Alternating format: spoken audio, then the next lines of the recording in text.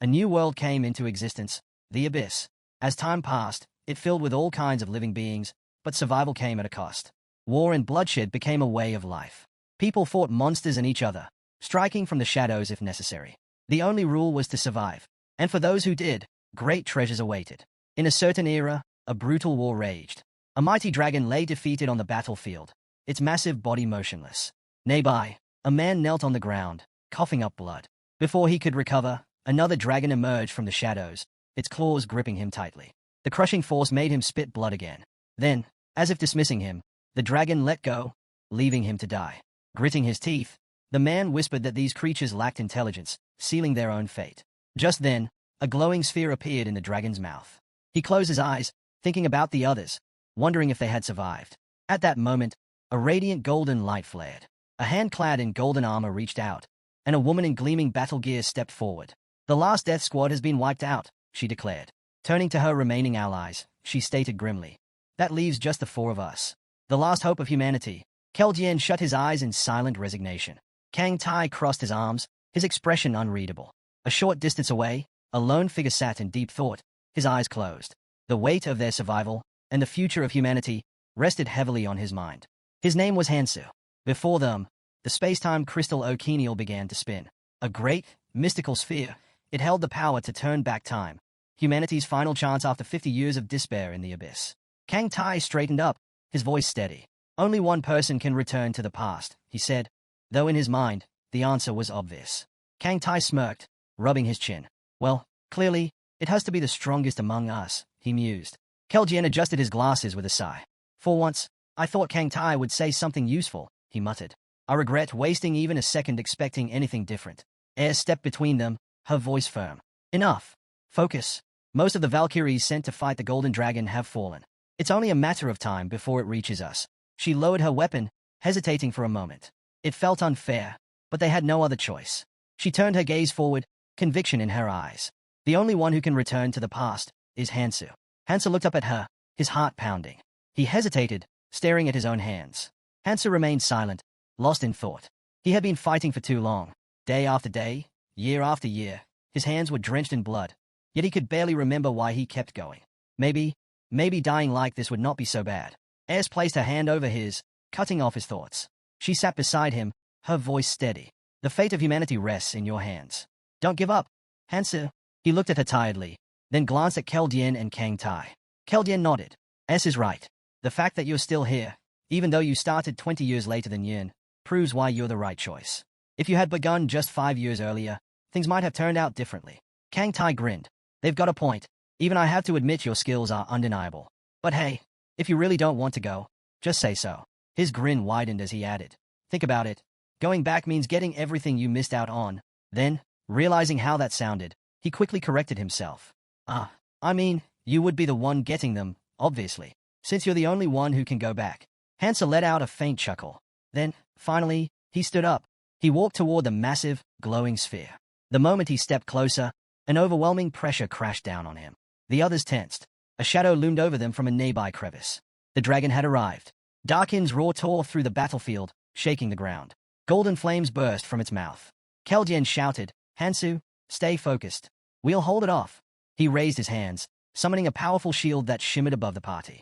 The moment the flames struck, an explosion erupted, forcing everyone to brace themselves. "Switch," Keldien commanded. Aes and Kang Tai moved instantly. "Hold the dragon while I prepare." Kang Tai gripped his stone, his expression resolute. "Leave it to us." He shot a glance at Hansu. "Now's your chance. Show us what you can do." Aes didn't wait. She charged forward first. Kang Tai followed close behind. Dragons descended upon them from all sides. Aes drove her weapon into the ground, sending powerful shockwaves outward. "Kang Tai, now," she shouted. His weapon ignited in a blazing inferno. Flames surged around him as he raised his sword. "I figured this out a long time ago." With a powerful swing, he struck the earth, causing it to crack and tremble. Then, his eyes widened in shock. A dragon's claw came down hard. He barely had time to react, gritting his teeth as he braced for impact. Hansu instinctively moved to help, but Keldien grabbed his arm. "Your weapon is broken," he reminded him. "Don't let yourself get distracted." Aes turned to him. "Keldien's right. You have to go." She took a step forward, her gaze unwavering. "I know you think we're annoying, but that's not a reason to turn your back on us now." She turned away, gripping her weapon tighter. For once, Just listen to me. Hansa smirked. I'll try my best, he said. Air smiled. Even in a moment like this, he hadn't changed. She turned, leaving the rest to Keldian. Adjusting his glasses, Keldian called out, Hansu. His voice was steady. Listen carefully. Hansa turned toward him as magic began to swirl around him. As Air said, there's no need for pointless killing, Keldian continued. But don't hesitate to cut down the parasites who threaten humanity. Save only those who deserve to live. His gaze darkened. And whatever you do, don't forget about the Berserker King, Clementine Keen. That bastard needs to die. Keldian's eyes locked onto his. Do you understand? Hansa gave a firm nod. Keldian smiled. Good. Now, get ready. The massive sphere began to spin, faster and faster. Hansa took a deep breath, his expression resolute. The others turned toward him, watching as the sphere activated. Keldian clapped his hands together, summoning layers of protective spells that formed a barrier between them and the dragon. White lightning crackled across the space. Then, everything changed. In an instant, Hansu was surrounded by a massive crowd. Confused voices filled the air as people frantically looked around, trying to understand where they were. A green sun hung in the sky, casting light over the crumbling remains of a city. It had worked. Determination settled in Hansu's heart. He had to give this everything he had. He couldn't let his comrades down. All around him, panic spread. Where are we? Someone shouted. I want to go back, a girl screamed. A man grabbed another by the collar. You did this, didn't you? I don't know anything, the other man protested. Let go of me. Hansu watched the chaos unfold. Of course, people were terrified. They had just been thrown into another world. His mind flashed back to the year he was born, the year everything began. It had started with just 100 people. But soon, the numbers surged out of control. Countless people vanished without a trace, swallowed by the abyss. He remembered his own disappearance at 20. One moment, he was holding his phone. The next, it slipped from his grasp as he was pulled into another dimension. This world was the midpoint of the abyss, where countless dimensions converged. Those who arrived first gained skills instantly, driven by raw survival instinct. But this place was nothing short of a nightmare. A lawless, merciless world where monsters ruled. And when enough people from a swallowed world gathered here, the door to the abyss would open. And then, the Great War would begin. Stretching his arms, Hansu exhaled. 5 years. That's all I've got to get strong. He took his first step forward. Then he paused, glancing down at his hands. His strength, his skills, everything he had built up in the past, was gone. He clenched his fists. No matter what, he had to push forward. A sudden scream shattered the air.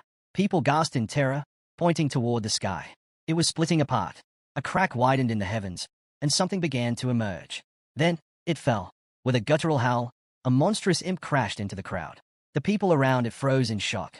The imp let out a rough cough, then straightened itself. Its glowing eyes swept over the crowd. And then, it grinned.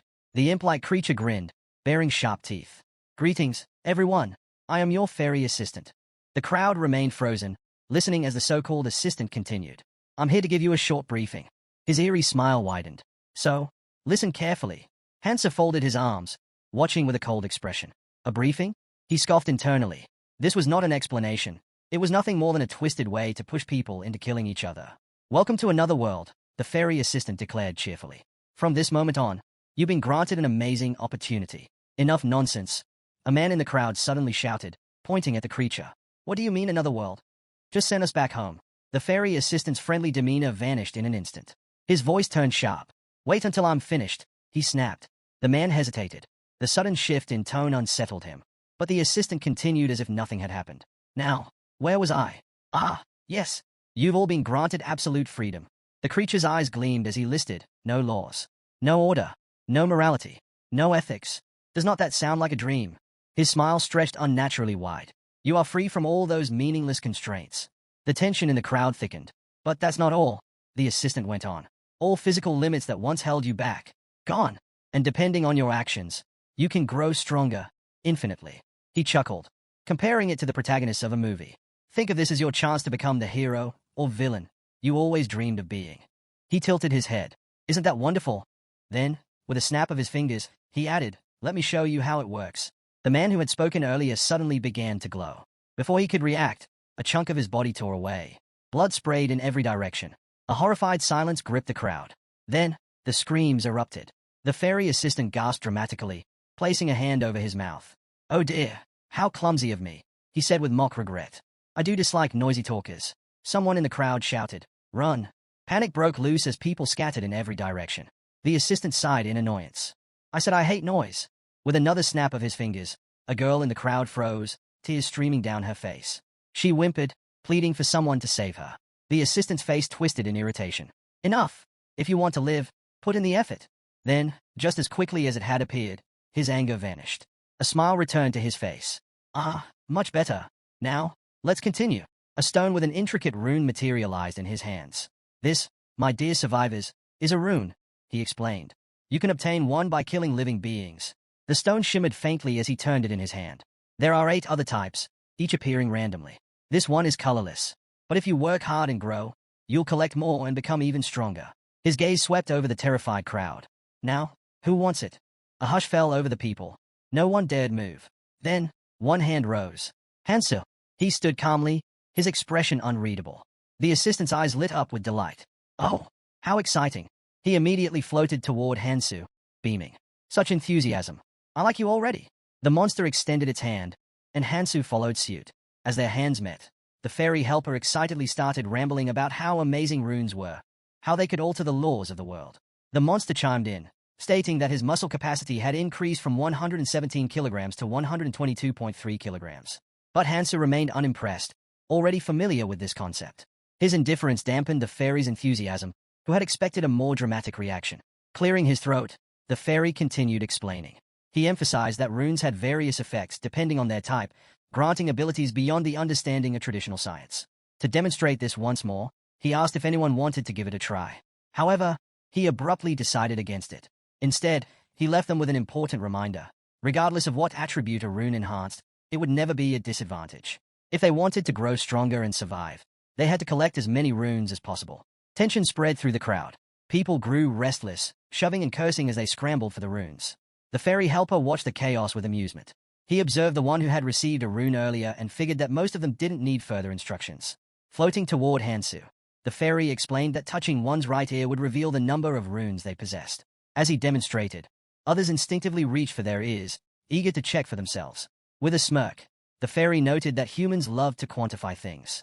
He then casually mentioned that an average person's stats were around 10, a basic benchmark.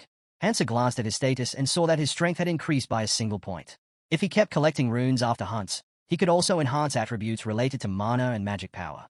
Runes could be obtained from any living creature. Prey didn't matter. The fairy's gaze lingered on a sullen-looking boy before shifting to a girl. He reminded her that this system was not much different from the world they had lived in before.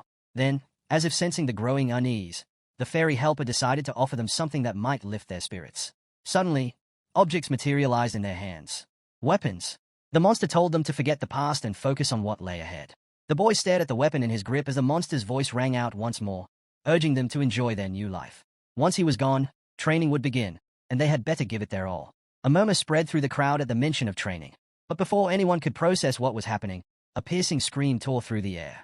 Behind them, a swarm of monsters loomed, their grotesque figures illuminated by eerie, glowing eyes. They snarled and bared their teeth, their guttural growls sending waves of fear through the gathered people. Panic set in. Someone hesitantly asked if this was part of the training. The monsters advanced, their steps slow but deliberate.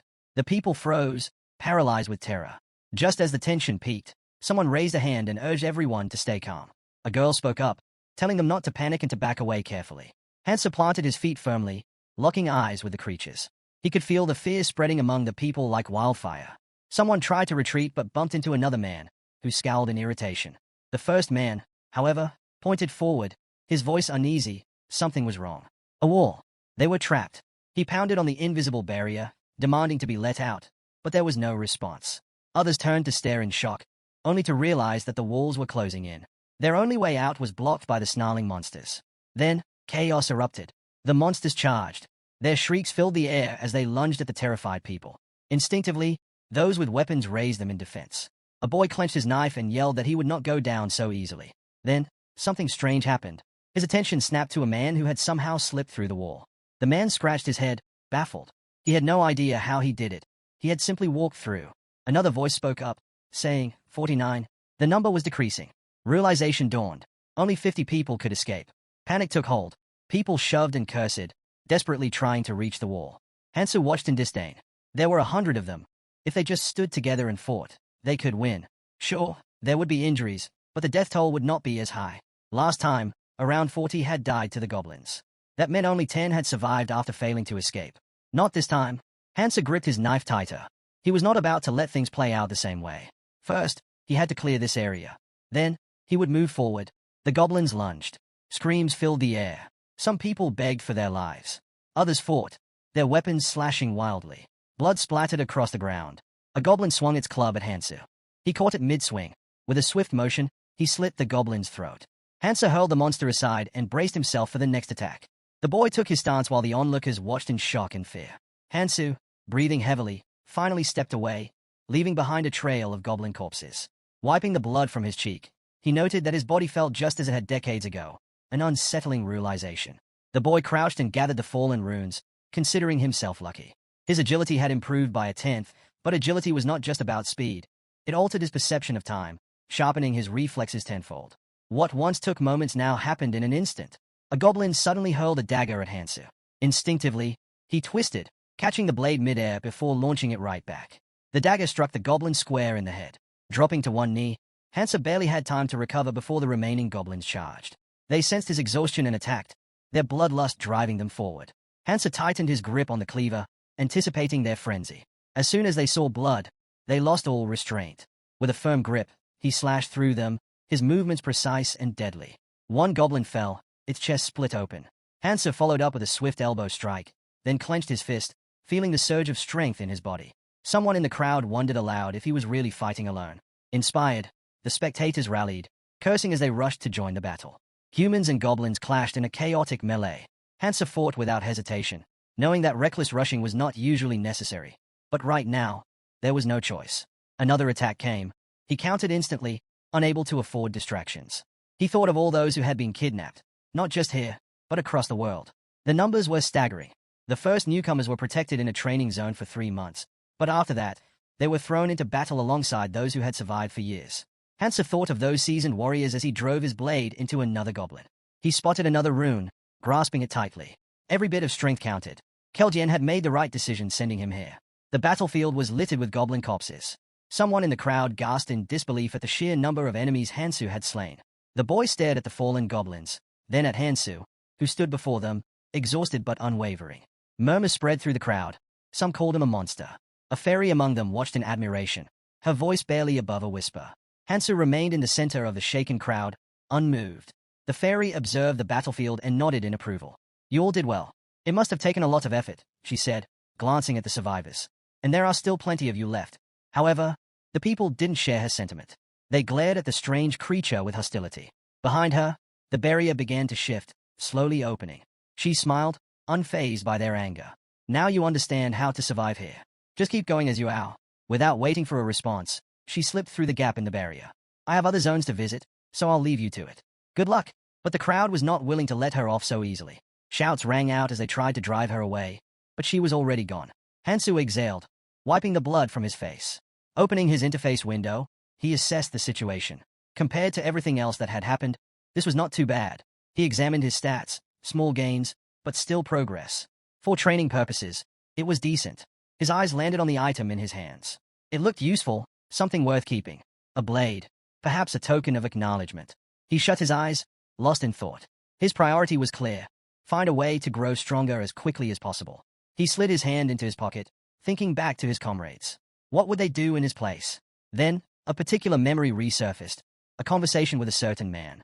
The guy had been drinking from a mug, casually mentioning something intriguing. Ever heard of a hidden dungeon? Hansa had repeated the question back, intrigued. The man smirked, explaining that it was located in the training area, a dungeon of increased difficulty. They had clinked their mugs together, the man chuckling. Not gonna lie, I couldn't clear it. No one has. Hansa took a sip, studying him. The man adjusted his collar with a proud grin. You're telling me you only made it halfway and got this strong? He scoffed. If I were a Valkyrie, do you think I'd still be here? Hansa frowned at the remark, but the man continued. If this were the past, I'd definitely give it a shot. If I cleared it, I'd be strong enough to take you down for sure. One thing was certain, the greater the challenge, the greater the reward. The harder the battle, the more valuable the outcome. Does not it make you curious? The man had asked. What's waiting at the end? Now, Hansa stared ahead, his expression serious. His next target was clear. Looking to the side, he considered what needed to be done before attempting the dungeon. The training process followed a set pattern. Hundreds of people grouped together, assigned to different zones, working in cycles.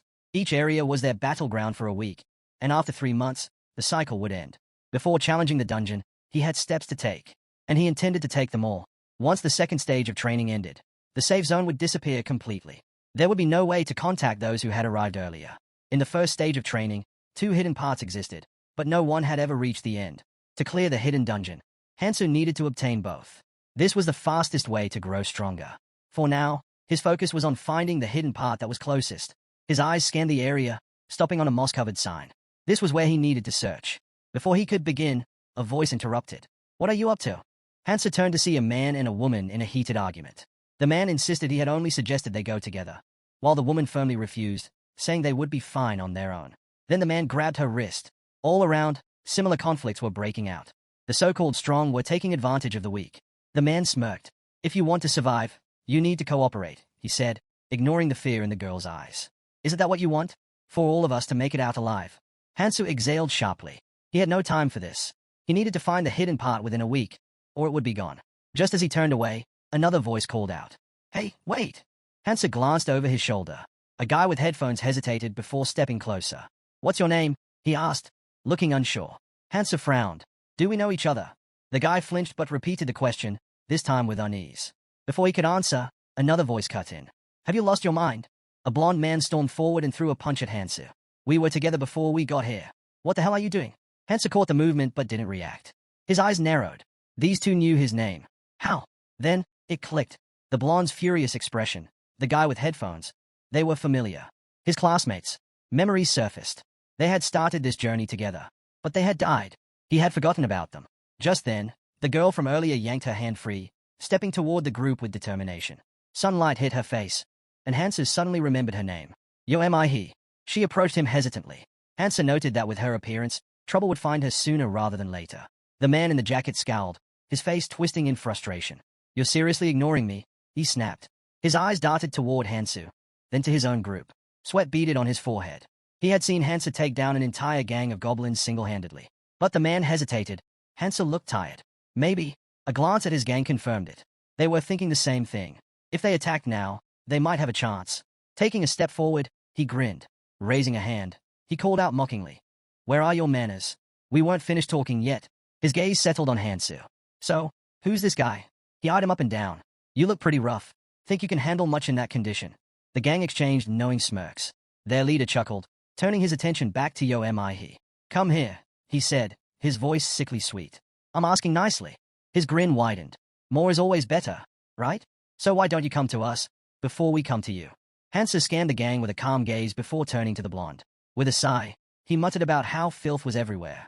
These guys were still high off their first victory, completely unaware of the real enemy they were up against. Their overconfidence blinded them to reality. As he stepped forward, the gang leader tensed, watching him warily. Hansu's eyes darkened as he asked if the man even understood where this was all heading. Without warning, he shoved the leader back. His grip tightened around his dagger, veins pulsing with barely restrained anger. "Got anything to say?" he asked coldly. Before the gang leader could respond, another man, one in a red shirt, stepped in front of him, raising a hand. He told Hansu to relax. Meanwhile, a large, shaven-headed man smirked. He assured Hansu that they weren't bad people. They even called him boss. With an easy smile, the boss made an offer. Why not join them? Given the current situation, it was clear they all had a role to play. His eyes, however, held a sharp edge. Would not it be smarter to work together? He asked. Hansu studied him carefully. This man had already adapted to this brutal world. He no longer hid his true nature. He thrived here, like a predator in its element. Hansu clenched his dagger, debating whether to take him out right now. Then, Air's voice echoed in his mind. There was no point in spilling unnecessary blood, she reminded him. But she also warned him, never spare the parasites that would harm humanity in the Great War. She urged him to protect the people he encountered, to do what he could for them. Hansu looked down for a moment, lost in thought. These guys? He didn't have time to deal with them now. Besides, people like them had a habit of destroying themselves sooner or later. Turning away, he dismissed them. Not my problem. Get lost. The boss watched him leave, his expression unreadable. When his assistant started to panic, he cut him off sharply. Enough with the hysteria, he said. They had more important things to focus on. He turned his gaze forward, toward the suffering people around them. In this twisted place filled with monsters, he had a vision, to bring order, no matter what it took. Hansu recalled the fairy and scoffed, calling her a devil. Still, something about this place intrigued him. With a smirk, he muttered that the strong ruled here. so why not take advantage of the opportunity? The boss led his group in the opposite direction, the crowd following without hesitation. Watching them go, the blonde shook his head. How is it that people are scarier than monsters? He murmured. His gaze then drifted to Hansu, who was walking away. Hansu had always been a bit strange, but had he always been like this? Wiping the blood from his face, Hansu barely noticed as someone caught up to him. It was the orphan, the boy with the dark, sullen expression. He hadn't paid much attention to him before, but now, the kid was looking at him intently. Why are you acting like you don't know us? He asked. Hansu frowned, his gaze sharp. Memory loss, he said simply. His classmates exchanged confused glances. Minnie giggled. Why do you sound like some old man? She teased. Hansu glanced at her, not sure what was so funny. Minhee, still laughing, blushed as she stole glances at him. He thought for a moment. She had a bright future ahead of her in their old world. But here, beauty was a double-edged sword. If used well, it was a powerful weapon. He could only hope she knew how to handle it. They walked through the ruins in silence. The blonde fidgeted, uneasy. We haven't said a word this whole time, she said, scanning their surroundings. Then she turned to Hansu with forced cheer. So, where are we going? Hansu didn't answer right away. Instead, he kept walking. You'll understand when you see it, he finally said. Up ahead, his first target came into view. They stopped in front of a subway entrance, Gangnam Station. The hidden section lay below. Minhee blinked. Wait, why are we here? Hansu exhaled and rubbed his mouth. He didn't have time to explain everything. If not for S words, he would not have even brought them. He curled his fingers slightly, resigning himself to the situation. I have a feeling, he said. His voice was calm, but there was certainty in his words. I lost my memories, but in return, I gained power. His classmates stared at him, stunned. Hansu was not sure why they were so shocked. After everything they had seen, a literal fairy, monsters, was it really that surprising? The blonde leaned toward her friend. Are we sure we should be following him? She whispered. Hansu suddenly turned, cutting off any further doubts. I'm not forcing you. His tone was firm. I respect people's choices. If you don't want to come, step aside and watch from the sidelines. The blonde scowled. She was irritated by how smug he sounded, but something in his attitude made her uneasy. Did he really know something? With a deep breath, Hansu stepped forward and began his descent. The blonde hesitated, her doubts gnawing at her. Still, she followed, as did the rest of the group. As they walked down, she tried to shake off her nerves. Flashing a nervous grin, she leaned toward Hansu. Are you sure this place is safe? She asked. It feels creepy. Hansu didn't break his stride. We're meeting some friends. The blonde blinked. Friends? Who the hell would live in a place like this? They reached the bottom. The air was thick with something unspoken. Whatever was down here, they were about to find out. Hansu slid his hands into his pockets and suddenly came to a stop. His gaze dropped to the ground. Without a word, he pulled out his dagger. Minhee let out a startled squeal. The blonde spun around at the sound, eyes widening. Tai-sung, someone shouted. Hansu's cold stare locked onto the trembling Tai-sung, whose face twisted in horror. But before anyone could react, Hansu drove his dagger into a fang caterpillar. Blood oozed from the severed insect as Hansu pulled out the blade. This dungeon is modeled after Gangnam Station, he said flatly. Those green bugs? They come out when they sense ground vibrations. The creature's remains twitched, then disintegrated into energy, leaving behind a small pebble. Hansu picked it up, inspecting it as he continued. They hate sunlight, so they usually stay hidden. But if one of these things gets a bite on you, he turned to face the others. Your flesh will be torn apart in seconds. You won't even have time to react before you pass out and die. Fear crept over his classmates as they processed his words. Hansu sighed. I'll show you an easy way to deal with them. Without hesitation, he plunged his dagger into another bug's throat. Knives were handed out, and soon, the group was slashing at the crawling insects. Hansu observed them carefully. These four might actually be useful. His eyes landed on a trembling boy wearing headphones. He stepped closer. If you're not confident, step only on whole tiles, Hansu instructed. If you see a crack with dirt inside, stab it, but keep your hands protected. Minhee, wiping sweat from her forehead, chimed in cheerfully. So basically, hit the spots where the ground rises. The blonde chuckled. Like a game of whack-a-mole. The boy in the headphones closed his eyes, gripping his knife tightly. He took a deep breath, mentally preparing himself. But just as he steadied himself, something burst out of the ground behind him. A beetle lunged at him with a screech. Before he could react, Hansu shoved him aside and slashed the creature cleanly across its body. The severed pieces thudded to the ground at his feet. The boy blinked in shock, then quickly smiled in gratitude. Thanks, he mumbled. Hansu barely acknowledged him. It was clear, this guy was not much of a fighter. He'd just end up being a burden. Without another word, Hansu turned and kept walking. The boy lowered his head, frustration evident on his face. The blonde, still trying to process everything, stepped closer to Hansu. You You knew this would happen, he said, narrowing his eyes. How? Hansa glanced at him and smirked. Didn't I tell you? His voice held a hint of amusement. Then, with a satisfied grin, he added, it's my superpower. The blonde froze, momentarily dumbfounded. The others looked just as stunned. But Hansu was not interested in explaining further. Let's focus on hunting, he said, moving forward without another word. While the others hesitated, Hansa turned away, casually spinning the fallen stone in his hands. He glanced back at them and asked why they weren't picking up the runes. He gave an awkward smile and admitted that they thought it would be better if the hero collected them instead. In return, he could protect them, just like in the games. She trailed off, embarrassed, quickly adding that it was not as if picking up the runes would suddenly make them as strong as Superman. Hansa frowned. Mihe's reasoning was flawed. Relying on him in exchange for safety was not a smart decision. With a sigh, he turned back to them. Your prey belongs to you alone, he said firmly. If you want to travel with me, you'll need to follow the basic rules. Those who had survived in the abyss for decades had established a simple code to ensure cooperation. Your prey belongs to you alone. In group hunts, resources are distributed based on need and contribution. In times of crisis, relationships built on goodwill fall apart. His classmates stared at him in confusion, but Hansen knew it would not take long for them to understand just how brutal this world was. He met their uncertain gazes and added, first, rely on your own skills. If you're useless, I won't hesitate to leave you behind. The group tensed at his words. But this was just reality. Tai-sung glanced at the blonde beside him, who nodded in silent agreement. Hansa looked at them with irritation but let it go. Sooner or later, they'd understand. Soon, they'd be fighting over runes like starving dogs over scraps. Without another word, the group began collecting loot from the fallen bodies. That's when Tai-sung called out, "Hey, check this out." In his hands, he held a strange-looking rune, a deep purple stone that pulsed faintly. His instinct screamed that this was different. If he took it, something inside him would change. This was the essence of the Akrul troll tribe. Tai-sung glanced at Hansu, remembering what he'd said earlier about distributing loot. If he made a big deal out of this, it could put him in an awkward position. Instead, he simply smiled and asked, since I found this, can I keep it? Hansa gave a calm nod. That reaction caught Tai-sung off guard. He had expected some resistance, but the hero seemed unfazed. Hansu studied the rune, recognizing its potential. A solid starting skill. It offered both defense and regeneration, two crucial survival traits. And since it was a passive ability, it didn't require activation. The only downside was an increased appetite. But that problem could be handled easily. As one's strength grew, so did the rune's power. Smart individuals with mastery over magic could gather hundreds of abilities. Keldien, for example, had acquired more than 1,000. And this was just the beginning.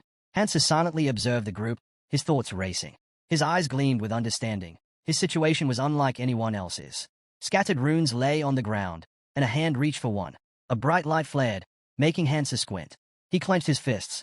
Ayres let out a sigh and said, as she suspected, the hero's skill limit was 7. Covering her face in frustration, she muttered that if they had known earlier, he could have chosen stronger skills. A limit of 7 was a fatal flaw for anyone else. But Hansu was different. His strength far surpassed this restriction. The abilities he acquired weren't stagnant.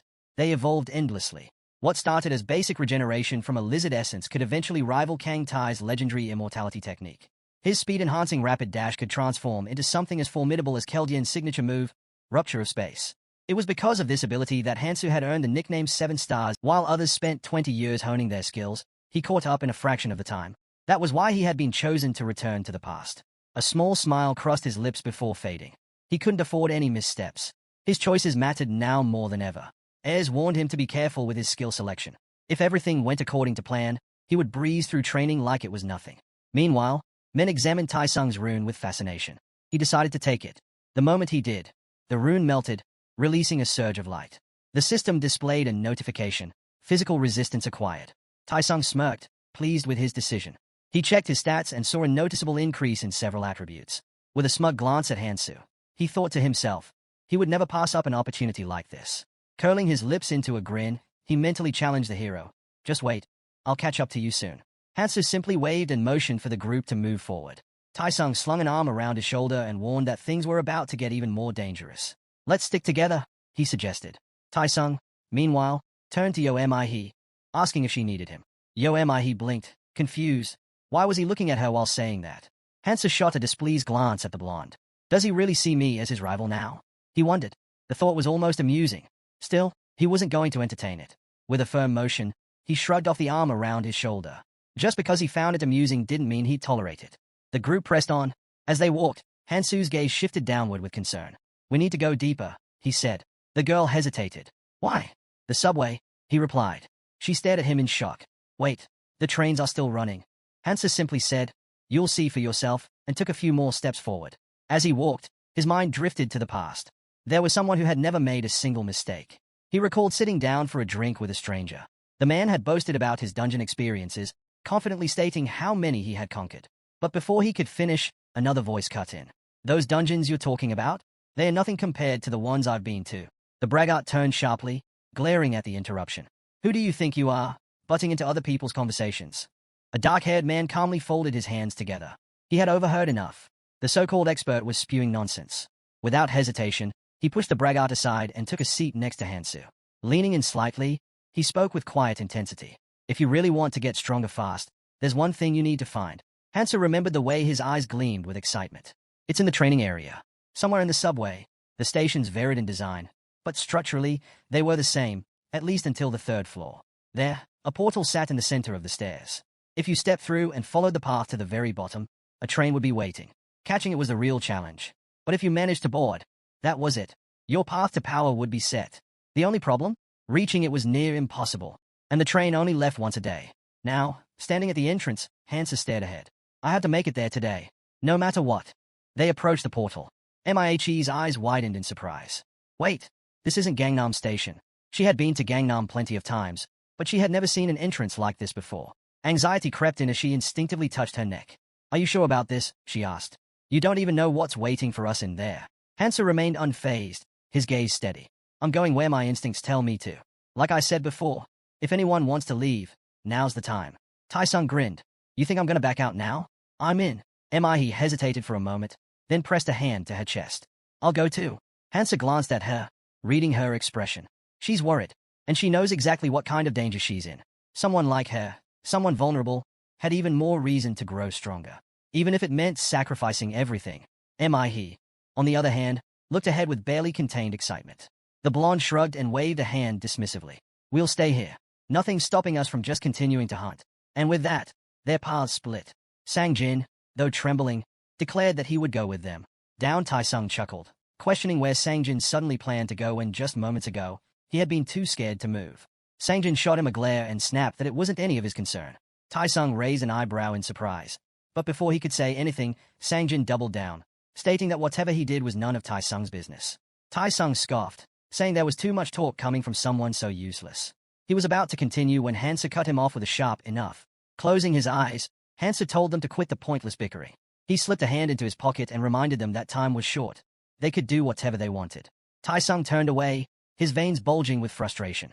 Internally, he seethed, wondering how they dared to humiliate him in front of Mihe. Meanwhile, the hero stepped into the portal, focusing on the training area. Thousands of mobs roamed the landscape, and though the environment varied, some elements remained consistent. He glanced at the group behind him, then froze. Sang-jin and Mihe, standing behind him, looked just as shocked. Before them stood a convenience store. Confused voices echoed as people wondered how it got there. Without hesitation, they entered. Sang-jin immediately browsed the shelves while Hansu made his way to the refrigerator. The rumors had been true. There really was always a store on the second floor of the subway. Could this be some kind of hidden reward? Dais picked up a knife, wondering if he should take different weapons. Meanwhile, Hansu approached the counter, scanning the items. He recalled someone mentioning that this place was more like a supermarket than a convenience store. It really had everything one could need. Picking up a pot, he placed it on a scale.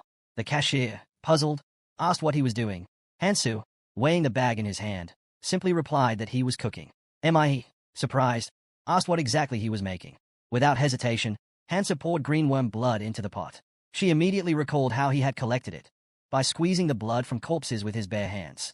Now, with a faint smirk, Hansu began tearing into the green goblin's skin. The moment their flesh made contact with the green blood, it became highly toxic. Goblins had evolved to resist the poison of green worms, making their own venom exceptionally strong. Dais grinned, inhaling deeply. Smells amazing. Give me a piece, he said eagerly. Hansu shot him an annoyed look. It's poison. Dais instantly recoiled in fear. Why didn't you say so earlier? Hansu scoffed. You were the one sniffing around for the scent. Mihe watched him curiously. I never would have thought to do something like this, she admitted. How do you even know how to make poison? Hansu glanced at her before replying flatly, it's my ability. My head is full of knowledge. Taesung narrowed his eyes, sensing that Hansu was dodging the question. In reality, Hansu's mind had nearly burst while trying to memorize everything. He recalled Keldien's words from the past. Going back in time would be meaningless without knowledge. Keldien had slammed his hand on the board, emphasizing that this information was crucial. It wasn't just about finding items. It was about knowing how to strengthen them. Keldien tossed the pointer over his shoulder and said that if the hero had any brains, he would understand why all of this was important. He warned him not to share this information with anyone. Slamming the board again, he told them to memorize everything. Knowing the future wouldn't prevent destruction, it would only accelerate the downfall of the abyss. Then he looked directly at Hansu. You must not become Prometheus, he warned. Only share your knowledge when absolutely necessary, and only according to the plan. Hansu stared at his reflection. Without knowing the exact proportions and brewing time, this recipe was worthless. That was fine. He poured the thick purple liquid into a bottle and smeared poison from a small tube onto his dagger. Mihe's eyes widened as she watched the venom drip from the blade. Can we have some too? She asked hesitantly. The hero extended his hand. Sure, but it'll cost you half a power or stamina rune per use. Tai-sung glared at him. You're seriously charging us? Why are you being so petty? Hansa turned his back to him. I could give it to you for free, he admitted. Then, lowering his head slightly, he added, but in the long run, I don't think that would be a good idea. The group fell silent.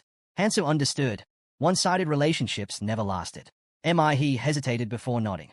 Fine, I'll give you the runes later. But at least let me try it first. Hansa turned to her abruptly, handing her the tube.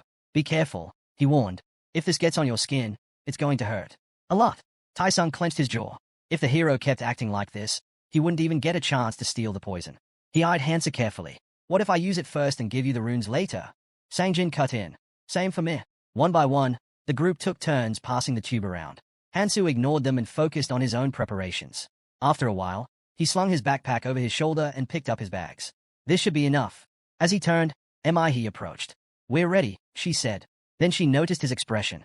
Why are you looking at us like that? Hansa scanned them from head to toe. His classmates were loaded down with supplies, bags, weapons, anything they could carry. He sighed. Are you guys heading out to fight? Or trying to become bait? He sat down and crossed his arms.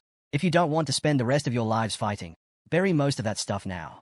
If you take everything, others will come after you. The group hesitated, realizing the truth in his words. Mihe glanced at him. At first, she had thought he was just quiet. But now, she could see it. He wasn't just strong. He was an exceptional fighter. Embarrassed, she quickly patted his hand. Then, as if just realizing something, she looked up at him. Hey, why don't you have superpowers? Mihe reached for the bag on the ground, lost in thought. Hundreds of millions of people had vanished, yet not a single one had ever been found. Until yesterday, she had held on to hope. But now, she realized she might be stuck here for the rest of her life. The weight of that truth crushed her. Falling to her knees, she clenched her fists. I don't want to die. Her hands trembled, but she forced herself to look straight ahead. If survival meant doing whatever it took, then so be it. She glanced at Hansu. Standing next to him, she felt something. But before she could process it, he met her gaze. Embarrassed, she quickly looked away. They both turned forward again in silence. Tai-sung shot Hansu a look of irritation. You act like the center of the universe, he muttered before tossing his bag to Sangjin. Hey, carry it. Then, stepping ahead, he turned back toward Hansu. That superpower you mentioned earlier. He narrowed his eyes. Can we get one too? Hansu glanced up. Maybe. The three of them froze, stunned. Their faces flushed with anticipation. Seriously? Hansu nodded. Yeah, some people develop abilities here that they never had before. His gaze darkened as he recalled a warning from Keldien. Be careful. There were people in this world who had awakened powers they didn't possess in reality. Keldien had spoken at length about it, but in the end, his message had been simple. Eliminate anyone who becomes useless to you. Hansu frowned, irritated by the memory. The weight of those words pressed down on him. Tai-sung sensed something was off. Watching Hansu's expression shift, he smirked. You've gotten pretty cold. Huh. He stepped closer. Still mad at me? You were pissed at me when we first got here. Hansu didn't answer. He simply kept walking. He had nothing left to say. 4 or 5 years before coming here, he had fought an endless battle. The abyss had only grown stronger, its monsters increasing in number. At first, there had been hope, but eventually, that too had faded, buried beneath despair. Covered in blood and bruises, Hansu had stared ahead, feeling nothing. No fear, no hope, just exhaustion. Now, he looked away, silent once more. Tai-sung watched him, confused. What's with him? Annoyed, he turned away. Damn superpowers. He refused to make a fool of himself next to Hansu. Tai-sung rubbed his chin, deep in thought. I'll get stronger. Then, he decided, I'll start dating Mihe. I'll get rid of Sangjin. And Hansu, I'll make him follow my orders. But before he could dwell on that plan any further, Hansu suddenly barked, "Stop. Everyone, stand still." Without hesitation, he crouched down and reached for the ground. As the blonde struggled to grasp the situation, Hansu examined the slime on his fingers. It didn't have the sharp, sour stench of a sword snail, and there were no half-dried entrails nearby, meaning it wasn't from a chopped-up zombie. That left only one possibility. San quickly put the pieces together. Land mermaids. Just as the realization hit, the creatures emerged from the darkness, slithering toward them. Hansu studied the slime again and checked the tracks. There was no doubt. These were land mermaids. They moved slowly, but once they injected their prey with paralytic venom, they would drag it through the tunnels. However, Hansu knew that if they acted fast, they could take them down in seconds. A sinister grin flickered in the shadows, but Hansu wasn't fazed. He had a plan. Taesung narrowed his eyes at him. "Quit acting like you know everything." Hansu ignored him and turned to the group. "You guys are in for a surprise," he said, motioning for them to follow. As confusion spread among them, Anu stepped forward with Molotov cocktails, pouring the homemade mixture into bottles. They did not have gasoline, but it should still do the trick. Sangjin and Yo Mi exchanged looks. The girl sighed. "Don't tell me you made this with something you found in a store." Taesung took a bottle and turned it in his hands. "If this is part of a superpower, then I gotta admit, it's pretty useful." Then he glanced at Hansu. "You like it here more than your old world, don't you? You can do whatever you want." Hansu smirked. Taesung stepped back. "What? Why are you looking at me like that? Did I say something wrong?" In Hansu's mind, Keljin and Es were still arguing over whether Toon even deserved to exist. Shaking off the thought, Hansu grabbed a stick and started sketching a rough plan in the dust. "One of us throws the Molotov. As soon as it hits, the rest rush in and attack." He added 3 more figures to his drawing. The group silently watched as he mapped it out. "The one in the vanguard gets priority when we distribute runes," he continued. Taesung lifted his chin proudly. "I'll go first. Someone competent has to lead." Hansu glanced at the others. "And who's throwing the Molotov?" Sangjin and Yo Mi exchanged awkward glances. Neither wanted to challenge the other. Yo Mi suddenly put on a pitiful, cat-like expression, and Sangjin flinched, looking away. The sight of her pleading gaze practically set him on fire. Before things got out of hand, Hansu cut in. "We'll take turns." Shadows stretched across the station floor as the squad moved forward. Sangjin tried to gauge how far they had come. He did not want to turn back.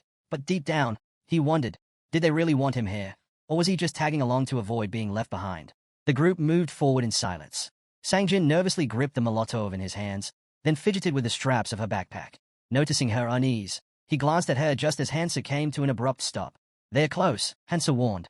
The sickening sounds of something slithering through the darkness reached them. Hansu shifted into a fighting stance.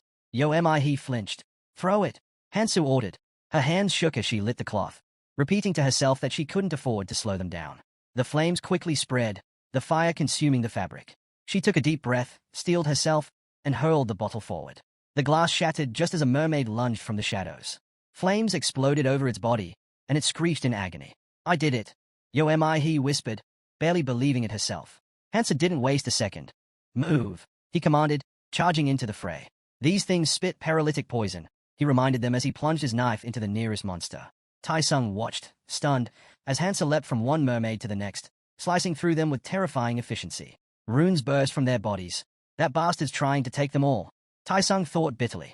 He was still fuming when another mermaid lunged at him. Snapping back to reality, he swung his sword, slashing the creature down. Blood splattered across the ground. He glanced at the corpse, then at his blade, a smug grin forming. "Damn, this poison works well." Nearby, Hansu gathered the runes. "That poison was worth it," he said, unfazed. Taesung caught his reflection in his knife and smirked. With this power, he'd catch up to Hansu in no time. Another bottle smashed into a mermaid's skull. Another was sliced apart. The battle raged on, fire and blood mixing with the monster's shrieks. Hansu thought to himself that using Molotovs against creatures covered in flammable poison was the perfect strategy. The dull edge of his blade didn't matter. He drove it deep into a mermaid's shoulder. It let out a piercing scream as its wound began to smoke. "That's exactly why I prepared the poison," he thought. Behind him, Taesung fought with exhilaration, his focus shifting as 2 runes dropped near a corpse. He reached out greedily. They were his. A sudden splatter of slime hit his leg. Pain shot through him as he collapsed to the ground. His leg convulsed violently, and humiliation burned through him. Everyone saw. The mermaid loomed closer, its grotesque face growing larger in his vision. Fiery, predatory eyes flickered in the darkness. "Get away from me!" Taesung yelled, trying to scramble back. Yo Mi rifled through her bag. "I'm out of Molotovs," she muttered, then turned to Sangjin. "We're switching." Sang-jin's hands trembled as he flicked the lighter. The flame caught, but before he could react, the mermaid was already upon him. Sang-jin screamed. The bottle slipped from his grasp. Tai-sung watched in horror as the life-saving Molotov shattered uselessly to the side. Fury exploded in his chest. "I told you to throw the Molotov, not take a piss," he roared at Sang-jin. Panicked, Sang-jin lashed out with his elbow, striking the mermaid square in the head. The monster collapsed, leaving him frozen in shock. A dagger flashed between them. "Calm down," Hansu ordered. "Stick to the plan." His voice was steady, unaffected.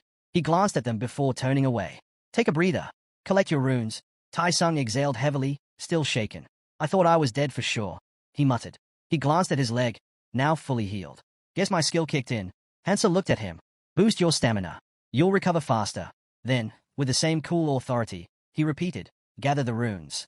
Quickly, Tai-sung stared at the measly handful in his palm, feeling a wave of frustration. This was all he got? Meanwhile, Hansu controlled the distribution with an iron grip.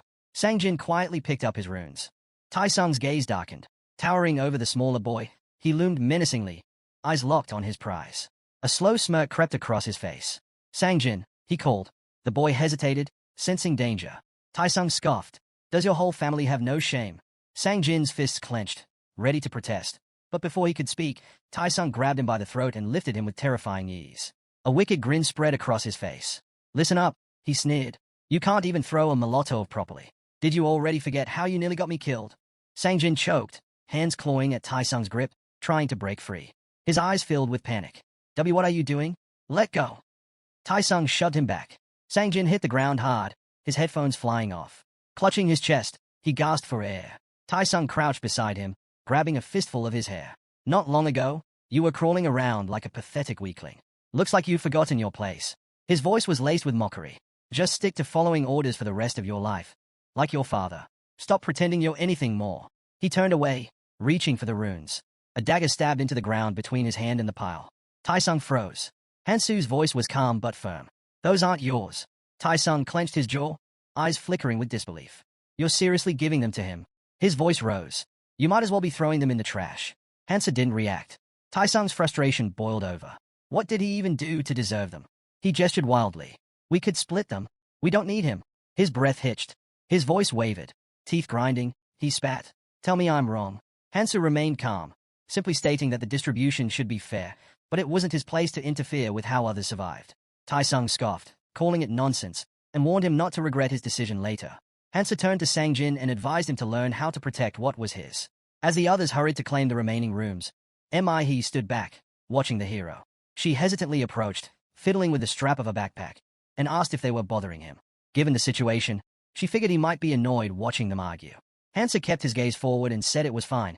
He wouldn't judge them for struggling with something they weren't good at. "Yo, Mi," he caught up and asked if that meant he planned to stay with them until the end. She got the feeling Hansu acted like he could leave them at any moment. Hansa stopped, looking ahead. He reminded them that they were the ones who chose to follow him, and they were doing fine, so there was no need to worry. Then, his eyes lingered on the hero's back with a hint of sadness before he continued walking. As he passed the corpses of the mermaids, he noted how most of the runes they dropped focused on strength and endurance. It made sense. Physical stats were impossible to ignore now. It wasn't a bad investment either, considering how crucial they were for survival. The hero picked up one of the runes, recognizing that those were the exact traits he needed. He used a single rune, and his stats increased. Ahead, a bright light flickered. Then, a fairy appeared. She announced that the hero's total stats had surpassed 50, triggering his first achievement. Voices behind him questioned what kind of creature she was and why she had returned. The fairy pointed at him, declaring that he was the traveler who had raised his hand first. She had been curious about who was the fastest among them, and it seemed she had found her answer. Circling around him, she mused that they always admired those who put in the effort. She lightly touched his head, smiling, and said she had a small gift for the most active traveler. Then, she turned her gaze toward Mi and asked if the hero was curious about what it would be. Mi's hand trembled as she muttered that it wasn't fair. They hadn't started with the same stats. The fairy chuckled, telling her not to worry. It wasn't like she would even touch her. But then, the fairy suddenly darted toward Mi, her grin turning sharp. She bared her fangs, her presence growing menacing. "There are exceptions," she murmured. "You could be one of them." Mi froze in terror, but just as quickly as the tension spiked, the fairy leaned back and laughed. "Just kidding." She gave the girl a playful push on the shoulder. "Forget about fairness. You have your own strengths, don't you?" Yo, Mi realized the fairy was pointing at her. The creature smirked and remarked that she wasn't in a hurry to get rid of her. If she wanted to catch up to the others, she'd have to earn it. The Abyss assistant chuckled and said life had never been fair. Then, she fluttered up to the hero, grinning. It's time for your reward, she announced. He already had an idea of what it might be. The fairy's smile widened as she explained. For reaching a certain threshold in your combined physical stats, you get to choose 3 runes. Hansu remained calm, staring ahead. The fairy snapped her fingers, summoning the options. Agility, perception, healing, she listed, holding up the healing rune. This one's expendable, but it can patch up a hole in your stomach and cure most poisons. It's like having an extra life. The hero considered it. If a limb was torn off, it wouldn't be of much use. The others were stunned. A healing rune, something that could bring someone back from a near-death state. It was a chance to survive even the deadliest situations. While they silently hoped the hero would use at least 1 rune on them, Hansu studied the fairy and asked, "Do you have a rune that grants immunity to magic?" The fairy froze for a moment before revealing another set of runes. "There is one," she admitted. The group exchanged glances. The hero didn't seem particularly interested. Was this really such an ordinary choice to him? Hansu examined the options. Healing was valuable, but immunity to magic and physical damage was much rarer in the training area unless someone got extremely lucky, like Kangtai. Increasing stamina only affected endurance and recovery. But resistance to attacks, especially magic, was a far more fundamental defense. Physical attacks could be managed with experience, but magic was a different matter. He scratched his cheek, deep in thought. Finally, he checked his stats, deciding that what he had should be enough to keep him from dying right away. The fairy opened a swirling portal in the air. "Well, my job here is done," she said. Then, with a playful wink, she blew a kiss toward the hero. "Keep up the good work." Her words left the others speechless. Hansa turned to his companions, noticing their shocked expressions. "What's with those faces?" he asked. After some time, Mihi was locked in battle with a mermaid. She wiped the sweat from her forehead, realizing that fighting was becoming easier. Then, out of the corner of her eye, she noticed the hero at work again. She pressed a finger to her lips and froze, watching him. Hansa turned around as someone questioned him. They asked why his movements hadn't changed despite collecting so many runes. Another person stepped forward, pointing out that his speed was the same as before. Hansa raised his hand, revealing a glowing inscription. "This is the reason," he said. The others exchanged confused looks. "What is that?" someone finally asked. Hansu explained that it was a way to store runes. He told them to extend a hand and focus on storing a rune. It was that simple. Someone asked how he even knew about this. Adjusting his sleeve, Hansu smirked. "It's thanks to my ability." He leaned closer, intrigued. "Then I should try it too." Hansu immediately shut that idea down. "Don't." "Why not?" she asked, frowning. Glancing at the scattered runes, he explained. "For starters, it slows down the hunt. I can't store just any rune." He held up one. "And if I die, the runes I stored this way will drop." Sangjin furrowed his brows. "Then why collect them at all?" Hansu answered matter-of-factly. "I plan to trade them. Right now, it's difficult, but once the rules settle, they could work as a currency in the training area." He turned to the others. "You shouldn't do the same. Just use them as you get them." Tai-sung scoffed, raising his hand in frustration. "And who put you in charge? Just because we listen to you doesn't mean you get to look down on us. Why can't I do whatever I want?" Hansu exhaled sharply. These people still didn't understand the reality of where they were. He figured they'd only come to their senses when they hit rock bottom and suffered for it. His eyes fell to the dull blade in his grip. Scanning the group, he made a decision. They needed restructuring. Everyone watched him cautiously as he finally spoke. "Listen carefully." The hero's gaze was sharp as he laid out their options. "Follow me or collect runes. Do whatever you want. I don't care." Then, with a cold glare, he threw the blade at his feet.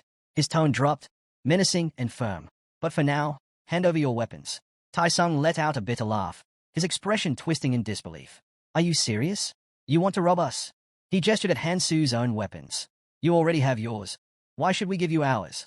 Hansu gestured toward the blade at his feet and scoffed. "We can't fight with this." He shook his head. "It's too crude. Useless, really. And I need extra weapons." That set off Tai-sung, who exploded in frustration. But Hansu remained calm, his voice unwavering. "Do you understand me?" The boy clenched his fists. "You think I'll just let this slide?" he shouted. "What are we supposed to fight with if you take all our weapons? We're not just going to stand here doing nothing." His voice was laced with anger, but his smirk carried a challenge.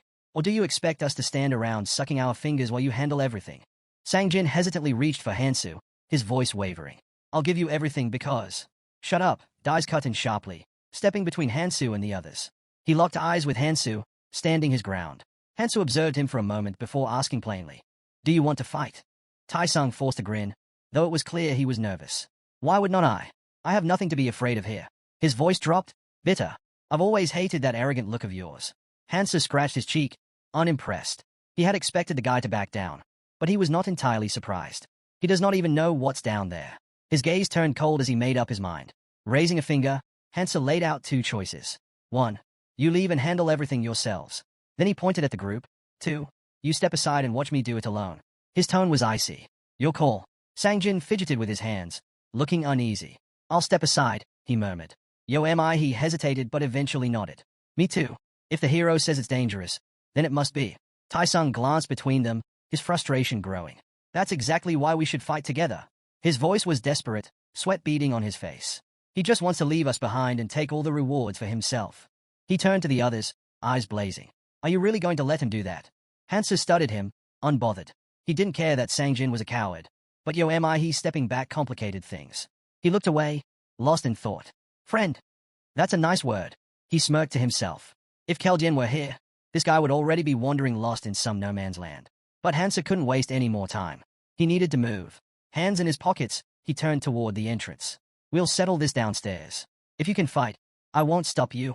Taesung glared at him, suspicion creeping into his mind. If he's so eager to go alone, does he know something we don't? His gaze shifted toward the dark passage leading into the depths. Only a fool would pass up an opportunity like this. And with that, the descent began.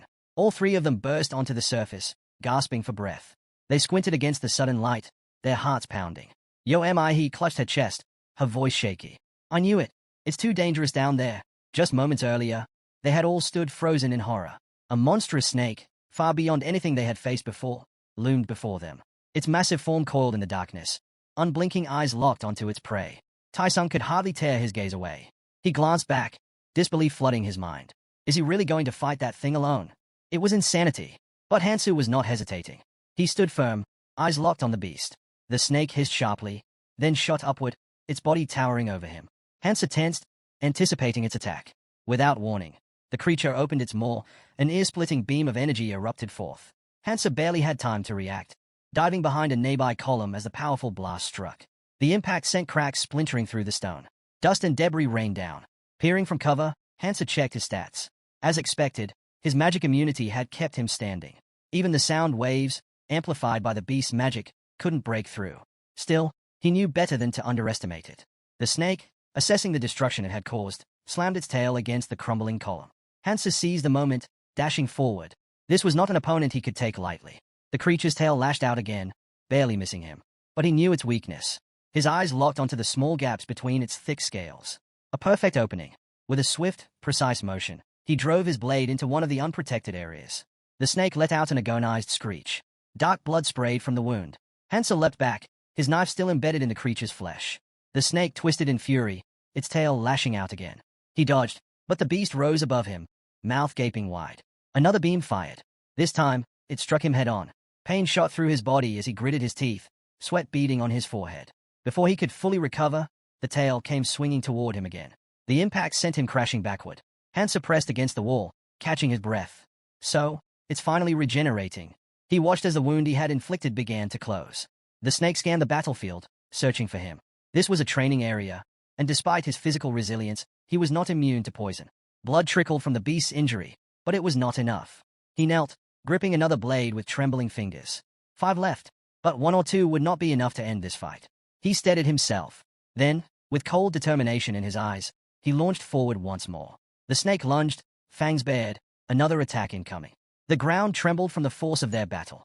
Meanwhile, He stared anxiously into the tunnel's darkness. Even from this distance, the echoes of the fight reached them. She clenched her hands, worry clouding her expression. Taesung turned to her, frowning. Why did you stop? His voice was tense. We don't even have a single weapon. We should head back to the store.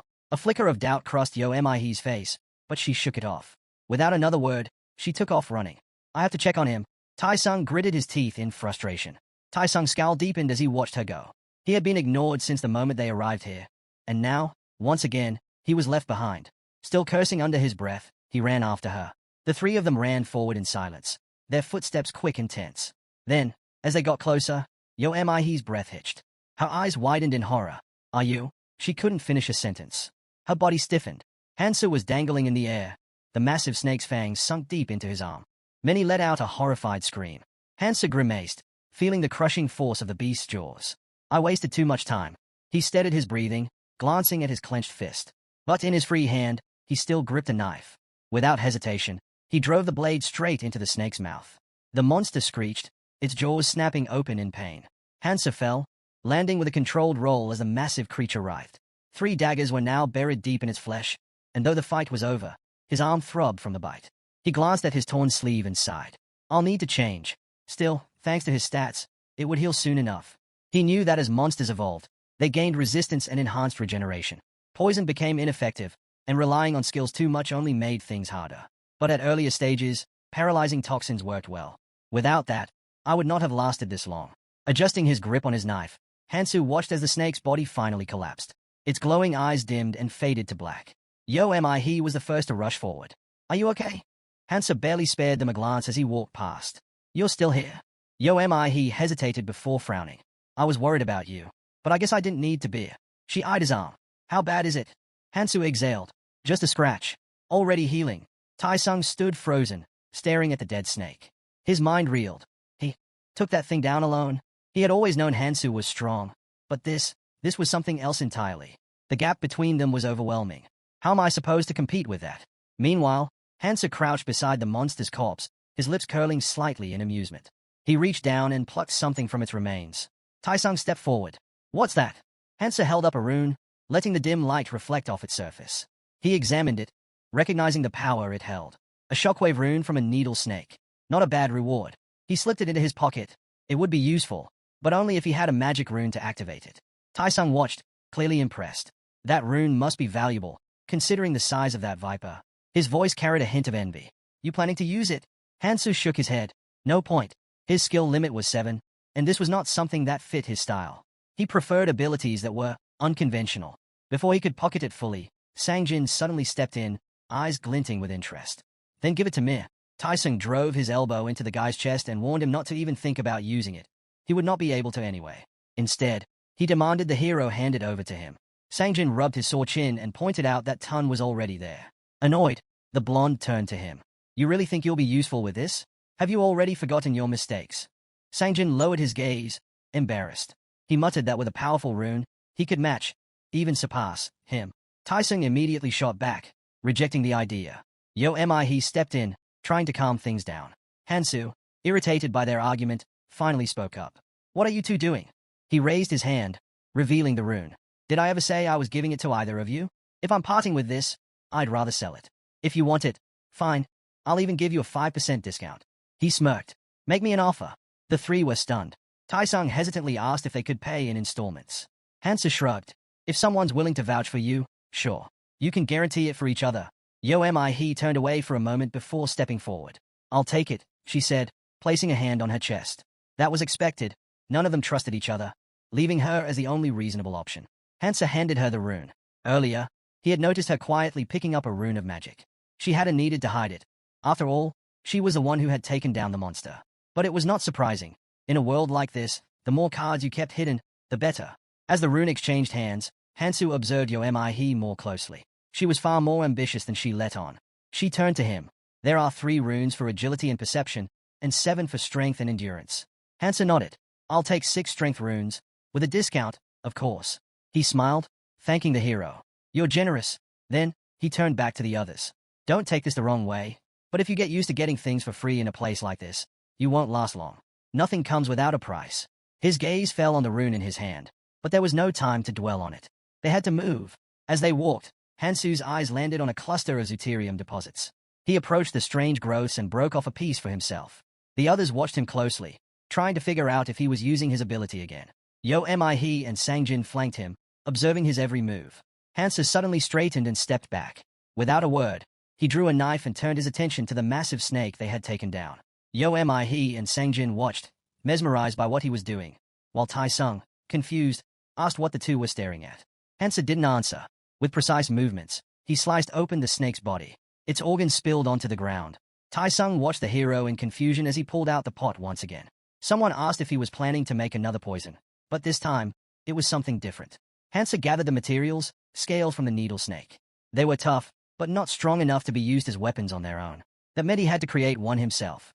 There were 134 possible weapon combinations using monster materials from the training area, but only 11 were practical for actual combat. The needle had limited range, making it difficult to inflict lasting damage like bleeding. However, if he targeted weak points precisely, he could turn that flaw into an advantage. He examined the needle. The tip was slightly dull, but since it was handmade, there was no other choice. Sweat dripped down his face as he combined the ingredients. A bright light flared, signaling the fusion process. The hero knew how much effort alchemists put into discovering the best weapon combinations, especially early on. It had taken them countless hours, but the result was worth it. He sharpened the blade, reinforced it for better armor penetration, and made a few modifications to ensure it could pierce the monster he needed to defeat next. Finally, he wrapped the handle in leather and took a step back, assessing the finished product. Now this looks like a real weapon. As he stood, Tai-sung stared at him intently. If you had used a cocoa lizard instead, you could have made something even better, he commented. But the needle snake isn't bad either. Honestly, I doubt you'll find anything stronger than this for now. He eyed the sword, clearly impressed. Then, after a moment of hesitation, he spoke again. Can I buy that from you? I'll give you all my runes for it. He could tell how much effort the hero had put into making the weapon. Based on that alone, he was certain it was better than anything he had. Hansa considered it for a moment before replying. This isn't just any weapon. But since you're that interested, I'll sell it. Then he added, I can't make another one. I'm out of materials. Tai-sung clicked his tongue in irritation. Selfish, he muttered, running a hand through his hair as Hansa packed up his things. Hansu, unfazed, simply thought ahead. There's something better waiting for me. I just have to be patient. His eyes drifted toward the glowing doors ahead. That had to be their next destination. The carriage doors opened. Inside, there was electricity and an empty space. Their ever-confident Mr. I can do anything had gone quiet. That could only mean one thing. There would not be any fights this time. Which meant a reward was waiting for them. As the group stepped into the carriage, the hero frowned and asked why they were even getting in. Need to get out. Irritation flashed across his face as he turned to them again. I said, this carriage is for one person. Get out. He calmly took a seat, making it clear the conversation was over. Sangjin furrowed his brows. You're mistaken, right? There's plenty of space in here. How could it only be for one person? He ran a hand through his hair in disbelief. Tai-sung threw up his hands. And what rule says you're the only one who gets to go? After everything we've been through together, why do you get to decide? Hansa let out a long sigh, exasperated. Tai-sung clenched his fists. If it weren't for us, you would not have even made it here. Hansa scanned their faces, unimpressed. Pathetic.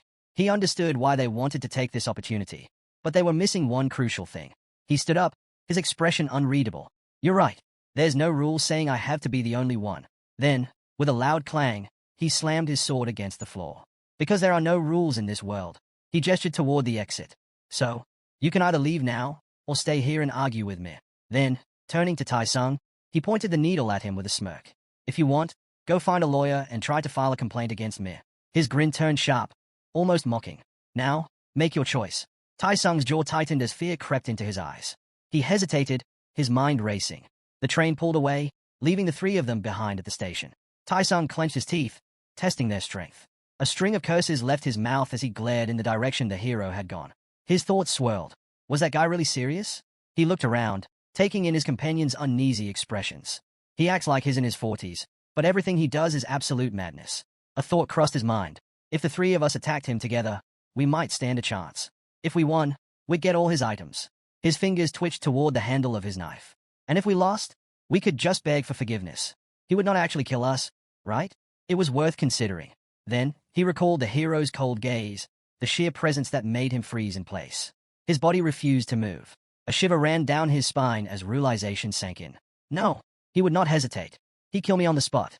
With a deep breath, he forced himself to relax. As they parted ways, he muttered, we'll see each other again.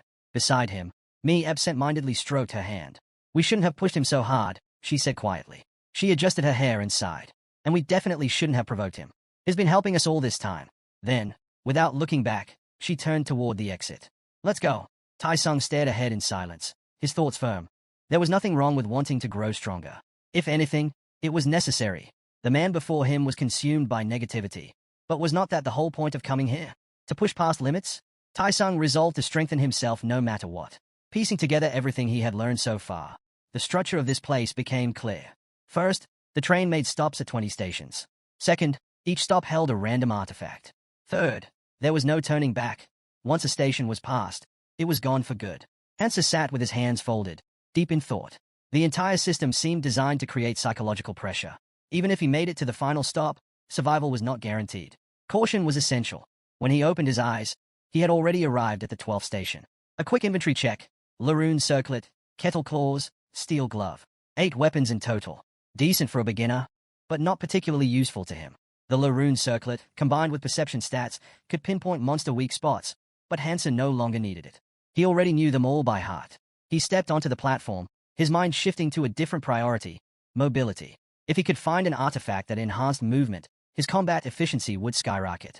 That was his focus now. Then, he saw it. His eyes widened. Resting atop the monument was the Cloud Maniac's neck.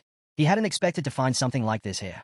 One drag from it would instantly boost all stats, and as long as he kept smoking, the effect would continue to grow. A single cigarette granted a 20% stat increase for 10 minutes. A smirk crossed Hansu's lips. This was exactly what he needed. It would not work outside the training area, but within these limits, it was an unmatched artifact. He picked it up, murmuring that it had been a long time since he last saw cigarettes. A memory surfaced. Someone had once scolded him for smoking. Again? "You're aging faster than you think," she had said, taking the pack from his hands. She had smiled, warning him that he'd ruin his face if he kept at it. Lowering his hand, Hansa silently reassured her. This time, it was different. The train doors slid open, pulling him back to the present. He returned to the Snake's Court core, scanning his surroundings. Were they really gone? He had 4 days before another hidden artifact would appear. In the next 2 days, he had to make a decision: focus on hunting and collecting runes or complete the remaining tasks. The choice was obvious. His gaze landed on a pot. He had completed a few tasks on the journey, so why not see what rewards awaited him? Slipping it into his backpack, he made a mental note. He didn't know what he'd get, but some rewards were worth the effort. One particular task caught his eye. The reward was promising, and it would not take long to complete. If he succeeded, he could obtain a Sage Stone, along with a clumsy mage as a follower. Hansa rubbed his chin, thinking. The Sage Stone was a powerful artifact, one that boosted all stats by 10, including its own, and could heal fatal wounds. A rare find, not just in the training zone but even in the red zones. However, the kind of person who completed this quest had to be unhinged, and he knew exactly who had done it before. Envy, a member of the Death Squad. She had been thrown into the abyss alongside criminals while volunteering at the prison. At first, she had her most trusted people with her, but once the training began, they turned on her. Betrayed and enraged, she unleashed her full strength. For 7 days, she hunted them down, tore them apart, and ate their hearts. In the end, she had wanted to take her own life, but then, this quest had appeared. Hansu exhaled sharply, rubbing the bridge of his nose. This quest was not for him. It clashed with his goal, saving as many people as possible. He decided to let it go. A different thought came to mind. It should be nighttime by now, which meant it was time for a quest with a solid reward. He recalled one that involved getting food from a selfish, wealthy man. Not a bad deal. Moving forward, he focused on his priorities, completing the quest and managing his stamina. There would be no time to rest. He entered a looted store, hoping to find something to eat. The shelves were stripped bare. As he moved further in, he noticed a hole dug into the floor. He muttered that his so-called companions were nothing but scoundrels. Tossing his backpack over his shoulder, he glanced up at the sky.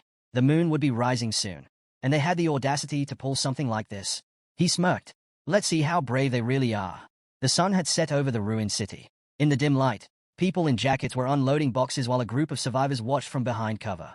Someone whispered, frustrated, "How can they just take everything?" A girl clenched her fists. "We have to stop them."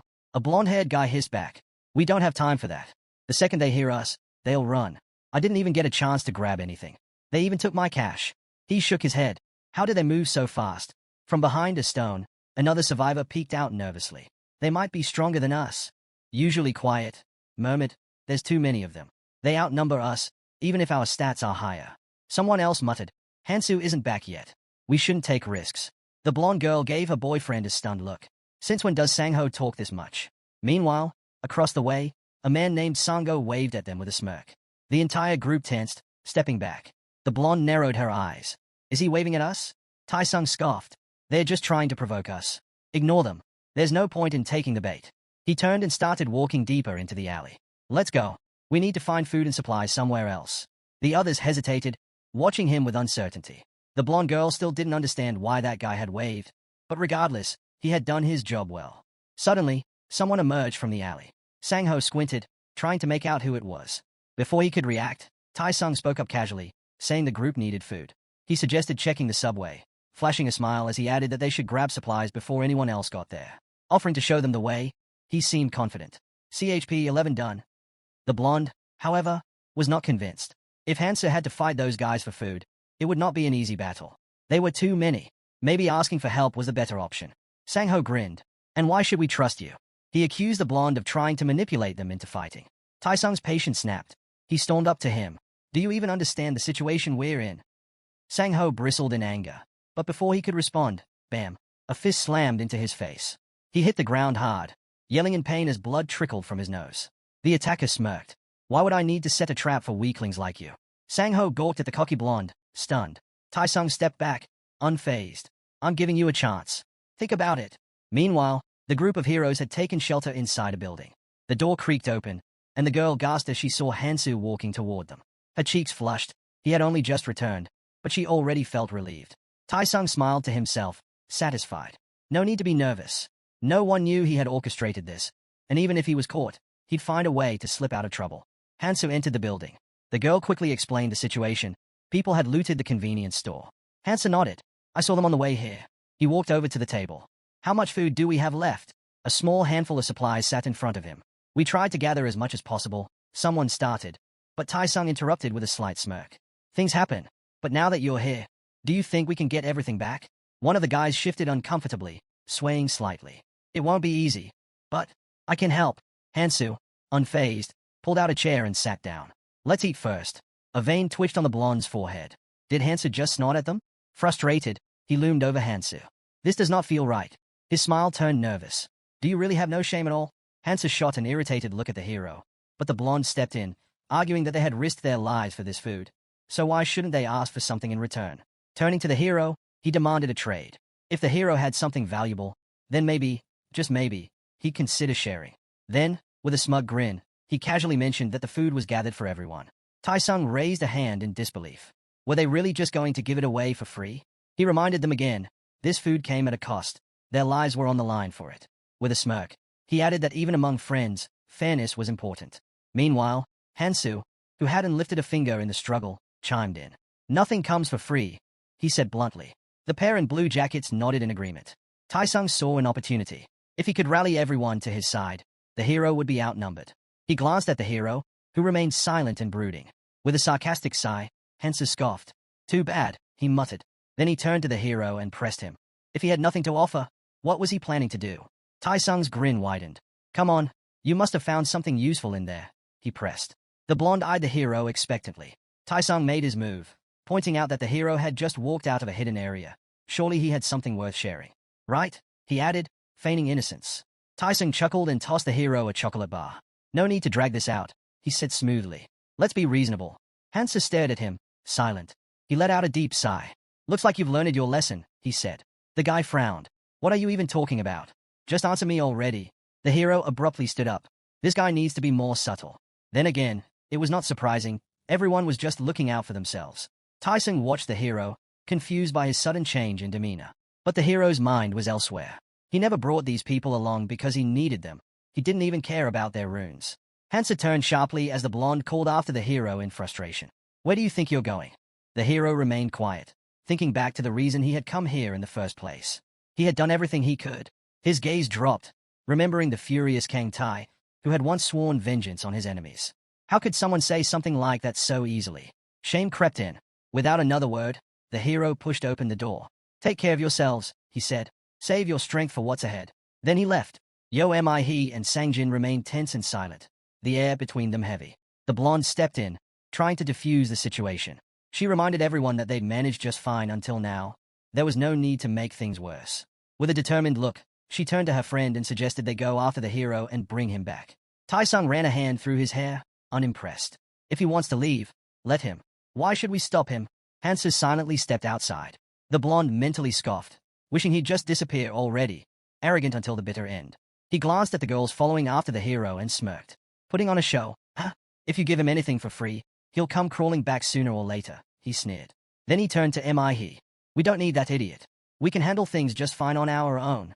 Mi hesitated, her body frozen in place as Tai-sung kept pressing her. But then, suddenly, she bolted out the door. Catching up to the hero, she looked at him desperately. Can I come with you? She asked. His gaze was cold. I can't take you, he answered firmly. She reached out to him, her voice trembling. But didn't you say? He looked away. People make their own choices, he said. For a moment, her face lit up, a soft smile forming as her cheeks flushed. But before she could respond, the blonde's voice rang out. You can't leave. She turned toward Tai-sung, who glared at her with barely contained anger. You didn't even get your runes, he spat. Maybe he gave you his, but definitely not Sangjin's. No one is leaving, especially not you.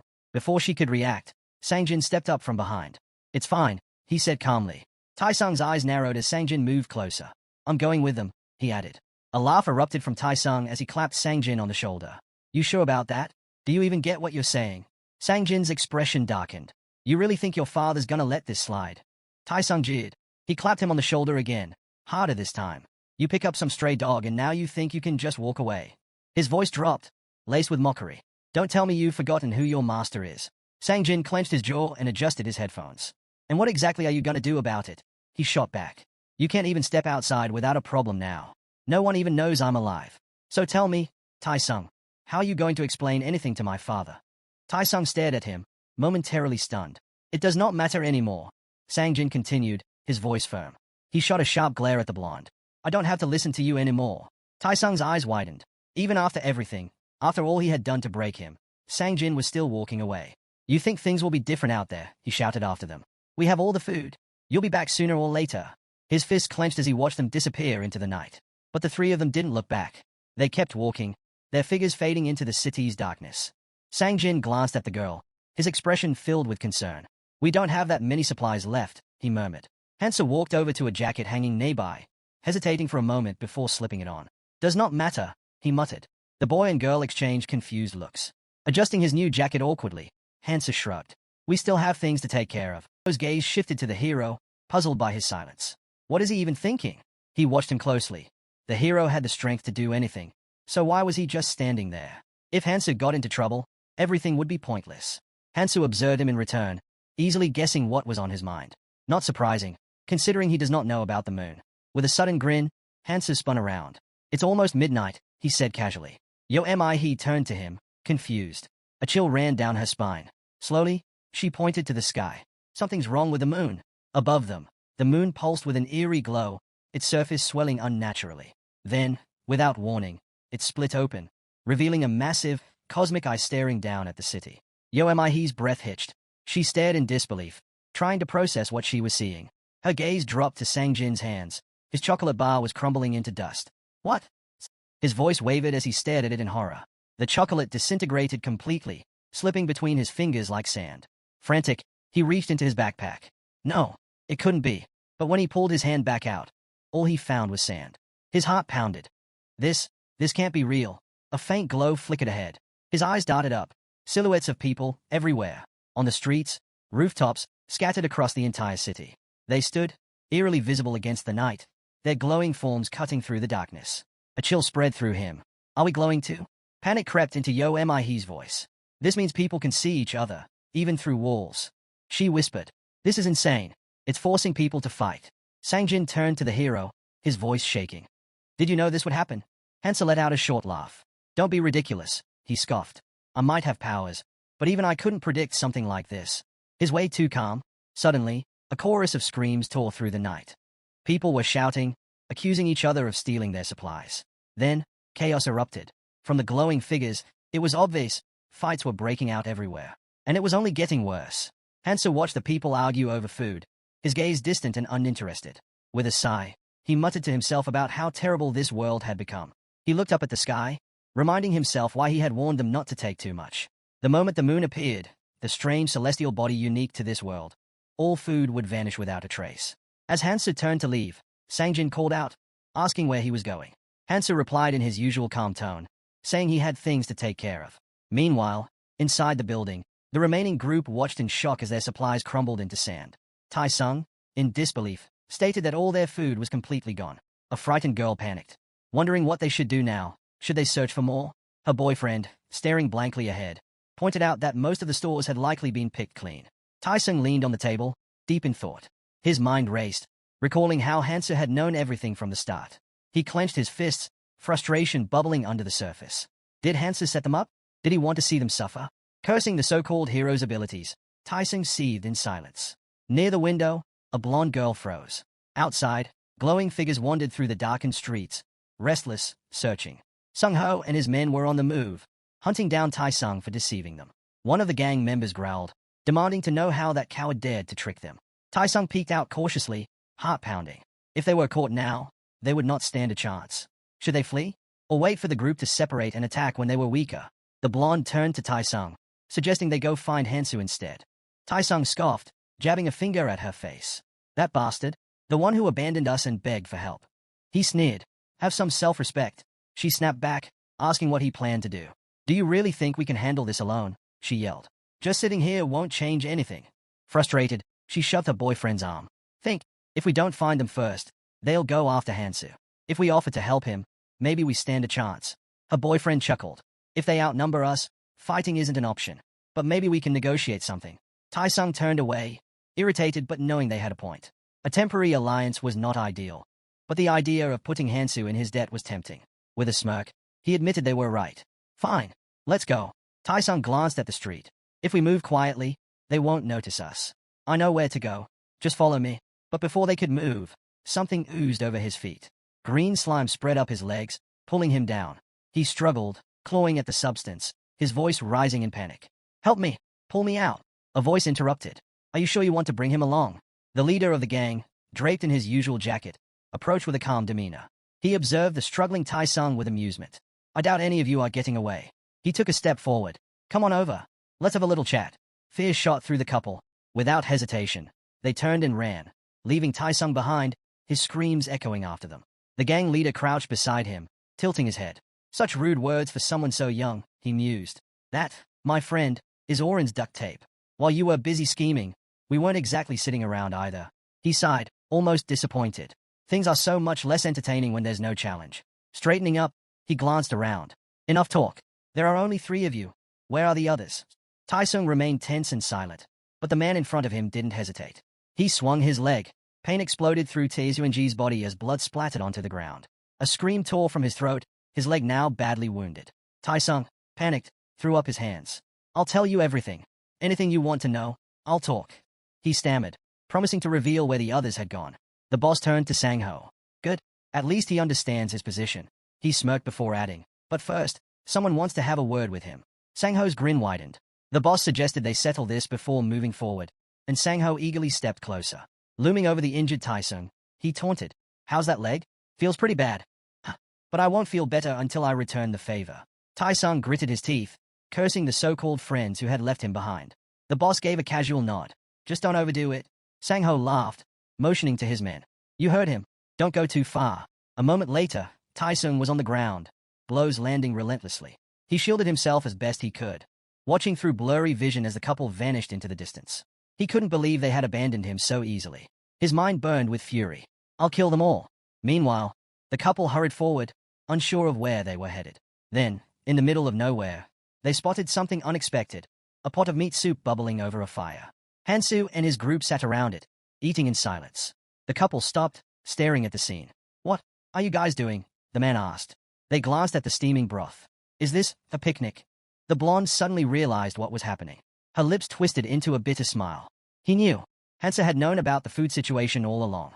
She took a step forward, but before she could get too close, Hansa stood up. Without hesitation, he raised his sword and flicked it toward her face. She froze. The blade hovered inches away. Mouth still full, Hansa spoke through bites. Don't come any closer. He turned his back on them, uninterested. The couple bristled. What's with this childish act? The man demanded. The blonde snapped. What did we ever do to you? This was all Tae-Seung-ji's fault. The man narrowed his eyes. What happens if we step forward anyway? Hansa smirked. Then my ability says things won't end well for you. The man scoffed. Oh yeah? Does this ability of yours tell you everything? Lowering his sword slightly, Hansa responded. It tells me enough. Like the fact that you just led danger straight to us. The couple spun around in alarm. From the darkness, a voice chuckled. You're pretty sharp, hero. A squad of men in jackets emerged, their boss wearing a slight smile. Hansa watched them silently. The blonde trembled, sweat dripping down her face. Hansu's mind drifted to the strange rules of this world. He pictured a bag of food, one held by a selfish, wealthy person. The conditions to claim it were simple. Cook and eat as much as possible while the moon was in the sky. It sounded easy, but there was a catch. Beside the fire, freshly sliced meat lay on a wooden board. Only the person who ate the most, without sharing a single bite, would be granted the reward. In a world where people fought tooth and nail for scraps, the task's cruel humor was evident. Those who refused to share would win, and those who did would lose everything. Hansa casually stuck his knife into the soup, pulling out a piece of meat and bringing it to his mouth. Even with all eyes on him, he remained calm. This was not the time to show hesitation. Footsteps approached. The jacketed gang members dragged in the battered Tai-sung, his body covered in fresh bruises. The blonde gasped, "Are you okay?" But Tai-sung cut her off with a furious scream. "Shut up!" His glare burned with rage. "Why did you leave me?" The couple shrank back in fear. The blonde stammered. "We ran to get help." Tai-sung scoffed. "Help? Don't give me that crap. If it weren't for you two, I would have." Watching from the side, clicked his tongue. "Calm down." The gang boss stepped forward, giving Tai-sung a friendly pat on the shoulder. "Relax a little," he said with a smile, then turned to Hansu. "Nice to see you again." His eyes swept over the scene. "You've got some skills, I'll give you that." He gestured toward the pot. "But tell me, where'd you get that meat?" Hansa didn't even look up. He simply pointed at the scattered remains around them. "Meat's everywhere. Why ask me?" He scooped another bite. "I don't need to explain what it looks like, do I?" The gang members exchanged confused glances. They had forced prisoners to eat this meat before. Those poor souls had suffered extreme dehydration and poisoning. But Hansu? He was eating it like it was nothing. The boss stepped in closer, eyes narrowing. "So, you figured out how to cook it safely." Hansu swallowed and replied flatly. "Boil it in goblin blood, and it's fine. Try it yourself." For the first time, the boss hesitated. He knew Hansu had some kind of special ability. Tai-sung had mentioned it before, and he also knew Hansu had gotten something valuable back at the station. A thought crossed his mind. This is the perfect chance. No matter how skilled Hansu was, he was still just a 20-year-old civilian. Against a group like theirs, the difference in experience would matter. The boss smirked. He's used to fighting monsters, but that does not mean he knows how to fight people. Tai-sung, standing nearby, glanced nervously between them. What are you waiting for?" The boss grinned, tilting his head. "Relax. We're just going to grab a bite to eat and have a friendly chat." Tai-sung scowled, clearly annoyed. He hated being ordered around, but he was not dumb enough to act out in front of an entire group. Hansa rose to his feet, his gaze steady. He watched him, fear creeping into her expression. Tai-sung stepped forward, forcing a smirk. "Let's talk." Before he could take another step, he screamed. Don't cross that line." Tai-sung clenched his fists, telling everyone to shut up and wait. Hansa slowly raised his sword, declaring that this was the end. In his mind, he asked her not to blame him for what was about to happen. Tai-sung looked at the hero in confusion, only to be struck down. His legs gave out beneath him, and he collapsed to the ground, trembling. Panic set in as he stared at his severed limbs, his breath hitching. A blood-curdling scream erupted from him as he clutched the stumps. The jackets recoiled in shock, the couple among them instinctively jumping back. Tai-sung howled in agony, demanding to know how the hero could call himself human after doing something like this. How could he be so ruthless? Regret and fear filled his eyes as they shut tightly. But his screams didn't stop. "All this, just for a piece of meat," he cried out. Sangjin's mouth fell open, sweat beading on his forehead. The blonde turned to the group and warned them to tread carefully around the hero. If he was willing to do this just to avoid sharing food, what would he do when he got even stronger? Did they really believe he would not eventually turn against them? Tai-sung whipped his head toward the jackets, shouting that the hero would kill them all for the runes. They had to act now. If they didn't stop him, he would come for them next. Kill him now. Or do you really think you can take him on when he's stronger? The boss's expression darkened. "Get ready," he ordered. Sang-ho hesitated, watching the hero closely. He couldn't argue that the guy was wrong, but there was something unsettling about him. Right now, he was not looking for a fight, but if he gained enough power, he could wipe them all out without effort. The group drew their knives. Under the moonlight, there was no way for the hero to escape. Sang-ho knew this was their best chance. If they wanted to survive, they had to eliminate him now. Hansa met their stares with an icy gaze. Sang-ho tried to wrap his head around it. What kind of student had eyes like that? What had he been through? Hansu exhaled, glancing at the crowd. A memory surfaced. Ayers and Keldien used to argue constantly, even after deciding to work together. Ayers always warned him not to make unnecessary enemies. But Keldien had a different philosophy. If an enemy stands before you, crush them completely, because if you don't, you'll be the one crushed. Hansu smirked. He looked down at his hand, runes glowing faintly against his skin. With a grin, he pulled them out. The jackets shouted in alarm. "What kind of trick is this?" Sang-ho barked an order. "Kill him." The men charged. Hansa gripped the hilt of his sword tightly. If they wanted to start this, then before the night was over, he would finish it. He pushed off the ground, landing on his toes before launching himself toward them. His movements were so fast that Sang-ho winced, unable to comprehend how he was moving like that. Hansa spoke calmly. "This will hurt." Without hesitation, he struck the first enemy, then charged into the crowd, knocking them aside like ragdolls. Pain groans filled the air as bodies hit the ground. The boss stood frozen, his eyes darting around the battlefield. Had the hero absorbed all the hidden runes? If this continued, panic seized him. "Don't run," he screamed at his men. "We outnumber him. Use it to your advantage." But before he could finish, Hansu was suddenly in front of him. His grip tightened on his knife as he raised it, his voice shaking. "You think I'll back down?" Hansu stepped forward, slow and deliberate. "Think about it." The boss let out a nervous laugh. "Do you really believe you'll be fine after taking a life? Killing a human isn't the same as killing monsters." Hansu kept advancing. The man's expression twisted in fear. He screamed, accusing Hansu of murder, his voice growing louder and more desperate. "You're just a kid. Do you even understand what you're doing?" A blade swung. The boss froze. Hansu walked past him, his sword dripping crimson. Blood gushed from the man's stomach as he collapsed, his breath shallow. Around them, wounded and lifeless jackets lay sprawled on the pavement, groaning in pain. Another bandit fell. The rest of the group looked on in terror. Hansu didn't stop. He drove his sword into another man's back without hesitation. His gaze flicked toward the remaining couple. "They're still here," he noted with a smirk. "Does that mean they want to fight?" The couple exchanged frantic glances, then bolted. Hansu flicked the blood off his sword, sheathed it, and walked toward the abandoned meat. He crouched down, blew on it, then took a bite. Chewing leisurely, he glanced at his companions. "What's with those faces?" No one answered. He looked away, confused. "Everything's fine." Then, stretching his legs, he sat comfortably on the ground. Sangjin remained silent, struggling to process the scene before him. The bodies, the blood, the quiet stillness of dawn breaking over the city. Above them, the moon, having witnessed the night slaughter, slowly closed its eye. Hansu stood up, slinging a bag over his shoulder. He had eaten nearly 3 days' worth of food in one sitting, his stomach turning from the excess. He stared ahead, expression dark. Every task that focused on people, he had failed. But it had been worth it. His fingers tightened around the bag.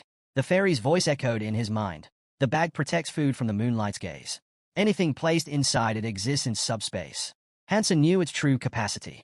Despite looking small, it could hold nearly 2 weeks' worth of supplies.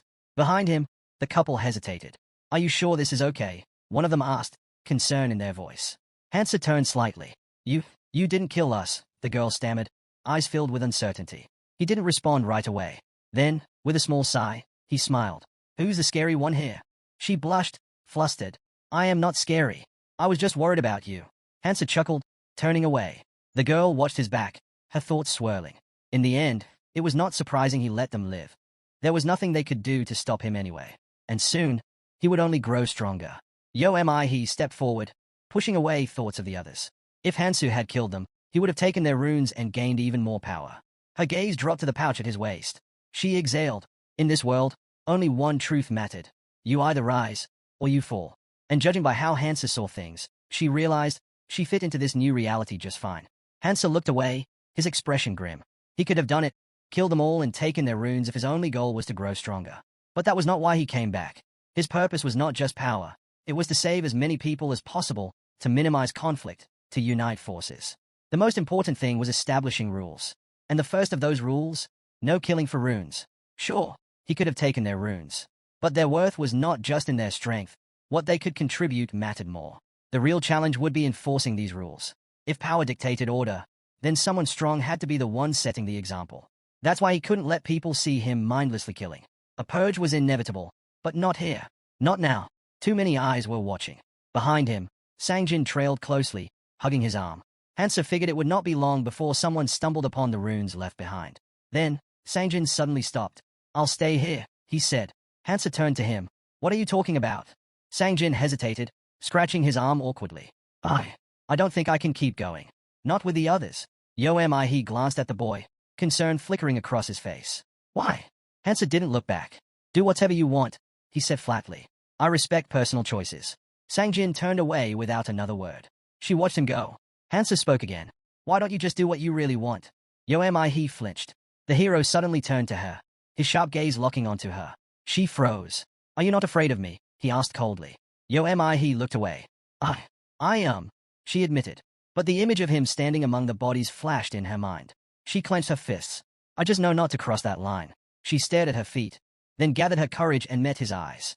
"If I leave now, you won't let me come back, will you?" Hansu was silent. He took a shaky breath. "Then I'll stay. Until the end." The hero studied her for a moment. "Good instincts." He smirked. "Then let's go." Without another word, they descended into the subway. Some time later, Tai-sung trembled, desperately trying to shove a body off of himself. His hands were slick with blood as he thrashed beneath the weight. Damn jackets, all they do is yap, he spat, voice filled with rage. He should have just killed them all. The hero made a mistake. Tai-sung's wounds were already closing. Soon, he'd be fully healed. And when that happened, he'd make them all pay. Gritting his teeth, he dragged himself forward, every movement sending sharp pain through his body. But he didn't stop. He would follow the hero. He groaned, panting, dragging himself inch by inch. His anger burned, searing hotter than his wounds. How dare they abandon me? Yo am I he. Yo am I he left him too. His vision blurred with fury. I won't let him get away with this. I won't be left behind. A shadow loomed over him. Combat boots stepped into view. Tai-sung's body tensed. He slowly lifted his gaze. Sang-jin stood over him, staring down in silence. Tai-sung blinked. Confusion flickered across his face. Then realization. This is my chance. He forced a weak smile. Pick me up, he said. Sang-jin didn't move. Tai-sung's smile faltered. Didn't you hear me? Pick me up. Still, nothing. Sang-jin just stood there, looking down at him. His eyes were empty. Something dark lurked beneath them. Tai-sung's expression twisted. Are you seriously going to leave me here? After everything? Sang-jin said nothing. His fingers slowly reached down. Tai-sung scoffed. What? Trying to look intimidating now. Don't make me laugh. Sang-jin grabbed a knife from the ground. Tai-sung's breath hitched. The blade glinted in the dim light, the metal radiating an unsettling chill. And Sang-jin's eyes. They were terrifying. Tai-sung smirked at the boss while Sang-jin silently observed his enemy. Just as Tai-sung turned away, Sang-jin slowly closed the distance between them. Tai-sung frowned, puzzled by Sang-jin's approach. Before he could react, a hand shot out, gripping his collar. Tai-sung immediately grabbed the man's wrist. What the hell are you doing? He demanded. Sang-jin's expression darkened. Now I understand, he muttered. Tai-sung's mind raced. When had Sang-jin become this strong? Sang-jin yanked him closer. I should have done this a long time ago, he said, his voice eerily calm. Tai-sung scowled. What the hell are you talking about? Let me go. But Sang-jin's gaze was chilling, his grip unrelenting. In the next instant, Tai-sung felt a sharp pain beneath his ribs. His pupils shrank. His trembling hand reached for the headphones around his neck as he cursed under his breath. Tai-sung's voice wavered with rage. How dare you? The headphones slipped from his grasp, clattering to the floor. Sang-jin's voice was cold. You told me to know my place. Now it's your turn. A tremor ran through Tai-sung's body as Sang-jin sneered. You think you're someone? All you've ever done is hide behind your father, using him to humiliate me. Sang-jin let out a low chuckle as the blooded knife fell from his grasp. He dropped to his knees, covering his mouth, then suddenly struck himself in the face. His breathing was unsteady. Pull yourself together, he muttered. This is nothing. It's nothing. Beneath him lay the fallen runes of the dead. Sang-jin stood. The boss reached out a hand. Let's talk, he offered. Spare me, and we can work together. Sang-jin was not listening. He turned to the wounded man, whose voice droned on. And then it all made sense. Hansa hadn't followed him. He had known. The man reached toward Sang-jin, desperate. Sang-jin scoffed. You're pathetic, he said. If you were brave enough to stand beside me in battle instead of cowering in fear, maybe things would have been different. He thought of who? Of his distance. Can I still stay by your side? His fingers closed around Tai-sung's runes. If he had been stronger, the hero would not have pushed him away. That had never changed. His mind drifted back to the past, to school, where he had walked through life like a minefield, shrinking at every step because of one person. Not anymore. This time, he would prove himself. Sang-jin stared ahead, determination burning in his eyes. He would grow stronger, just like the hero.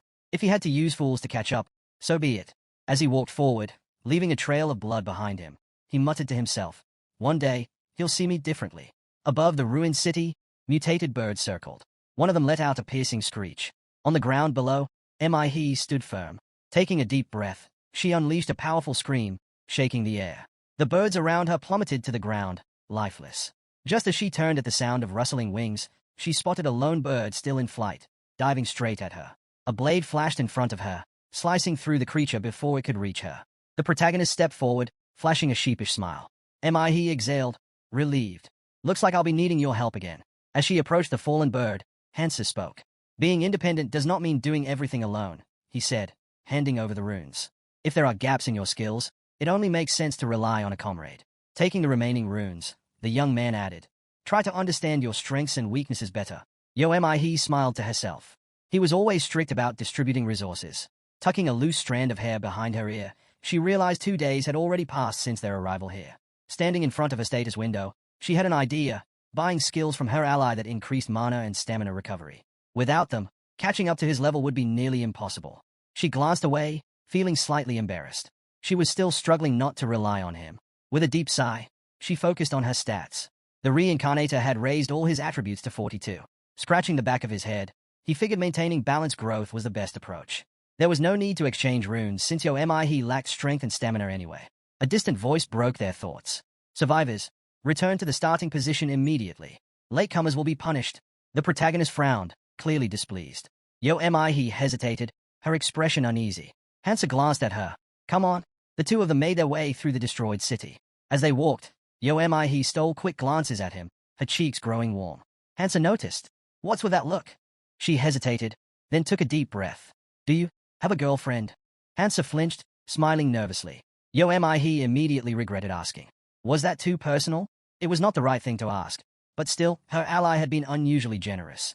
Hansa looked down, tension flickering across his face. He clenched her shaking hands. She had wanted to ask something else entirely. Glancing to the side, the reincarnator realized she was nervous but speaking honestly. He thought about Kang Tai. He'd probably find this question amusing, even if it was just small talk. An image flashed in his mind. His embarrassed comrade, the unimpressed Keldian, and the exasperated S. At first, he had been too afraid to even speak. She opened her mouth to ask something else, but in the end, she simply looked down and stayed silent. The protagonist introduced his beloved. Though, in truth, they had not yet met. Even so, he couldn't afford to lose her again. He raised an eyebrow, puzzled by his words. I don't remember that, she said. Her friend gave no response. She lowered her head, and the two walked forward in silence. They arrived at a parking lot where the survivors had gathered. He glanced around, recognizing many familiar faces among the crowd. Her eyes widened, something felt off. A fairy beamed, surveying the group. Is everyone here? Nearby, a devil spread his arms and sighed. Unfortunately, we got here too quickly. Wasting no time, the assistant stepped forward. I have two pieces of good news for you travelers, he announced. The crowd tensed, eyes filled with dread. Raising a single finger, the monster closed his eyes. First, if you can hold out for 72 more hours, you'll be free to leave. The fairy clapped his hands together. Wonderful news, isn't it? His voice was bright and cheerful. The survivors, however, stood frozen in horror. The devil's gaze darkened. Why aren't you reacting? With their faces pale and eyes wide, the people hesitantly started to clap. The assistant smirked. Ah, that's more like it. I'm glad to see you all so happy. Then, with a snap of his fingers, he declared, Now, it's time to introduce tonight's star. The ground trembled. Pebbles scattered across the pavement. The crowd stiffened as a massive shadow loomed over them. A monstrous altar towered over the ruined city. He's eyes widened in shock. What is that? A massive claw struck the bars of a cage, rattling the structure. The monster inside let out a deep growl. The fairy grinned. A very cute little creature is waiting for you inside. Spreading his wings, the devil gestured grandly. Do you see it? Behind him, an enormous eye opened, unblinking and hungry. The assistant chuckled. This little guy is a carnivorous beast. Gasps filled the air. The fairy continued with a playful lilt. For your sake, we haven't fed it all day. The survivors paled. It's very eager to be let out. The altar walls shook violently. The devil slammed his fist against the barrier. It may look sturdy, but I promise, it's not as strong as you'd hope. A deafening roar split the air. The beast bared its fangs. The assistant tilted his head. Now, tell me, how many of you will survive when it gets out? Someone in the crowd murmured. Do we have to fight that thing? The fairy smirked. Let's not get ahead of ourselves. There's still one more piece of good news. Casually, the devil lay his head on a pillow. There's a way to make it fall asleep. If we do that, it won't even try to break free. Blowing a kiss to the crowd, the assistant teased. Anyone want to guess how? Silence. The survivors' expressions remained grim. The monster scoffed, tossing the pillow aside. You're all such boring actors. Then, baring his fangs, the fairy grinned. The method is very simple. The devil casually declared that feeding the monster 5 people a day was the simplest solution. The girl frowned, while the assistant quickly did the math. 3 feedings would be needed to last 72 hours. Standing before the anxious crowd, the protagonist took a quick count. Only a little over 60 people remained. That meant nearly a quarter of them would have to be sacrificed just to keep the beast asleep. With a snap of his fingers, the fairy reminded them that the choice was theirs to make. Then, to silence any doubts, he played a recording. A massive creature filled the system window, trampling buildings beneath its enormous feet. Its eyes burned with a crazed fire as terrified screams echoed through the air. People tried to flee, but one man was lifted high into the sky before being tossed into the monster's gaping mouth. Hands behind his head, the devil smirked. He explained that the footage was from another training area, one where the survivors had foolishly attempted to fight back. Their fate was clear. Hansa glanced around. The other survivors were already arguing. The assistant sighed and pointed out the obvious.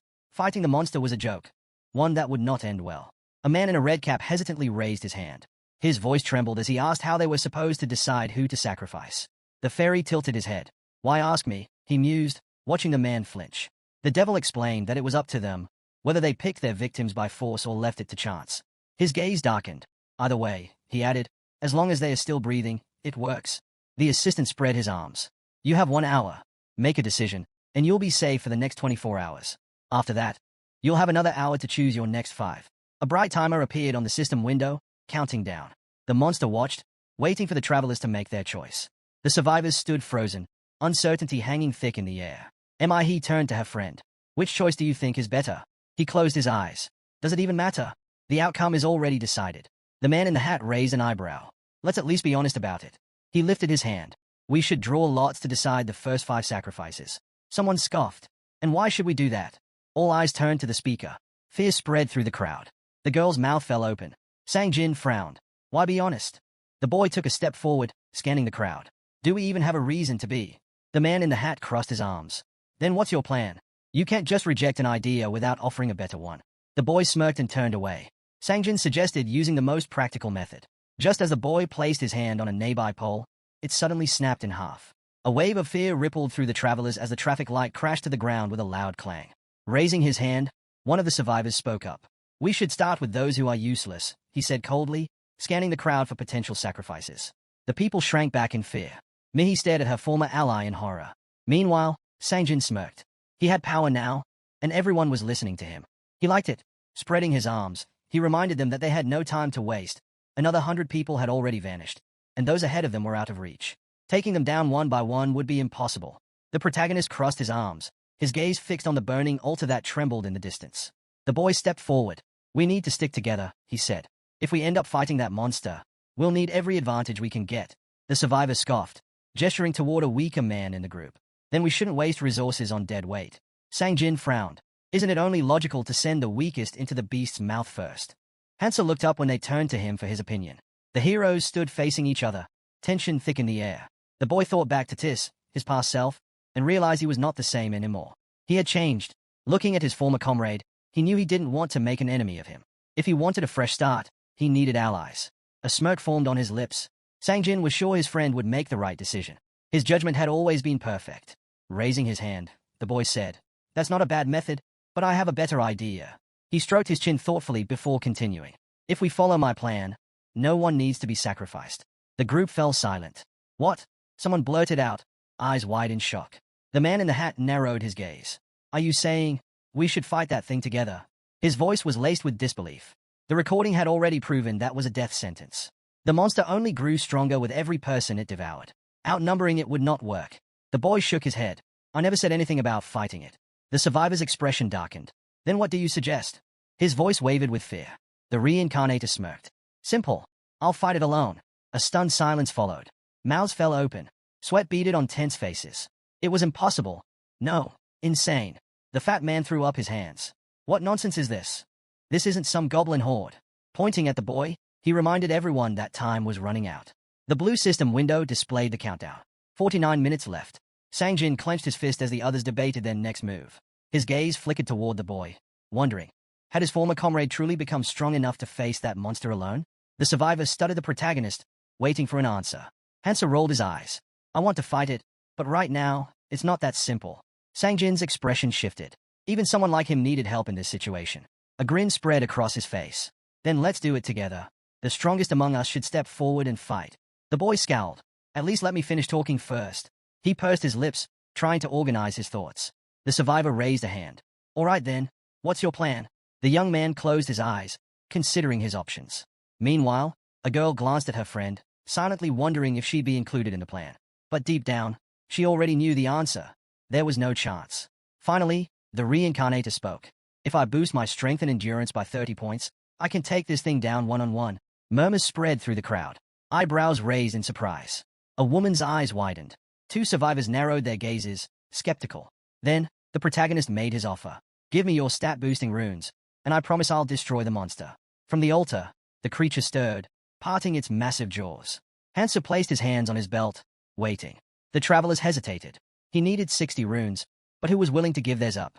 The boy remained confident. If he used his items and maxed out his stats, he could pull this off. A pack of cigarettes rested in his breast pocket, a familiar reminder of his past battles. He had the experience. He knew this monster's weaknesses, and if he succeeded, he could claim the second hidden treasure. Even seasoned warriors like Keldian and Kangtai had failed to obtain it. Clementine had figured it out, but even the king of berserkers, despite being perfectly suited for the challenge, had barely survived in the end. Clenching his fist, the boy told himself, this time, he had to be faster, stronger. The treasure was at stake. Looking down, he said, I don't care who hands over the runes. Just give me what I need, and I'll head to the altar immediately. Looking down, he said, I don't care who hands over the runes. Just give me what I need, and I'll head to the altar immediately. The timer ticked down. 41 minutes left. The fat man scowled. Wait a second. If these weaklings have that many runes, why aren't they stronger? The survivor spread his arms. Then let's settle this. Everyone, hand over your runes. If we can't agree, we'll draw lots. The tension in the air thickened. Someone scoffed. Selfish bastard. The survivor turned sharply toward the voice. A man stepped forward, his eyes cold. Why should we just hand over our runes to you? If we start with the weakest, you'd be the first one gone. A woman approached, sizing him up. The gap between the strong and the weak was staggering. Smirking, she tilted her head. Or is it just because you don't have that many runes to begin with? Her words hit their mark. The man gritted his teeth, his brows furrowing in frustration. How dare you talk to me like that? Resting her hand on the knife's handle, the stranger warned him not to overstep his bounds, threatening to break every bone in his body and toss him into the altar. Covering his face with one hand, the survivor grasped the reality of the situation. It all came down to strength. He reminded them that elders deserved respect, his voice trembling with fear. Desperate, he asked if they didn't live in a democracy. Clenching her fist, the girl smirked and suggested they vote, since they were in a democracy. After all, her grin widened as she gave her comrade an ultimatum. Hand over the runes and live or refuse and be eaten. The mention of an anonymous vote sent a wave of horror through the crowd. Eyes widened, and a fat man raised his eyebrows in fear. Stepping closer to the young man, someone pointed out that he had the power to take runes from others. The survivor coldly added that killing strong opponents would make it even easier. Anger flared. Someone struck him across the face. A man in a hat grabbed him by the collar, demanding to know if he had a death wish. The fat man, shaking, pleaded that he had to survive. His family was waiting for him. But the crowd had already made up their minds. Voices rose, calling for him to be thrown into the altar. The protagonist checked the timer. Hansu exhaled heavily, watching as chaos unfolded. The travelers had lost control, attacking one another with no thought of stopping. It was clear, he had to intervene. As tensions reached a breaking point, Hansu raised a hand and called for order. The crowd hesitated, turning toward him. Calmly, he laid out their choices, pointing at the others as he explained that they had 5 options. This was how the week would be structured. The fat man's mouth fell open in disbelief. The man in the hat, his face pale, demanded to know if they were seriously considering sacrificing people to the monster. Parents clutched their children tightly. A voice rang out, asking if the weak were really about to be thrown to their deaths. A young man smirked. The timer showed only 30 minutes remaining. He stood before the altar's entrance, frustration clear in her stance. Behind her, a man scoffed, saying she could have joined him if this was how she planned to act. Sangjin approached his former ally, suggesting she had a chance to get closer to the boy. The girl flushed, embarrassed, and shot back, asking if he still hadn't figured out what Hansu was really like. The boy pursed his lips in displeasure. With her hands behind her back, the woman spoke up. She wanted to go with him too. He chuckled, pointing out that she couldn't just follow him around and hide behind him forever. The survivor turned to her. What are you going to do now? She stepped forward, determination in her voice. She was not going to just stand there and wait. Looking back at the crowd, she added that if she did, she'd only earn the scorn of her friends. And that would make her no different from the rest of them. The protagonist glanced at the group and asked what they were doing while others were out there handling the real challenges. The survivors looked up, fear evident in their eyes. Hansu spoke up, his tone firm. It didn't matter how bad their situation was. What mattered was understanding the consequences of their choices. With a serious expression, he explained that the leaders hadn't abandoned them because they were weak. Rather, they simply hadn't been strong enough to keep up. Did they really expect to be taken care of here? The weaklings averted their eyes in guilt. If they wanted to survive, then each of them had to claim 2 runes. Folding his arms, Hansu told them to decide who they would hunt over the next 3 days. They needed to find the runes and settle their debts. Smiling, the reincarnator warned that anyone who tried to escape without paying would regret it. He turned away, remarking that her friend always kept his promises, he could handle things on his own. With a determined look, she decided she needed to pick up the pace and catch up to him. Sang-jin, watching her, invited her to join him instead. He assured her that the rest of the team would be glad to have her. The girl flinched at the offer, then smiled warmly, thanking him. She told him she'd give her answer later. He turned and walked away. As he watched her leave, the boy didn't need to see her in action to know she had grown stronger since their last meeting. Her hair fluttered in the wind, and clenching his fist, the survivor knew he had to prove himself. What he had now was not enough. Narrowing his eyes, he resolved to show his worth. A stranger pointed at him, saying they needed to talk. A smirk played on her lips as she raised an eyebrow. Sang-jin asked what she wanted. Resting a hand on shoulder, another man chimed in, asking what was bothering her. A man named Suyol extended his hand and introduced himself, explaining that his friend was just shy. Gesturing toward a nearby group, a formally dressed man explained that the leaders of two different teams were about to have a conversation. The boy blinked in surprise. He hadn't expected to be called a leader. He shook Suyol's hand and admitted that his friends were just following him. Suyol chuckled, saying that was exactly what leadership was. Then, as if remembering something, he noted that the survivor knew Hansu. Raising an eyebrow, he suggested they talk about him for a bit, if that was all right. Sang-jin smiled nervously but agreed. Inside the altar, a purple portal flickered to life. A dispenser sat on the floor. Goblin poison would not work against a carnivorous beast. Gripping his sword, the protagonist realized he had to use paralyzing poison instead. Slipping on his rosary, he prepared for what was ahead. Hansu considered the effects. It restored stamina and enhanced strength, making it a valuable asset, even if it was only obtained through hunting. Tossing the rosary into his mouth, he decided it would help in the upcoming battle. As he descended the stairs, he assessed his chances. The odds weren't in his favor, but there was no other option. What he had now was not enough to take on this creature. The monster opened its mouth wide, releasing thick steam. Reaching into his pocket, Hansu pulled out a pack of cigarettes. He was going to need plenty of cloud snacks for this fight. He clenched one between his teeth, looking down for a moment. It had been a long time since he had done this. Slipping the pack back into his jacket, he could only hope that he was making the right call. A bright energy flared around him as he looked away. With a decisive frown, he realized that a rune perfectly suited for this world had finally been formed. The once gray rune shimmered, shifting through different colors, a phenomenon that occurred when its stats exceeded 100 units. Colorless turned red, red became orange, and orange shifted to yellow. A status window appeared. According to the inscriptions, cloud snacks boosted stat values by 20%. Although the gap between regular runes and colorless runes at 100% was small, as their level increased, the difference became significant. The monster's eyes gleamed with awareness. This carnivorous beast was not like the monsters released in the first training round. A colorless rune would be necessary to take it down. Stepping forward, Hansu thought that things would move along much faster if he had the essence of a troll. If that were the case, the Berserker King would go mad. Coming to a halt, he recalled that only one person had ever managed to find the hidden treasure. Lightning crackled from his eye. The more impossible a task seemed, the greater the reward in this damned world. The monster turned, sensing his presence. Hansu tightened his grip on his sword and charged. The air above was filled with enormous creatures, each possessing racial skills. This carnivorous beast was born with two of them. It slammed its hand against the ground, shattering it on impact. Hansu remained calm, eyes locked on his opponent. The monster lifted its head, and its gaze burned with a sinister light. Its first skill, intimidation. Hansu narrowed his eyes and raised his sword. The beast lunged forward, its massive hand reaching for him. Claws rushed in to seize his prey. At the last second, Hansu dodged to the side. Jumping back, he recalled the effect of intimidation. It paralyzed its victim with fear, making them easy prey. The creature would then devour them, using carnivory to restore its stamina. Lighting another cigarette, Hansu smirked. Despite everything, his habits hadn't changed. In a way, he was glad that his strength hadn't dulled. The monster's tongue shot out as it let out a deafening scream. Usually, after carnivory, the next skill followed, blood-drinking swamp, a technique that drained every drop of blood from its victim. The beast's red eyes widened, locking onto him. It was time to see who would survive. Hansu swiftly dodged to the side, narrowly avoiding the incoming strike. He knew this enemy would be tough to handle. A quick glance told him that reckless attacks would not work, but he had a strategy in mind. Instead of blindly striking, he needed to restrict the creature's movements. Lightning crackled over the body of the carnivorous beast as Hansu halted and turned. The monster lunged, claws swiping toward him. He sidestepped and gripped his sword tightly. Random stabs would not be enough. He had to target its nerves, injecting poison into the joints. With a swift motion, his blade struck, leaving small punctures on the creature's arm. Lightning surged from the sword's tip, and the beast let out a piercing roar. Hansu leaned on his weapon, watching and waiting.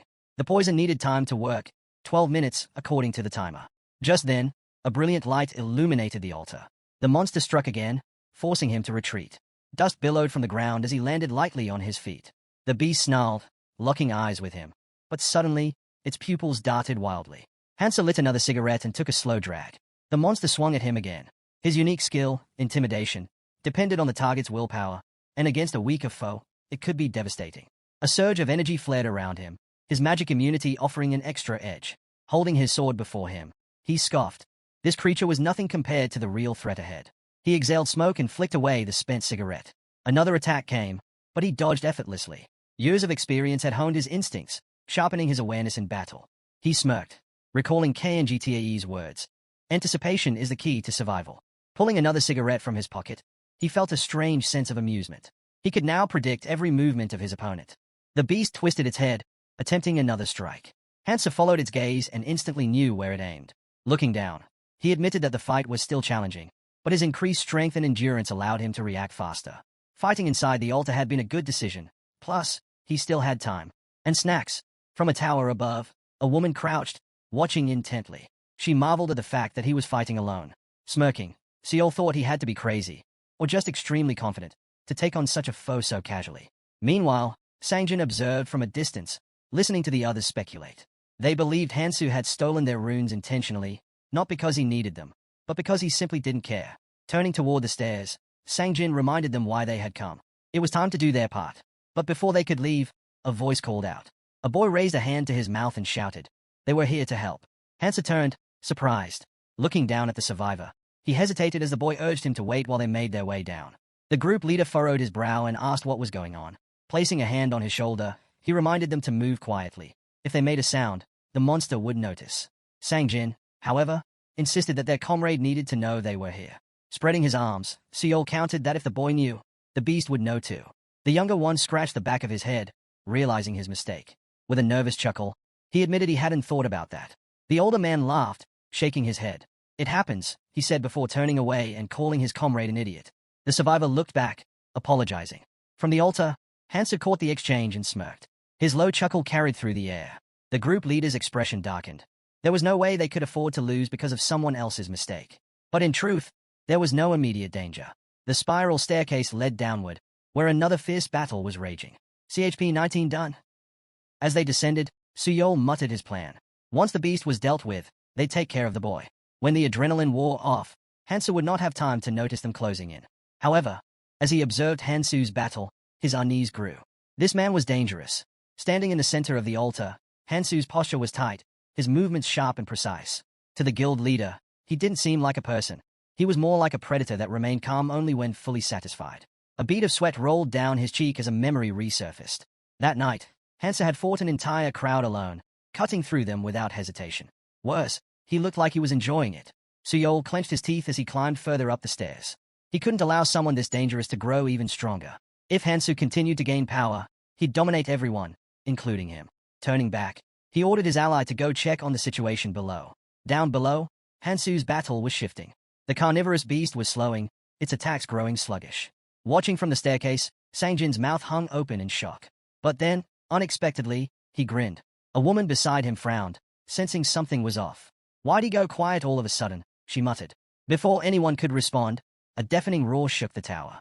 The ground trembled, and the spiral staircase quivered beneath their feet. A massive explosion erupted above them, obliterating the structure. The force sent them flying. In midair, the woman gasped. What the hell? Crashing to the ground, she groaned and struggled to stand. The realization hit her immediately. They had been exposed. However, the monster's movements had become sluggish. It snarled and swung its tail violently. Bracing itself, the beast planted a clawed hand into the ground, its bloodshot eyes flickering with rage.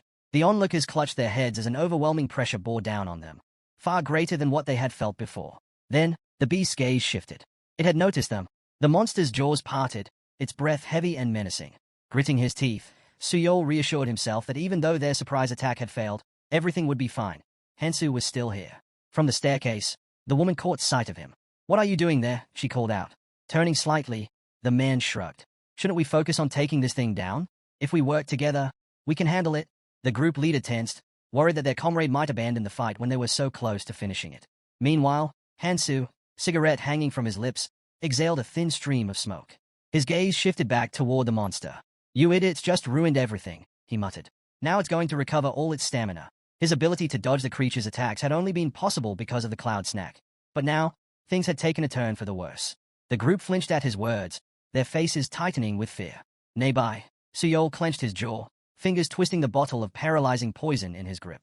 Hansa watched them for a moment before sighing. If the beast finished dealing with these travelers, continuing the fight would only get more complicated.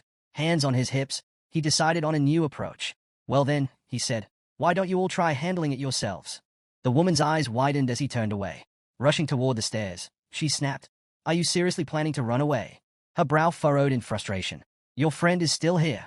Hansa didn't respond. Glaring, she turned back toward the others. Would he mind if we used his friend as bait? She muttered coldly. Descending a step, Sangjin tilted his head. Who are you looking for? Before she could answer, the boy grinned. Oh, didn't you notice? You all fell down the stairs. Her body stiffened. The realization hit her like a brick. His smug expression, the broken stares. He had overheard everything. And he had done this on purpose. You bastard, she seethed. I'll kill you. Not happening. The survivor cut in, his voice eerily calm. He lowered his gaze. You don't have the time. The monster licked its lips, watching its prey with delight. The travelers stood frozen, trapped under its massive shadow. It relished their fear. Suyol's voice broke through the silence. If this thing recovers, we're dead. He gritted his teeth and narrowed his eyes. They had no choice but to work with Hansu. There was no other way to survive. We need him, he muttered. Without him, we're done for. Scanning his surroundings, Hansu smirked. There was no longer any need to worry about the stairs. He turned back toward the group. Tell me, he said. Did you all come here just to sacrifice yourselves? The group leader stiffened. What? What are you talking about? Suyol trembled, flashes of a past conversation flooding his mind. The fairy's grin haunted his memory. She had told him the truth. 5 people had to be sacrificed every day. A chilling scream tore through the air. The monster's tongue lashed out, dragging a stunned man into its gaping maw. The others could only watch in horror as the beast's jaws snapped shut. Hansu remained silent, watching the scene unfold.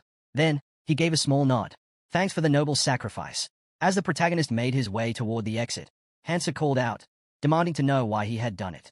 Squinting slightly, the boy admitted he had already figured out Hansu's intentions and warned him to be more mindful of his words. Lowering his gaze, Sangjin muttered that he had come to a realization. Then, a small smile crept onto his face as he lifted his eyes and declared that he could be useful. Hansu's expression hardened. He told Sangjin to prove it. The young man placed his hands on his hips, looking at him in disbelief. And why would I do that? He asked. Sangjin responded calmly. He knew Hansu's goals were different from others. The reincarnator took a slow drag from his cigarette, eyes shadowed as he regarded his friend. He pointed out that Hansu was always thinking several steps ahead, never hesitating, something that had become clear in the fight against Song and the bandits. Despite their overwhelming victory, the wounded enemies lay scattered across the battlefield, alive. Hansu had chosen not to finish them off, even though it could cause trouble later. His gaze darkened as he recalled the moment when the altar loomed over the city. Hansu had the strength to eliminate every rival, yet he didn't. Instead, he had raised his hand, calling for a truce. Frowning, Hansu's voice sharpened as he questioned the logic behind it. Why spare them? He asked. It's not like you. Sangjin held his gaze in silence before extending his hands. Then stain them with blood instead of me, he offered. The boy then asked Hansu to take him along, to travel together. Closing his eyes, Hansu let out a small smile but said nothing as he walked past. He admitted he had no answer after everything that had happened. Clenching his fists, he justified his past actions. There had been no other choice at the time. That was why he had been caught. But next time would be different. He vowed never to let it happen again. Watching him go, Sangjin made a silent promise. There would always be obstacles in Hansu's path, but he would eliminate those Hansu couldn't, ensuring he could pursue his goal without hesitation.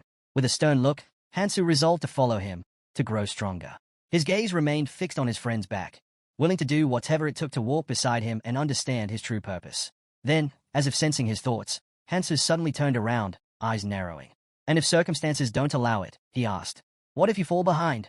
The two locked eyes in heavy silence, as if foreshadowing a trial ahead. A knowing smile tugged at Sangjin's lips. Then I'll become stronger, he promised. And when I do, you'll accept me as an ally. Hansu closed his eyes for a moment before giving his final words. Then leave. The boy froze in shock, unable to comprehend why his friend was still refusing. Desperate, he rushed after him. Just give me one chance, he pleaded. Let me fix my mistakes. Hansu crushed a cigarette under his boot, glancing back. You misunderstood me, he said calmly. Without another word, he turned and continued toward the exit. Just before leaving, he suggested they meet here again tomorrow. Taking out a fresh pack of cigarettes, he added, the monster won't be here by then. Sangjin furrowed his brows. What do you mean? He asked, confused. Hansa didn't answer directly. Instead, he looked down at his cigarettes, then told Sangjin to take the leftover runes from the fallen enemies.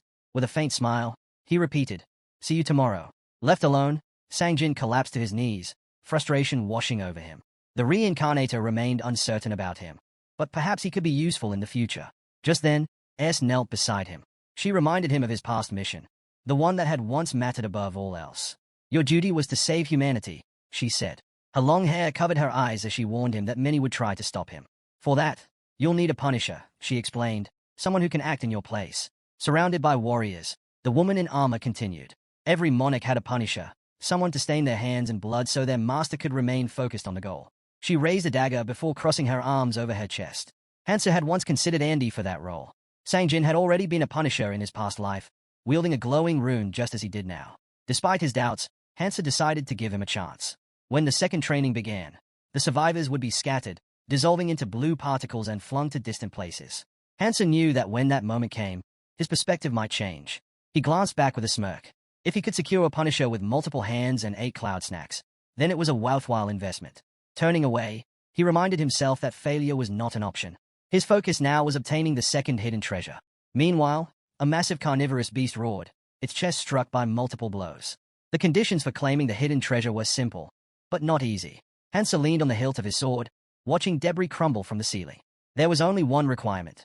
The monster had to be defeated before it could destroy the altar and break free. Clenching his teeth, the protagonist drove his sword deep into the fallen beast's chest. No one else would dare attempt this challenge. At the end of the room, a golden portal shimmered into existence. As Hansu stepped inside, the system confirmed the hidden task was complete. The boy reached out, his bloody fingers closing around the glowing treasure. A faint smile crossed his lips as he examined what lay in his grasp. The ring of the Vampire King, Nirmaha. As he looked closer, a realization struck him. He now understood how the Berserker King had obtained it and why no one else had ever managed to claim it. A brilliant white gemstone shimmered on the ring's surface, its radiance undeniable. Beyond it, space was littered with floating artifacts, each classified by color, an essential indicator of their value. In general, ordinary artifacts could never surpass superior colored ones. But there were always exceptions. Multicolored runes flickered in the air. Over time, as travelers evolved their runes, certain artifacts could absorb them, changing their color in the process. The most coveted among all were single artifacts. A sudden flash erupted from the pedestal, followed by a burst of flame igniting in the boy's palm. Number 9. The Nirmaha Ring. A symbol of Clementine himself.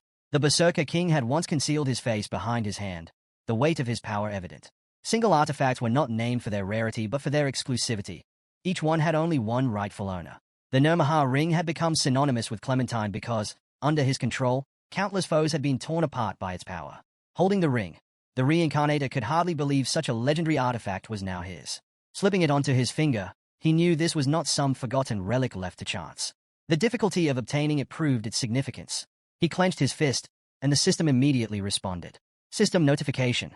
The user can wield only one ability at a time. Total abilities, 8. Currently, the ring is colorless, only one ability can be activated. A sudden surge of energy burst forth. Power of Destruction. This ability disabled an opponent's skills and traits, even passive ones. A red warning message flickered in the air, indicating the effect's time limit. But that didn't matter. The mere ability to nullify an enemy's power at will gave him an undeniable advantage. A status window appeared, detailing the ring's conditions. To unlock its full potential, at least one of his attributes needed to match the colorless rune. Stroking his chin, the protagonist recognized the challenge ahead. He would need a vast number of magic runes. That, however, was a problem for later. Hansa stepped through the golden portal, emerging onto the street. Ahead, she spotted him, her eyes widening in delight.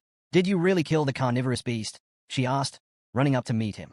But before he could answer, a low, guttural roar echoed through the air. The girl's expression shifted to horror as a massive shadow loomed over her. The timer had expired. The altar that once stood before them had vanished. Hansa simply looked at her, his voice calm. "I thought I told you about this." A smile played on his lips as he reminded her. "I promised I'd take responsibility for destroying it." A faint blush dusted her cheeks before she quickly turned away, flustered. Sangjin looked up at the sky, reassured that he had been right to trust his decision. Then, glancing down, he said, "We still have some time before the next training begins." Turning toward the gathered survivors, he made his next move. "Let's go hunting," he told her. She hesitated, lowering her gaze. "I was thinking of going a different way," she admitted. The protagonist glanced back in surprise but didn't lift her gaze to him. The woman spoke calmly, saying she was not good enough to stay by his side forever. Eventually, she would have to rely only on herself. Closing her eyes, she added that the boy had suggested they go together. Looking over at his team, the survivor confirmed that she could join them. Everyone would welcome her. Hansa turned to his friend, realizing this was the right moment for them to part ways, no matter how difficult it was. With the second training about to begin, they would have been separated anyway. Accepting this, he raised his eyebrows and called it a good decision. The girl watched him in silence as he walked away. Taking a step forward, she suddenly called out for him to stop. Her brows furrowed with determination as she made a promise not to give up when they met again. Smiling, he agreed, suggesting they meet once more. A faint smile crossed the boy's face before he turned away from his friends. Just as he was about to leave, Sangjin flinched at the sound of his name. Without looking back, the reincarnator reminded him of his offer, making it clear that the choice was his. The boy's face lit up with a smile, his cheeks slightly flushed. A week later, the fairy spread her arms wide before the gathered travelers, announcing that they had waited long enough. The second training was finally about to begin. The devil covered his mouth with a hand and cleared his throat, scanning the participants. The assistant noted that there were more people than expected. With a mischievous grin, the monster declared he had been looking forward to this moment for a long time. The protagonist kept her eyes on him. Then, with a snap of her fingers, the fairy changed the scene. A sudden burst of bright light erupted from the ground. Sangjin looked down in alarm, his voice shaking as he asked what was happening. A girl clung to her father's hand. Hansu, gazing upward, understood. It had begun. The man touched the ground and found himself materializing in an empty room. People around him murmured in confusion, wondering where they were. A schoolgirl began crying from the tension. Meanwhile, the system's voice echoed through the space, confirming everything was in place and suggesting a recalculation before the training could proceed. A brunette raised an eyebrow in surprise, asking what that meant. Several men clenched their teeth in frustration. The voice calmly explained that moving forward, each room could only hold 7 people at most. The training would resume once this rule was followed. A group of people gathered in a circle. Adjusting his glasses, a man realized with a grimace. They had 8 members. The voice clarified that while each team's situation would be different, everyone had to start under the same conditions, meaning they were free to discuss and decide among themselves. Crossing his arms, the brunette remained unfazed. Lately, things had been too easy anyway. His gaze drifted to a strange needle-like weapon hanging from a competitor's belt. The guy stood confidently in the center of the survivors. Though the traveler had never seen him fight firsthand, he had heard rumors. This person was a valuable ally. Raising her hand, a stranger spoke up. No matter what, they had to work together. However, they couldn't ignore the reality. One of them had to leave. Closing her eyes for a moment, she suggested they introduce themselves, emphasizing that first impressions mattered. Stretching out her arms, she added that their introduction would prove their worth. Taking the first step forward, a man with a fiery blade in hand spoke. He introduced himself as Daecheol and confidently stated that no one in the room had a skill strong enough to defeat him, making him the most valuable asset. A sharply dressed man lifted an eyebrow in concern. Narrowing his eyes, another young man quickly recognized the name of the skill Daecheol was referring to. QI Art. A red aura flickered around the blade in Daecheol's grip. QI Art was a runic ability that used magic to enhance a wielder's stats and weapons. It was unique and powerful but not particularly suited for their current environment. Unshaken, Daecheol tightened his grip on his blade, a faint glow illuminating his fist. Kamenet introduced himself as a healer, stating that if they were discussing essential skills, his abilities were just as crucial. Unimpressed, Hancheol crossed his arms declared that he had a combat skill specializing in horror. The man in the suit hesitated before asking if they truly had to eliminate someone, pleading for an exception since his family members were present in the room. Before anyone could respond, the warrior raised his hand. Daecheol's gaze shifted to another person who had yet to introduce themselves. He suggested that she set an example for the others. Narrowing her eyes, the stranger closed them briefly before introducing herself as Jimin. A wild grin spread across her face. Without hesitation, she decided to demonstrate her ability. Gritting his teeth, a man nearby instinctively stepped back and asked if she really needed to approach him. He warned that her actions would not be well received. Ignoring him, a purple energy surged around Jimin as she moved closer. In an instant, blood splattered. The tip of her blade had found its mark. The warrior gasped as the knife pierced his chest from behind. Hancheol's mouth fell open in shock. The man in the suit immediately shielded his family. The blonde warrior crumpled to the ground, lifeless. Jimin, still smiling, picked up a red stone from his body. She explained that the chances of obtaining such a rune were incredibly low. Holding it up, she gestured to the other runes and suggested they divide them among themselves. They needed to be extremely cautious around someone who could kill so effortlessly. Meanwhile, the protagonist crossed his arms, looking off to the side. This woman had just made things easier for those without skills. A mother held her frightened daughter close. In their past lives, they had died here. But now, the future had shifted. Hansu, smirking, found himself intrigued. Events were only becoming more interesting. Just then, the fairy peeked out from a rift, announcing that they were the first group to reach the required 7 members. She then proceeded to explain the next phase of their journey. The heroes found themselves on a floating island. A chain of islands, connected by suspension bridges, formed a path leading upward. Their mission was clear. Over the next 3 months, they had to ascend to the dormant volcano at the center of the 2nd floor. That was their first goal.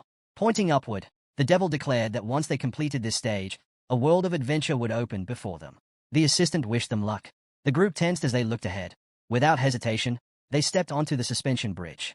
Han Chiol, smiling, remarked that since they would be together for a while, they might as well become friends. Then, frowning, he asked where their ally was rushing off to. Suddenly, the man's eyes widened in horror. He shouted for everyone to stop. The bridge behind them began to collapse. Realizing the danger, the team bolted forward, barely avoiding the fall into the abyss. One of them glanced back, watching as the rest of the squad caught up. Overhead, the fairy appeared again, warning them that as time passed, sections of the lower islands would break away, causing the bridges to fall even faster. Gritting his teeth, a man muttered in frustration. Couldn't they have been warned about this sooner? Shaking off his irritation, he got back on his feet and asked again where their ally was heading. Frowning, the soldier accused him of being antisocial. Jimin, still smiling, suggested they follow him. His confident stride made it seem like he knew exactly where to go. The reincarnator fixed his gaze ahead as the survivors continued along a forest path. The bright sun shone down on them as they pressed forward. Han Chiol sighed, complaining that they had been wandering for hours without spotting a single bridge leading upward. He started to doubt whether their comrade even knew the right path. A girl casually waved away a fly and admitted she had no idea. Han Chiol frowned, convinced they had passed this area before. There was nothing here. Noticing their leader chewing on something, the soldier asked what he had been eating all this time. The protagonist held up a piece of oak bark, explaining that it acted as an antidote for Fawn. Han Chiol raised an eyebrow. Why would you need an antidote now? Before he could answer, a massive snake slithered along a tree branch, its tail suddenly dropping down.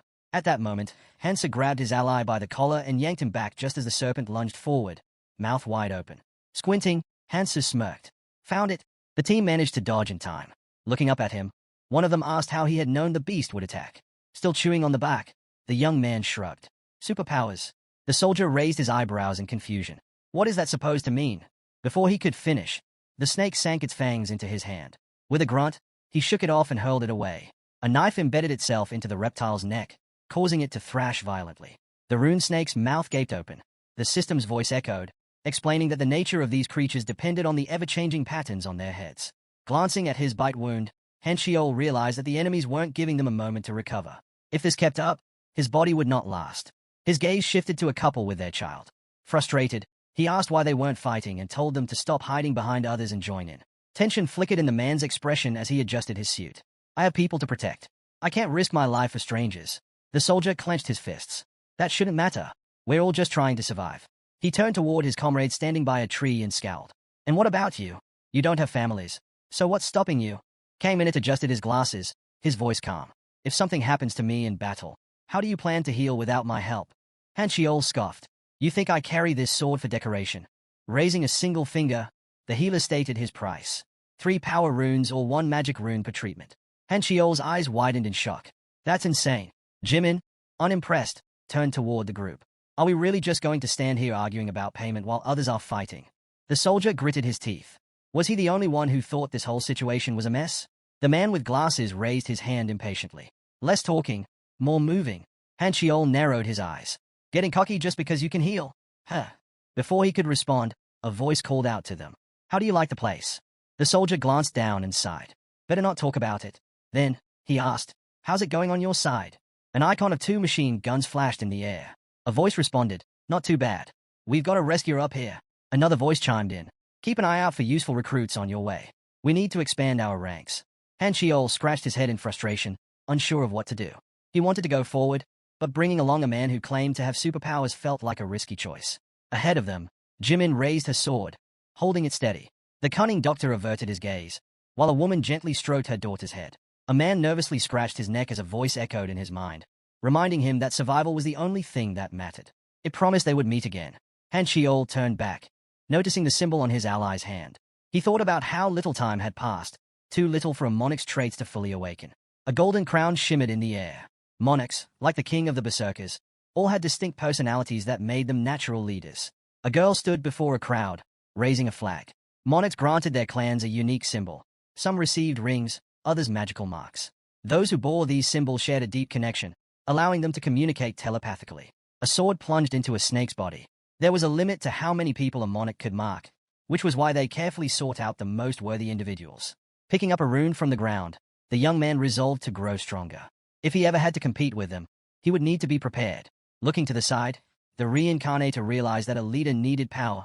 Only then would people follow. The ground was littered with the corpses of snakes. Taking a step forward, a squad member hesitated. Had they truly left the monster's territory? It didn't seem like it.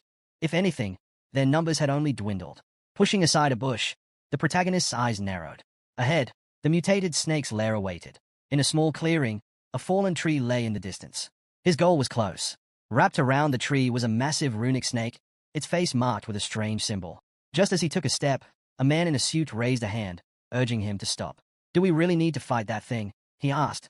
"We could just slip past without being noticed." Lifting an eyebrow, the young man responded coolly. "I'll handle this alone. If you want to move ahead, go on without me." His ally turned away in frustration.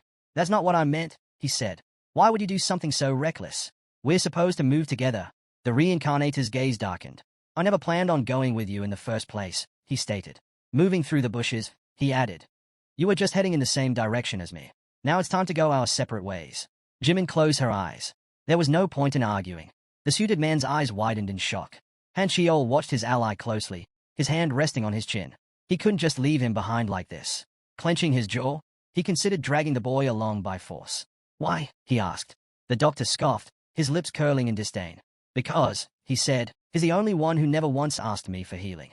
People like him, those who are used to the battlefield, don't listen to anyone." Kamenet turned away, his tone indifferent. "People like him don't last long," he added. Han Chiol glanced back, frustrated. Losing someone that talented was a shame, but controlling him would have been just as difficult. Meanwhile, the devourer snake sank its fangs into a tree trunk, its jaws stretching wide. The beast moved cautiously, avoiding its enemy whenever a certain magic rune was active, yet attacking when others were in effect. The only exception was agility. When that rune activated, the symbol on its forehead shifted. Seizing his chance, the protagonist struck several times with his sword. Standing before the bloodthirsty creature, Hansen noted that while this snake was faster and stronger than ordinary reptiles, it was still no match for a true carnivorous beast. As it retaliated, its resistance rune activated, dampening the damage. Lighting a cigarette, the boy exhaled slowly. A drawn-out fight would not put him at a disadvantage, but it would cause unnecessary trouble. The rune snake bared its teeth. The key to victory was clear. Instead of focusing on the monster, he needed to target the trees in the center of the clearing, its lair. Without hesitation, he dashed forward. The moment he attacked the lair, instinct would drive the snake to defend it, leaving itself open. As predicted, the beast abandoned its defense, lunging after him. Han Chiol stopped abruptly. A flurry of blows struck the giant reptile. Moments later, he turned away smugly as the massive corpse slumped to the ground behind him. It ended faster than he expected. Among the fallen leaves, an egg lay trembling, the egg of the rune-eater snake. He picked it up, pressing a rune to the shell. Cracks formed. A tiny eye peeked through before a newborn snake emerged, its small body nothing compared to its adult kin. But this one was different. Its eyes shimmered as runes fluttered around it. The little creature swallowed a rune, then immediately spat it out. That was its ability. After consuming any 3 runes, it could spit out 2 of the owner's choice. Some might call it wasteful, trading 3 for 2. But Han Chiol didn't hesitate. Carefully stroking his new companion, he decided that obtaining the right runes was far more important than hoarding them. Strengthening his magical and physical resistance came first. Looking down at the tiny beast, he gave it a simple command: rest. He had a goal to achieve, and with this creature's help, he'd get there. It was time to move forward. "Nearby," a girl asked. "Where do we go from here?" A man holding a map replied, "Be patient." The maps they had received after leaving the room weren't detailed. Staring at the paper, the suited man frowned. "We can't just wander forward without knowing what's ahead, or where we'll find a safe zone." If they hadn't been abandoned, things would have been different. A sudden rustling from the bushes made a woman tense. Covering his family protectively, a survivor stiffened. Was it a monster? Or another traveler? Then, from the bushes, the protagonist emerged. The group's tension eased immediately, their faces lighting up with relief. Walking up to them, "What are you all doing here?" A man grinned. "You made it out. Did you escape from that monster?" Scratching the back of his head, "Caught it." The man in the suit stared in disbelief. His friend had survived with just a single scratch? Impossible. Meanwhile, the survivor hesitated when asked about the others. A while ago, Kamenet had simply crossed his arms and urged the family to leave. The man furrowed his brows. What are you talking about? He asked, concern creeping into his voice. Splitting up was too dangerous. And besides, there was no reason to do so. Han Chiol smirked. So, are you planning to just hide behind us and travel comfortably? Jimin glanced back and nodded in agreement. Without a strong fighter in the group, being stuck with annoying companions would only make things worse. The healer shrugged. I don't really care who gives me runes, but I'd rather stick with the strong ones. The suited man's expression darkened. We were left behind. The rest of the squad even blocked the path to stop us from following them. Noticing their comrade turning away, the survivor hesitated. Where are you going? The boy didn't stop. We've wasted enough time. Let's go. The woman frowned, then signaled for her husband to follow. He hesitated but finally raised a hand, gesturing for his family to move. As they trailed behind, the reincarnator glanced back. What are you trying to do? The suited man raised his eyebrows, recalling his own words. With a sigh, he said, forget it. You go ahead. We'll handle things our way. Closing his eyes, the protagonist shrugged. Do whatever you want. Does not matter. I'll be fighting alone anyway. Hansa battled several boars. The fights weren't easy, but each one strengthened his stats, keeping him in top form. Releasing the rune-eater snake onto the grass, he watched as it devoured a rune. Strengthening his resistance first had been a smart choice. Taking another stone in his hand, he thought, this should make things easier. From the bushes, his family observed him quietly. He realized they needed food. The girl blushed slightly, embarrassed at how much stronger he had become. The woman, on the other hand, was simply relieved. At least he didn't seem to care about them. The schoolgirl hesitated. Should we fight too? Her father shook his head. That would be foolish and reckless. Staying safe is what matters. The fact that we're still together, that's already a blessing. Ahead, the reincarnator ran forward, and the others hurried after him. Where are you heading now? Stopped in front of a dark tunnel. Sunlight streamed down, casting a glow on his face. The survivor shielded his eyes from the brightness, squinting at the sight ahead. There were more people. Many more. The man stared. Wait, have they been heading here this whole time? Behind him, the family broke into smiles, relief washing over them. They had survived. Han Chiol turned around, and Hansu's expression darkened the moment he saw him. The soldier immediately understood. Judging by his condition, the rumors were true. He really had taken down a carnivorous beast on his own. Meanwhile, the fairy leaned on her hand, clearly annoyed by the commotion from the latecomers. Deciding she'd had enough, she slammed the door behind them. With that, the tunnel was sealed off by a massive stone, cutting off any way back. Not far away, the devil snapped his fingers, proposing another large-scale event. Suddenly, the scene shifted, and the survivors found themselves on the shore of a mountain lake. At the first-floor dock, the assistant welcomed them, relieved that about 75 people had made it this far. Then, a monstrous figure appeared, announcing the next event, a battle for tickets. Blue tickets materialized in front of the travelers. These were their only means of escaping the collapsing island and reaching the next one. The fairy spread her arms, explaining the situation. Some islands were overrun with monsters and surrounded by lava, while others, the central and southern islands, held valuable treasures. However, getting there would not be easy. Rules were in place to make things interesting. In the lake, several boats were available, each capable of carrying 3 people. To travel, a group needed at least 3 tickets. However, if 3 people used 3 tickets, they would each end up on separate islands. A diagram displayed the distribution pattern. Some boats would reach the outskirts, while others could land in the central zones. One particular island was marked with a question mark, hinting at an unknown fate. On the other hand, if 2 people used 3 tickets, they would arrive on the same island but would not be able to choose where. Han Chiol and Jimin listened carefully as the devil explained one final rule. A single person could go anywhere if they had 3 tickets. The revelation left the family stunned. The assistant peered through his telescope, scanning the islands. He warned that they would begin collapsing from the outer edges inward, and the difficulty of survival varied greatly depending on where they landed. The more advantages they secured now, the better their chances later. The countdown had begun. Only 30 minutes remained before the starting island crumbled. 25 boats were scattered across the crater. The fairy grinned mischievously, reminding everyone of one simple truth. Survival was the only thing that mattered. And the more chaos, the more entertaining it would be. As expected, panic broke out. People started attacking each other, desperate to snatch tickets for themselves. A young man frowned, realizing there was no stopping the inevitable. Before he could act, someone called his name. Nearby, a man in a suit knelt on the ground, his head bowed. He pleaded with his ally, asking him to help his family, just this once. Without lifting his head, the survivor explained that they needed more tickets to safely reach the central island. But his so-called ally only smiled, eyes gleaming with madness. Aren't you strong? He asked mockingly. Shouldn't it be easy for you to get those tickets? Lifting his head, the desperate man insisted that if his ally took a few extra tickets and handed them over, they could all reach their destination safely. Then, pressing his forehead to the ground, he begged him to spare the innocent. The reincarnator averted his gaze, unimpressed. It's time you took responsibility for yourselves, he said coldly. Mind your own business, the survivor scoffed, asking if his so-called ally had no sympathy at all. Before he could say more, Han Shiol stepped forward and told him to be quiet. The soldier didn't hesitate. He kicked the traveler aside, then grabbed him by the collar. Are you really going to waste time listening to this annoying fool? He sneered. I just want to grab my tickets and go. Turning to the protagonist, the soldier made an offer. He'd travel with them and even hand over his tickets if necessary. Glancing back at the group, he admitted he didn't like any of them, even though they were supposedly on the same side. Han Shiol clenched his fist.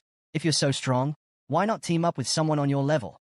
In response, the soldier raised his hand, revealing a glowing symbol.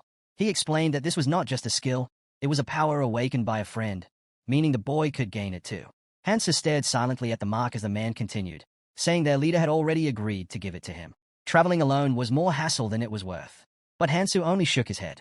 I'm not interested. The survivor's eyes widened in disbelief. What? Do you even understand what you're turning down? The man tried to convince him, insisting that he didn't realize the true value of the clan. But Hansu turned away, his mind drifting to the faces of his comrades. Walking through the forest, he remembered the bond they shared. He couldn't just throw that away. Looking ahead with newfound determination, he made his choice. He would follow the monarch. It was the only way to achieve his goal. Realizing that Hansu was not going to change his mind, Cho let out a smirk. So that's how it is. With a flick of his wrist, he tossed his ticket at Hansu's feet. I stole this from that worthless man, he explained, gesturing toward the fallen survivor. Take it or don't, I don't care. But consider this a gift for the future. We'll be seeing each other again. The soldier scowled at his comrade's refusal.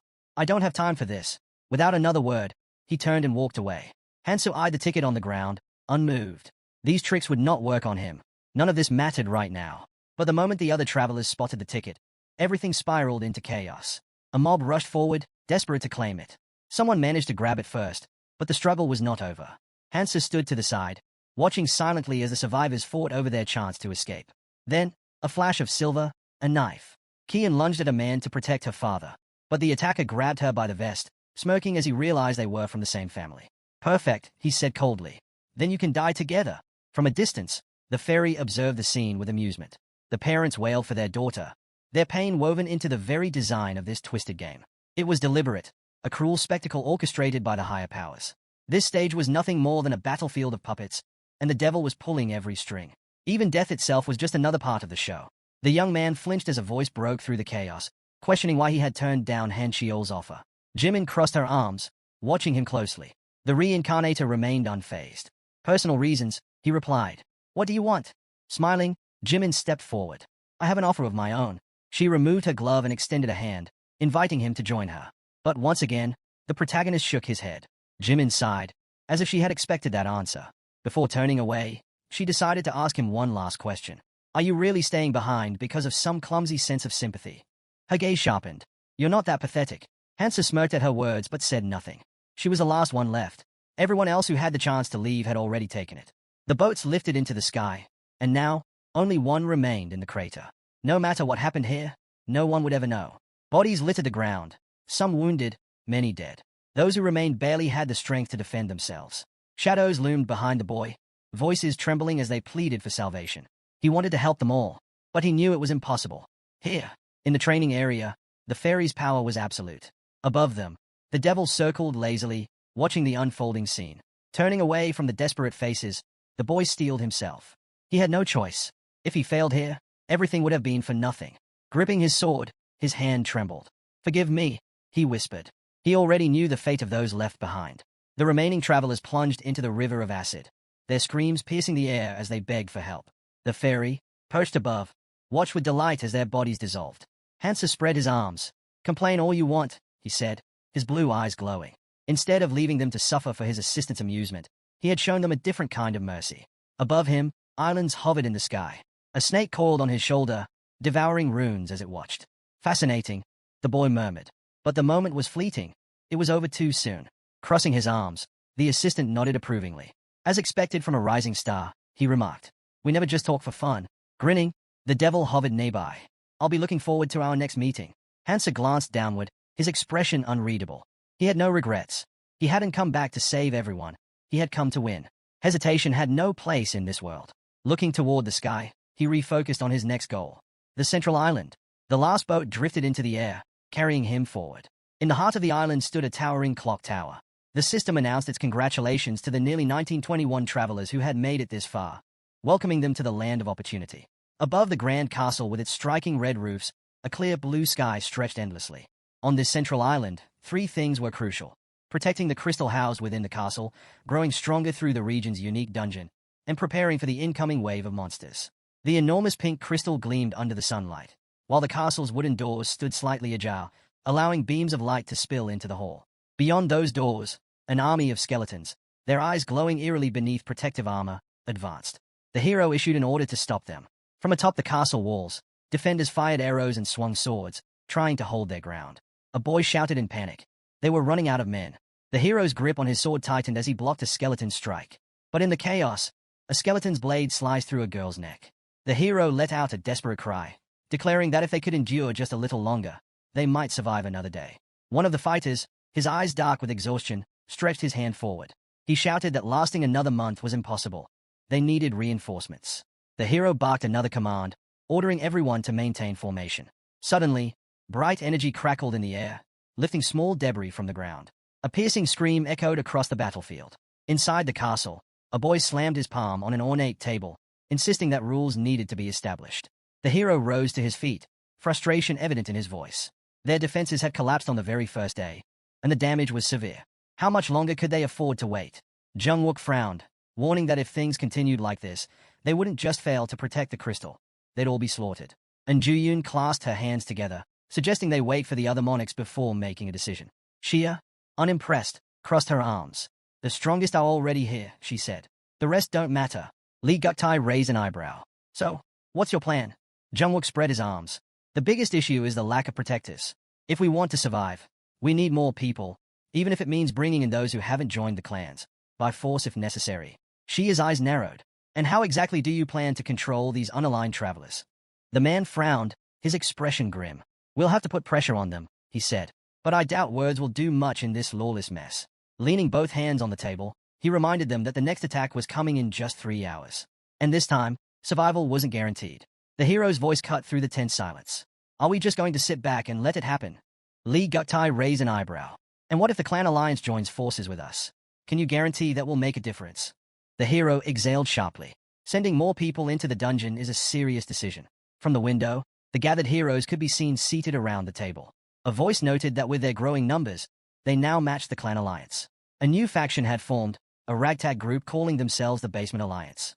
They were unpredictable, operating outside anyone's control.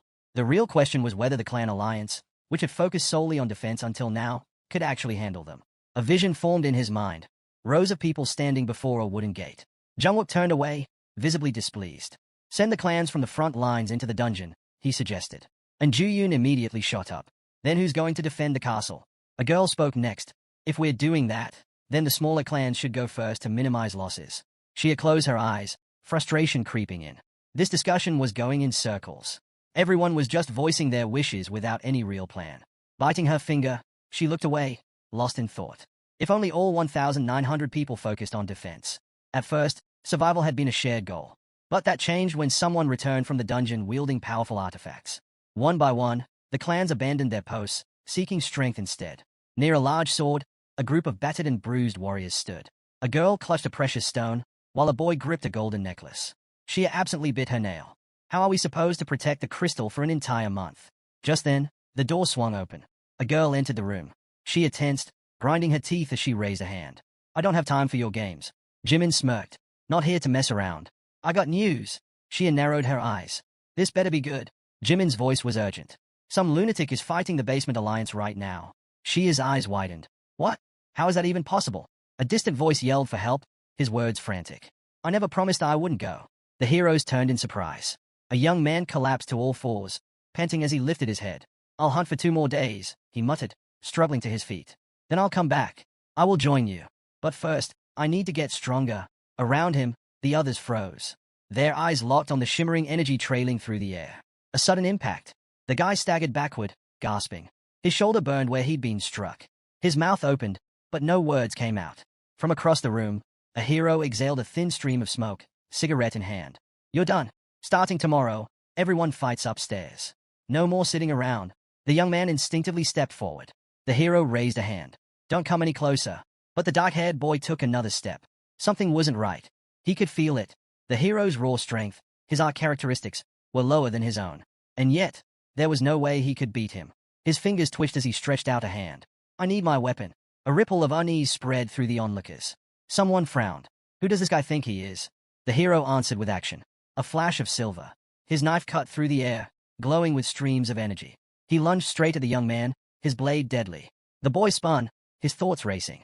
That knife, it has a skill that enhances its cutting power. He opened his palm.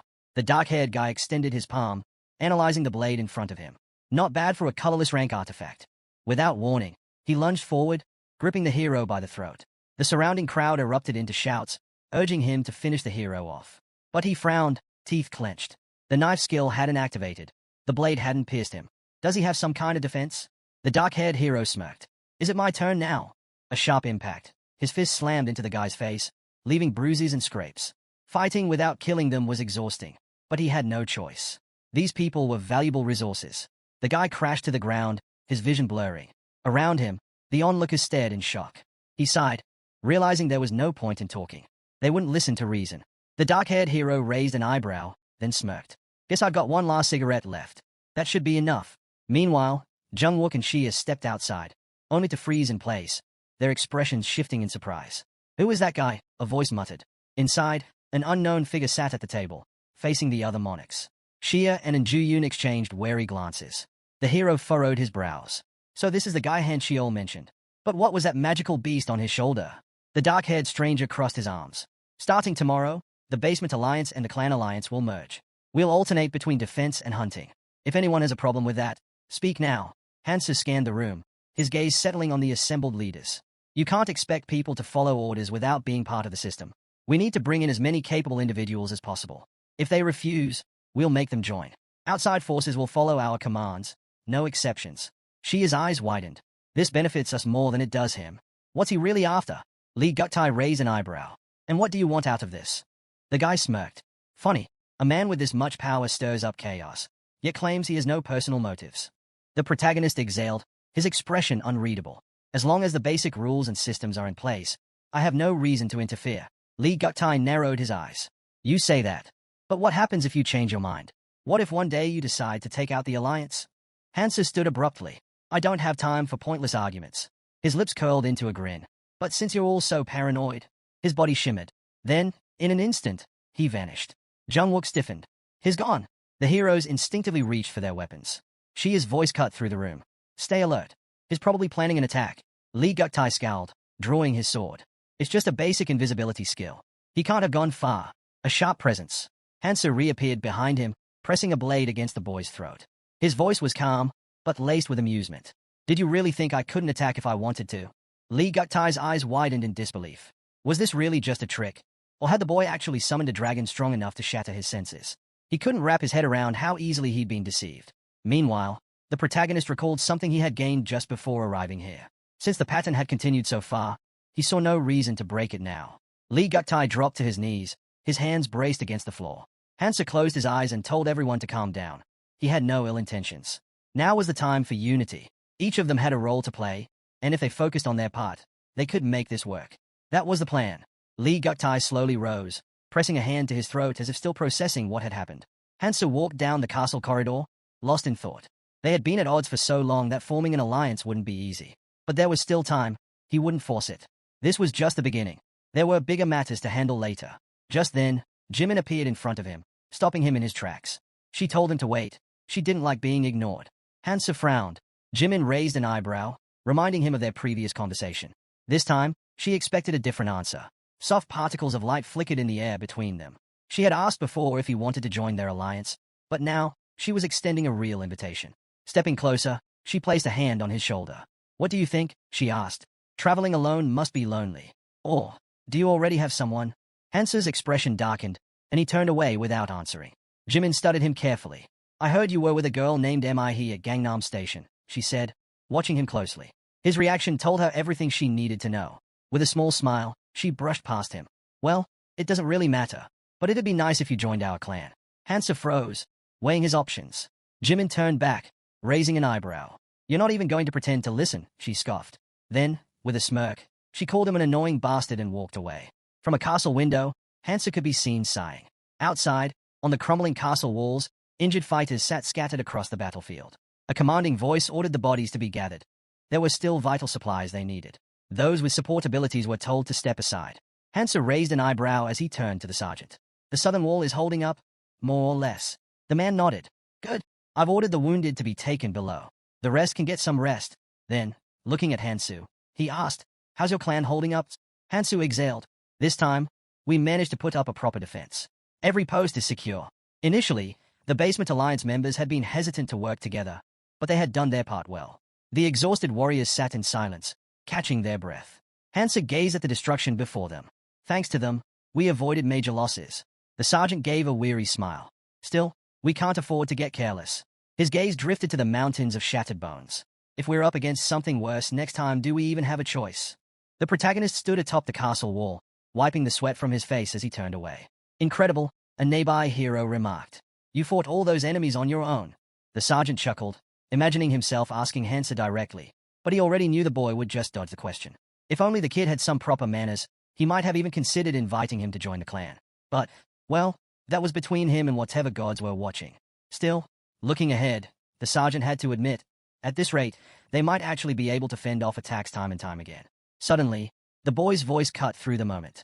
Sergeant, there's something in the air. A figure emerged from behind the white clouds. The fairy assistant. She smiled as she stepped forward. Waiting for me? She asked playfully. The group tensed. Her sudden arrival couldn't be a good sign. Have you all enjoyed your rest these past 2 days? She continued. The heroes exchanged uneasy glances. Surprise flickered in their eyes as they raised their heads, realizing that whenever she showed up, it only meant one thing, trouble. Sensing their tension, the fairy let out a soft giggle. Oh my, you all seem so bored. Let's change that, shall we? With a clap of her hands, a mischievous smile spread across her face. Starting today, demons will be joining the battlefield. The announcement sent a wave of unease through the group. These creatures are far stronger than the undead you've faced so far, she admitted. But don't worry too much. Unlike the undead, demons will give you something valuable when you kill them. She waved a hand, conjuring an illusion, an enormous, menacing demon surrounded by glowing gems. These, she said, pointing to the bright crystals at the demon's feet, can be exchanged for incredible artifacts. There's even a shop exclusive to this place. Murmurs spread among the group as system pop-ups appeared before them. The heroes gawked at the windows flashing before their eyes. Hansa's eyebrows lifted as he scanned the options. The fairy, noticing his reaction, added, oh, and there's more. These crystals aren't just for artifacts. You can also buy escape tickets to leave this place. Hansa's gaze flickered to an icon in the shop menu. A running figure. The cost, 600 crystals. The fairy's voice rang out again. So, do you all want to get out of here quickly? The boy frowned. Wait, so if we gather enough crystals, we can just leave. A nearby hero pointed at the details. It says up to 5 people can go together. The fairy let out a gleeful laugh. That's right. So give it your all and start collecting. Before anyone could process her words, a surge of red energy burst forth in front of the castle gates. A demon's hand, long, black claws glistening under the light, emerged from the swirling portal. Then came the smile. Twisted, inhuman, unsettling. The creature arched its back and let out a deep, eerie laugh. Incoming, a hero shouted as the demon took a step forward. The crowd stiffened. No one moved. Someone had to face it first. But how strong was this thing? They all wanted those crystals. But was it worth the risk? Through the stunned crowd, Hansu stepped forward. His voice was firm. Step back. Hansa pushed off the castle wall, launching himself into the air with a sharp sword in hand. He shot straight toward the demon, swinging his weapon in a powerful arc.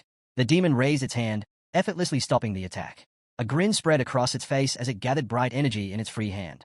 Hansa barely managed to jump back as the demon's arm swung forward, sending a shockwave through the air. He exhaled sharply. This was expected, even if the creature was a degraded version of a true demon. He narrowed his eyes. Normal attacks won't be enough. And worse, he was out of cloud snacks. His defenses were solid thanks to the rune-eater snake, but his attack power was lacking. The demon's grin widened. Bright streams of energy surged from behind its back. Hansu suddenly felt power surging around his feet. He glanced down as a system notification popped up. Light boots of a scoundrel. Speed increased for 1 minute. A smirk crossed his face. Speed? Ha! He could work with that. In a flash, Hansa moved. A zigzagging trail of light followed behind him as he accelerated toward the demon. He appeared behind the creature in an instant, blades swinging. The demon reacted fast, spinning around and raising both hands to block. The air crackled as Hansa's sword struck over and over, leaving bright slashes hanging in the air. With a sharp swing, he finally sliced across the demon's chest, leaving a glowing wound. The creature's bright eyes widened. Its hand shot forward, releasing a blazing energy attack. Hansa braced himself, gripping his sword and blocking the incoming blast. A brilliant explosion erupted across the battlefield, sending stone fragments flying. From behind his sword, he frowned. His Nomoha's ring of destruction had activated. Any skill or power that touched his weapon was instantly neutralized. From the castle walls, the soldiers looked on in shock. Is he really fighting that thing alone? One murmured. The sergeant's brows furrowed. Just how much stronger has he become? Next to him, a soldier turned to Han Chiol. We can't let this chance slip by. Han Chiol looked up. You're saying we should join the fight? He hesitated. Is that really a good idea? Jung Wook frowned. If we don't, others will. Do you really want to sit back and watch? As if on cue, warriors leapt from the castle walls, shouting. There's only one demon. We're not standing around for this. Jimin raised an eyebrow. Not really my style, she muttered. Then she turned to Xia. What about you? Xia folded her arms. We wait. Jimin's brows rose. Oh? So you do want to see what Hansu can do? Down below, a group of heroes rushed toward Hansu, weapons drawn. He turned his head, glancing at them. His eyebrows shot up. Impudent. This wasn't a normal fight. The demon could activate its racial skill at any second. If they interfered now, they'd only make things worse. He didn't have time to deal with reckless travelers. The protagonist stood firm before the towering demon, its glowing eyes piercing through the darkness. Observing closely, he suspected something was off. The creature hadn't used any abilities yet. That meant either hesitation or a hidden limitation. The demon arched a brow, watching intently. The hero recalled that demons possessed unique racial skills, unpredictable and varied. His mind raced. Did this one have an area of effect attack? As if to answer, streams of bright energy gathered in the demon's palm. Without hesitation, the protagonist turned to his allies. Fall back. You won't survive if you stay too close. A bespectacled man hesitated, brows furrowed. I got a bad feeling. Should we just stand back and let you handle this? The hero raised an eyebrow. What are you saying? We need to be close enough to land the final blow. The demon grinned, power surging in his hand. Without warning, he unleashed his racial skill, Hellfire. A blazing arc carved through the air, leaving a trail of searing destruction.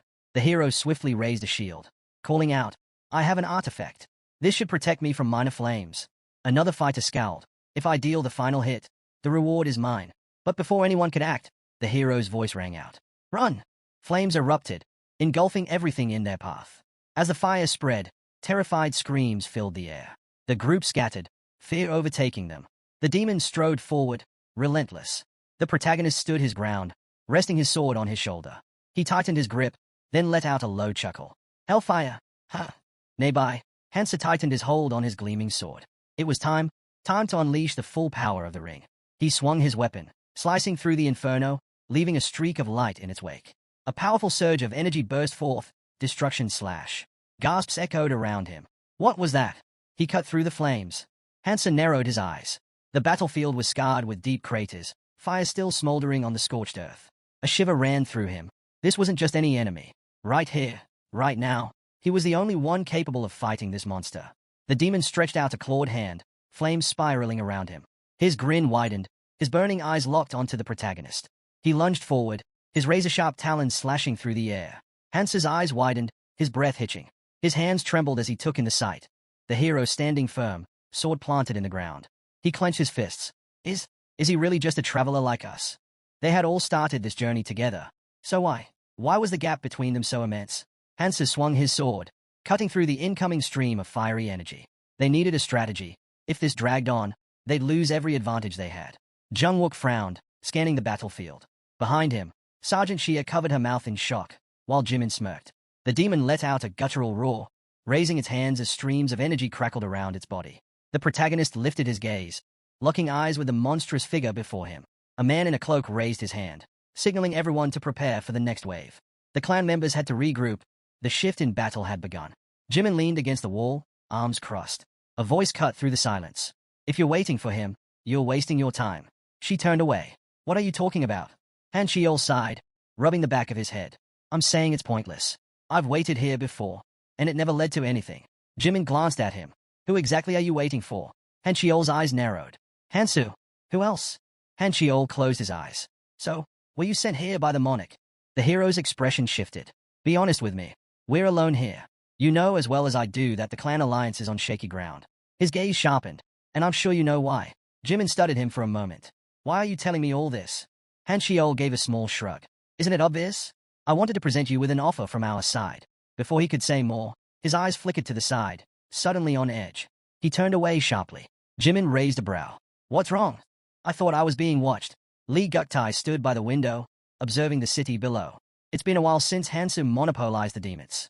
And yet, he hasn't made a single move. A boy standing nearby narrowed his eyes.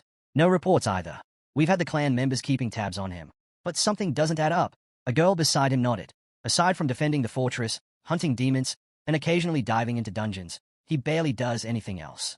Thanks to him, our defenses have improved, but... She turned to Guktai. There's still another problem. The independent fighters, those who refuse to join any clan, are constantly clashing with the clans. Guktai stroked his chin in thought. I figured this would happen. With someone like him refusing to align with any faction, trouble was inevitable. His expression darkened. Even the clan alliance is forced to follow his lead. He exhaled sharply. That's why I made preparations. A group of people stepped forward. Lee Guktai smirked. If our power weakens, we'll lose control. And if that happens, our future plans fall apart. We cannot let that happen. Among the gathered crowd, a hero in a red robe stood tall. Lee Guktai glanced at the newly arrived warriors, his eyes gleaming. You came just in time, he said, spreading his arms. Let's talk about the future of the clan alliance. Meanwhile, on the battlefield, swords and spears jutted from the fallen monster's corpse. The protagonist stood motionless, gripping his sword tightly. He lowered his head. This was meaningless. The spear clattered to the ground. Hansu exhaled slightly, stretching out his hand. The white snake coiled around his neck flicked its tongue as he counted. This was the 60th. He had finally gathered the amount he needed. High-level artifacts were available in the crystal shop. In the glowing display, icons of a shield, potion, sword, and axe flickered. Most were exclusive to clans, each with incredible effects. If the clans got their hands on these crystals, fierce competition would break out. Hansa couldn't let that happen. He had to act before things spiraled out of control. His eyes flicked to the system window before him. Raising an eyebrow, he muttered, I have a bigger goal in mind. A notification popped up. Exchange complete. 60 crystals deducted. Among swirling streams of energy, iron chains materialized. Hansa smirked. He had mastered many weapons, but this was his favorite. A sharp sickle formed against the backdrop of chains. Gripping the twin blades, he admired their sleek, deadly design. The system identified them as judgment of the Decrados. Hansa's gaze hardened. This should make the next fights much easier. He spun one blade in his hand, eager to test it out. The ground was covered in dirt and debris. But suddenly, skeletal figures began emerging from below. Undead. Hansa grinned. 10 days remained until the siege ended. He was eager to see who would make a move in the final stretch. In his mind, he pictured Lee Guktai's wild eyes and manic grin, along with a group of shadowy figures waiting for their chance. Then, it happened. A small figure appeared. A fairy assistant. Her eerie smile sent a chill through the crowd. This round has been quite entertaining, she mused, floating above them. For those of you who have survived the longest, we've prepared a special event. Before anyone could react, the ground trembled violently. A surge of unknown energy spread beneath their feet. Panic set in. This wasn't the start of a new wave. A dark force enveloped the battlefield. The corpses of slain monsters stirred. Gasps rang out as the lifeless demons' eyes snapped open. Their broken bodies were being pulled together, their remains glowing with an eerie purple light. Inside the fortress, the grotesque fusion continued. The pieces merged into a single mass, shifting and twisting into something new. From the grotesque pile, a figure emerged. A girl. Her horns protruded from her head, liquid dripping from her face. The demon had arrived. The fairy assistant's voice rang out, laced with amusement. And so, your next challenge begins. The demon unfurled her wings, ready to strike. The assistant chuckled, crossing his tiny arms. If you were human, I'd suggest staying far away from the fortress walls. Not that it would help. There's no escape. He raised a finger. That leaves you with 2 choices. 1. Stay and fight against the undead swarm that's heading your way. 2. Escape using a crystal. His grin widened. But be warned, these undead aren't like the ones you've fought before. He hovered in the air, his voice dripping with excitement. So I'd wait for them eagerly if I were you. But, if that doesn't sound appealing, he paused dramatically. You have one more option. His eyes gleamed. Face the demon herself. Inside the fortress, one of the boys was shocked to hear about the Demon King. Another quickly responded that no one had mentioned her before. Meanwhile, The ferry helper casually filed his nails and remarked that he hadn't brought it up because most travelers never lived long enough to meet her. Since few survived that far, it didn't seem worth mentioning. The crowd tensed as they learned that the crystal would activate only 30 minutes after the undead attack began, and it could only carry 500 people. That meant half of them would be left behind. But there was another option. If they managed to defeat the Demon King, everyone could escape.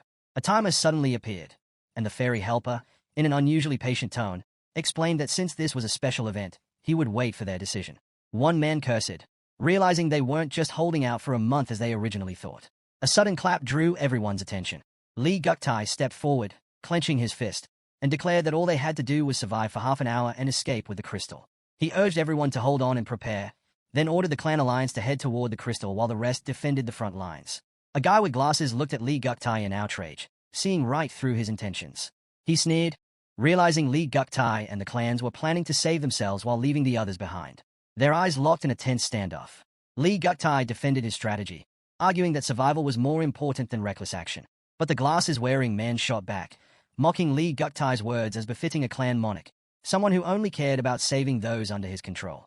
Lee Guktai, unfazed, turned to him with a threatening look and demanded to hear a better plan. He reminded everyone that even the demon from the first day had wiped out dozens in a single attack. So how exactly did they plan to defeat the Demon King? His expression darkened as he posed the question to the entire group. Would they rather escape together and reach the next island or throw themselves into certain death like moths to a flame? The glasses-wearing man hesitated. Meanwhile, Juyun smirked, thinking the argument was already settled. Their alliance with the Smog clan ensured their safety. But then, a voice rose from the crowd. Someone stepped forward and declared that the only way for everyone to survive was to defeat the Demon King. Juyun tensed up, his body's rigid with unease. Meanwhile, Hansu remained calm, stating that if they managed to defeat the Demon King, everyone who survived would be able to escape. Juyun scowled, irritated that Hansu was interfering yet again. Lee Guktai stepped forward, eyeing Hansu skeptically. Are you sure you'll survive? He challenged. Hansu simply shrugged. Who knows, he said indifferently. Then, he pointed out the harsh truth. If they made a run for the crystal, far more than 500 people would die. Maybe even all of them. A girl in the crowd smirked and said that in that case, she'd rather follow him.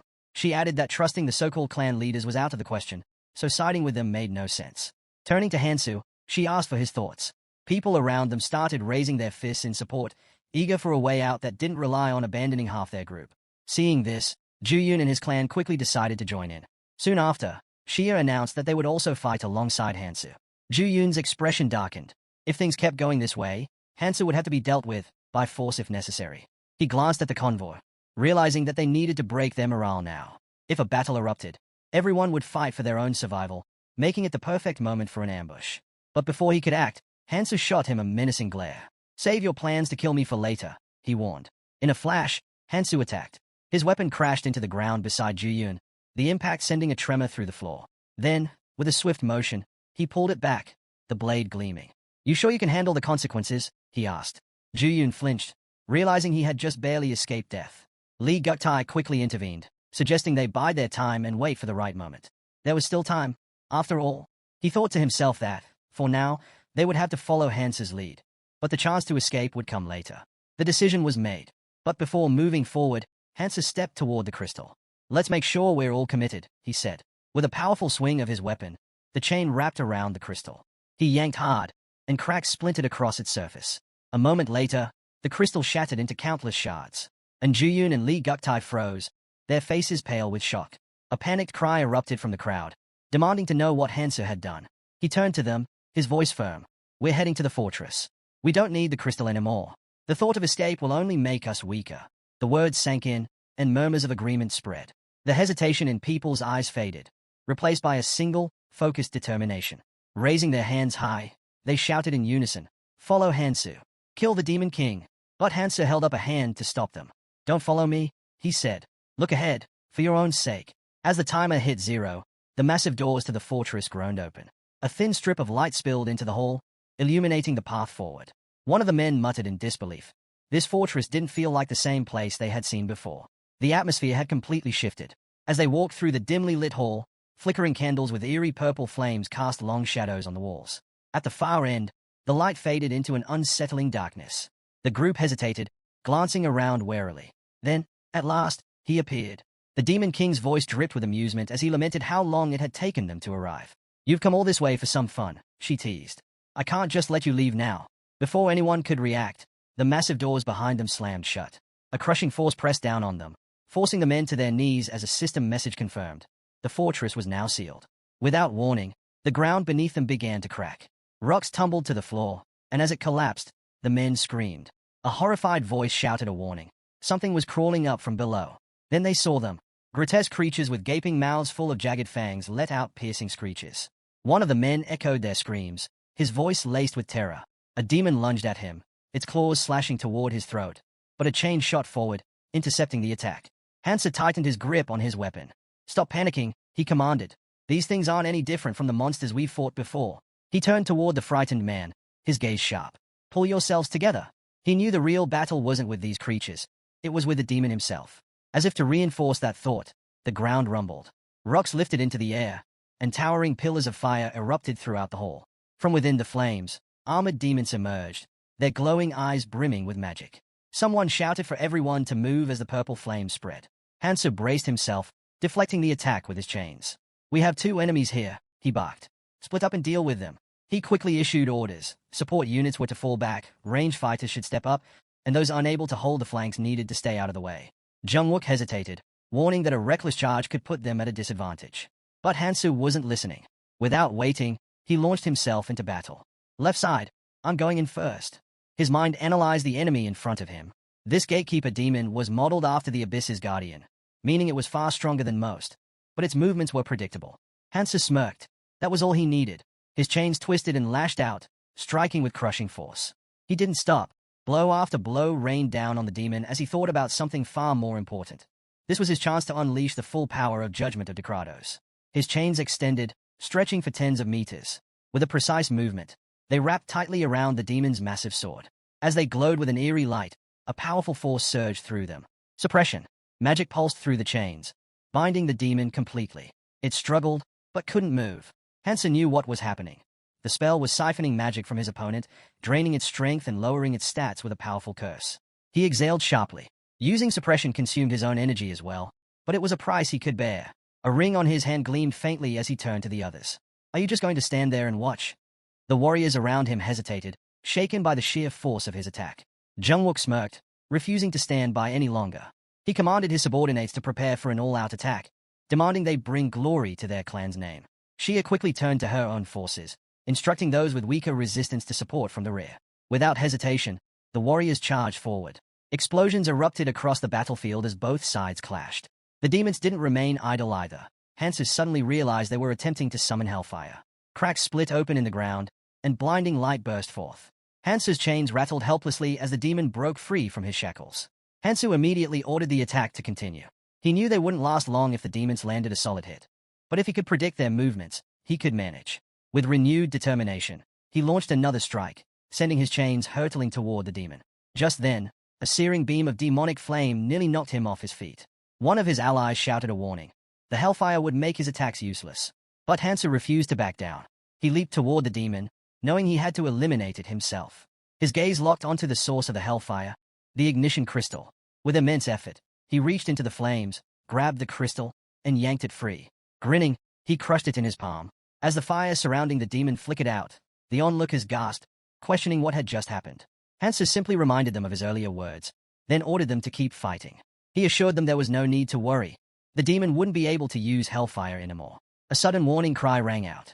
Hansa barely dodged an attack in time. Meanwhile, Jungwook turned his attention to another demon, the one assigned to the non-clan warriors. The scene before them was grim. The fighters lay sprawled on the ground, unarmed, while the demon loomed over them. Desperate, they begged for help. Juyun frowned, questioning why they weren't fighting back. The group hesitated, saying it was too dangerous to intervene. They turned to Hansu. Wasn't it his responsibility to deal with this? They didn't know what to do. Lee Guktai smirked, sensing their hesitation. To him, this was an opportunity. Stepping forward, he called out to Hansu, accusing him of sending people to their deaths. It was all his fault things had reached this point. Pointing directly at him, Lee Guktai declared that Hansu should take responsibility. A warrior still battling nearby snapped at Lee Guktai to stop talking and start fighting. Frustrated, he kicked Lee Guktai aside, yelling that his clan was doing nothing while everyone else fought. Lee Guktai merely smirked, challenging those around him.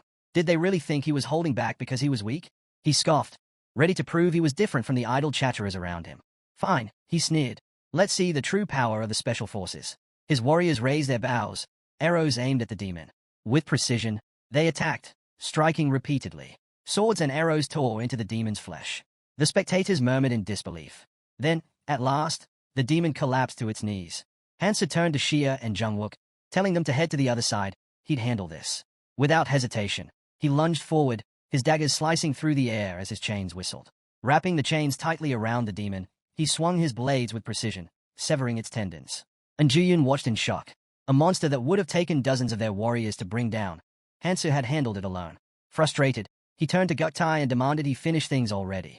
Hansa knew Guktai wasn't the type to form a special squad just to show off, but right now, that didn't matter. He needed to stay focused. His chains lashed out again, tightening around the demon as he unleashed another relentless assault. Meanwhile, Juyun gritted his teeth and struck his opponent with his sword. From the side, Hansu observed the battle unfold. Jimin charged in with a wild grin, twin daggers in hand. Hansu's chains coiled around the demon's neck, squeezing tighter. With a final, decisive motion, Hansu spread his arms wide, slicing clean through his enemy's throat. He turned, surveying the aftermath of his work. Wiping dirt from his cheek, he caught Lee Guktai staring, his expression a mix of anger and unease. Hansu stood over the fallen demon, locking eyes with him. A subordinate approached Guktai, pointing out a crystal among the remains. He suggested they use it to trade for valuable artifacts. And Juyun spoke up, revealing that the clan alliance had formed a special squad, and strengthening it was now the priority. However, another warrior argued that the small clan should be the first to claim the trophies. The young man merely smiled. I might be the temporary commander, but the special squad belongs to the entire clan alliance. No need to worry. Jungwook frowned. When had the alliance created such a squad? As far as he knew, they had been keeping that a secret. Xia shot Lee Guktai a cold look. We managed to control our unruly monarchs and form a proper alliance. The looming crisis only sped things up. Hansa checked his system window while overhearing her thoughts. There was no point in dwelling on why the squad was created. Just then, Xia and Jungwook approached him. It looks like the alliance is trying to corner you, Xia warned. Hansa waved it off. I already know what's happening. No need to worry. Xia raised an eyebrow. So you have a plan? Hansa smirked. Just wait and see. He had already made his move. More warriors joined them, announcing that the alliance would now have to take the front lines. That meant their side would have an easier time since the alliance couldn't just stand aside anymore. Jimin narrowed her eyes. Are you sure about that? What if they regroup and refuse to do anything? Even if we help them, they might just ignore us again. Making it clear, if they wanted to escape, they had no choice but to fight the Demon King. Survival meant fighting. Xia assessed their situation. Many were injured, some couldn't even lift their weapons, while others were completely out of the fight. Most of them had only prepared to face the Demon King, believing they might stand a chance if they joined a clan. But now, uncertainty filled the air. A sharp voice cut through the murmurs. Enough whining. A girl stepped forward, her tone firm. If you want to live, the only way is to defeat the Demon King. She turned to Hansu, locking eyes with him. I'm Song. She introduced herself, stepping closer. Her hand reached for his chest, but before she could make contact, Jimin nearly exploded in fury. Only Xia managed to hold her back. Hansu smacked Song's hand away, glaring. What do you think you're doing? She tilted her head, feigning innocence. Oh, so heartless. I wasn't trying anything. Just wanted to introduce you to someone. Turning away, she tossed him a smirk. Let me know if you're interested. Then, as if enjoying the chaos she caused, she added, after all, someone is certainly interested in you. Jimin cursed under her breath. What is wrong with her? Xia pulled Hansu aside. Just ignore her. Jimin scowled, muttering about how Song had refused to acknowledge them earlier. She only interacted with the clanless, shutting out anyone else. No matter how they tried, she had ignored them completely. Hansu exhaled, clearly unimpressed. If you're done, let's move. Juyun groaned. Ignoring me again? Huh. With that, the group set off. They arrived before a massive wall, voices rising in debate about what lay beyond. Are we really going to fight the Demon King? Someone asked, their voice filled with doubt. A fairy helper wiped away tears of laughter.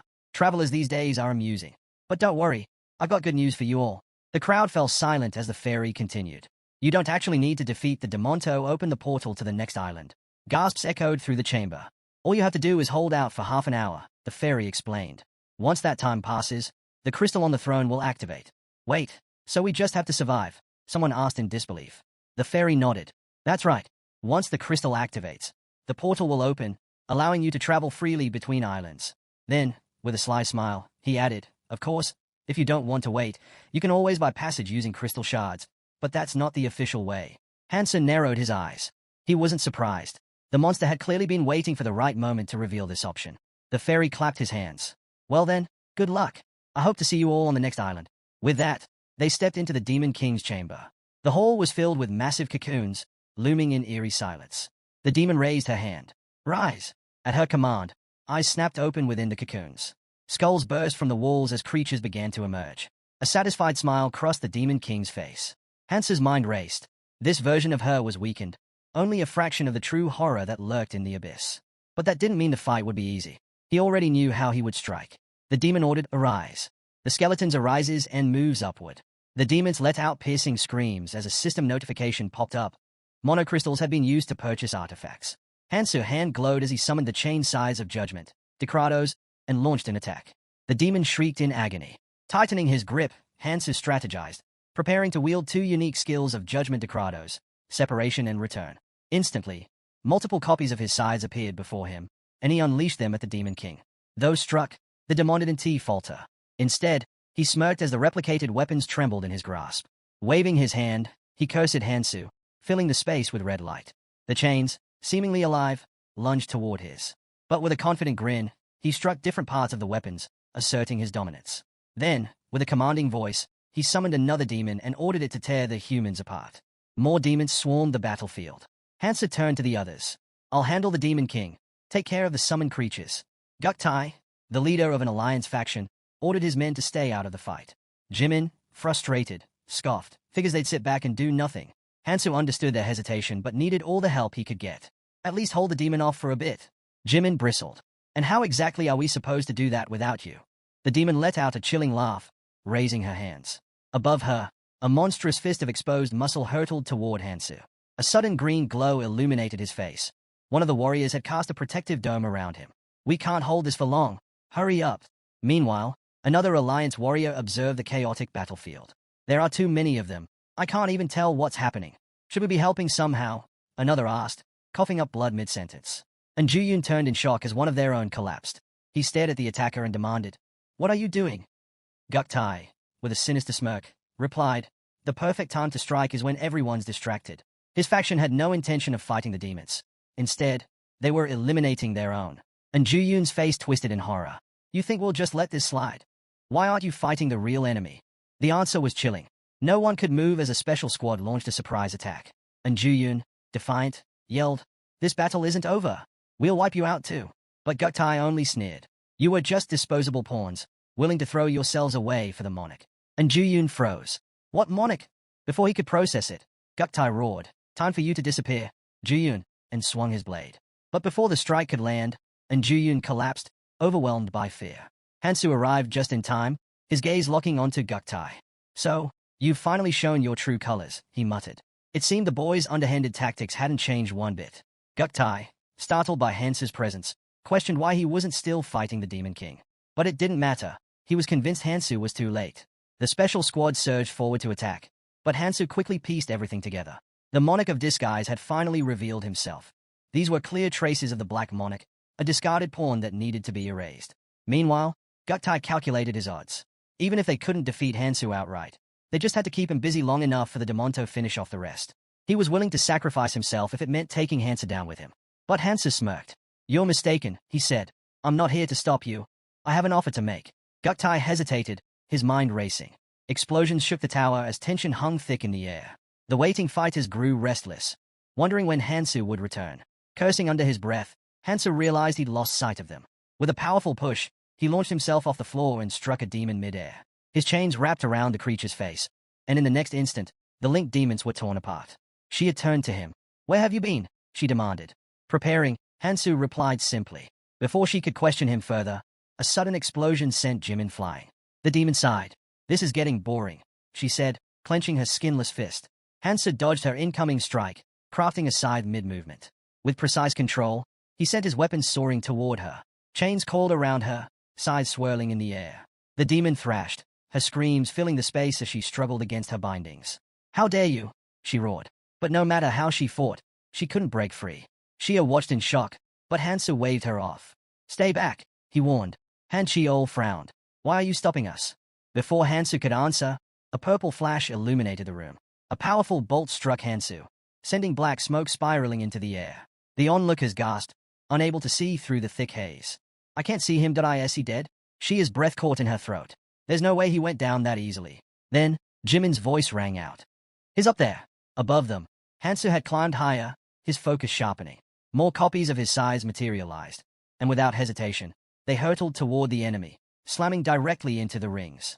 The chains tightened around the Demon King, forcing her to her knees. Hansu struck again, drawing another agonized scream from her. With a swift motion, he severed one of her arms. Looks like that worked, he muttered. But instead of despair, the demon erupted into laughter. Her voice rang out, wild and, suddenly, her horns pulsed with energy. A massive demonic hand formed, reaching toward her. Hansen narrowed his eyes, wondering if she was preparing to unleash a new power. He yanked his scythe back. He wasn't about to let this drag on. Clenching the white stone, he focused. It had enough energy to finish the fight. The demonic hand trembled, and then exploded. Hansa leaped back as Hansa charged forward. Without hesitation, Hansa swung his chains again, binding the demon tighter. The demonic hand clenched into a fist. Now! Hansa called out. A great sword. Now! The weapon was thrown to him just in time. The demonic hand nearly crashed into him. But before it could strike, it collapsed to the ground. The entire battlefield froze. The earth beneath the fallen hands crumbled into dust. Hansa suddenly appeared nearby, shocking the Demon King. She had no idea how he moved so fast. But there was no time to react. Hansa swung his sword, striking her. She let out a furious scream, unleashing magic from her mouth in a desperate counterattack. Hansa didn't flinch. He drove his sword into her, and blood splattered onto the floor. The Demon King's head lowered, her voice trembling. How dare you? Someone hesitated. Is it over? But the crystal remained still, unmoving. Hansu, breathing heavily, shook his head. No, it's not. Just then, the demon twitched, and then straightened up. It's been so long since I felt pain like this, she murmured. Spreading her arms, she unleashed a powerful force, sending Hansa flying. An explosion followed, and as the dust settled, she formed a dark sphere in her palm. For you, Hansu, she sneered. I'll use my full strength. Before she could launch her attack, a blade sliced through the air, striking the sphere and shattering it instantly. She froze, eyes narrowing. With a frustrated mutter, she turned her attention elsewhere. No matter. There are still some loose ends to deal with. She pointed at Jimin and sent one of her demons after her. Jimin braced for impact, but Shia was already moving. She intercepted, praising Jimin for stalling long enough. We should fall back, she suggested. The demon smirked. You can try to escape, but soon, none of you will exist. Then, locking eyes with Hansu, she pointed at him. Now, it's time for your reward for entertaining me. Hansu, now near one of the columns, tensed. A massive beam of energy crashed down on his position. The shockwave alone sent people flying, their screams echoing through the dust-filled air. Junyun staggered back, eyes wide. That was just a shockwave. He could hardly believe the sheer power of the blast. Did Hansu even survive that? The smoke refused to clear. But then, a blue spark flickered in the haze. From behind the smokescreen, Hansu's scythe shot forward, slicing through the battlefield, heading straight for the Demon King. The demon scoffed, surprised that Hansu still had the strength to attack despite his injuries. Hansu waved her off, relieved that things were finally settling down. But the king wasn't done. Drawing her weapon, she sneered, cursing the restrictions placed on her and the time constraints that limited her true power. As tension filled the air, the crystal finally reacted, glowing intensely before opening a portal. The people erupted in celebration. Hansu had defeated the Demon King, and now they could all move on to the next island. However, just as the demons' bodies began to shrink, flames erupted without warning. Hansu tensed, realizing the Demon King's hearts were in danger. But then, to his shock, her body began to shift. With a twisted grin, she declared that she was just getting started and had no intention of stopping now. Even if it meant paying the price, she vowed to take them all down with her before her body burned out. Before she could act, the fairy assistant appeared, cutting her off with a laugh. Grabbing hold of the king, he reminded her of the rules. Using true power in a training area was forbidden, and there would be consequences for breaking the conditions. A massive hand reached down, enveloping the demon as the entity declared that she would be removed. Furious, she lashed out, blaming the fairy assistant for interfering and preventing her from unleashing her full power. She swore revenge, but before she could do anything more, her body dissolved into black flames. The onlookers stood in tense silence as the fairy assistant let out an awkward chuckle.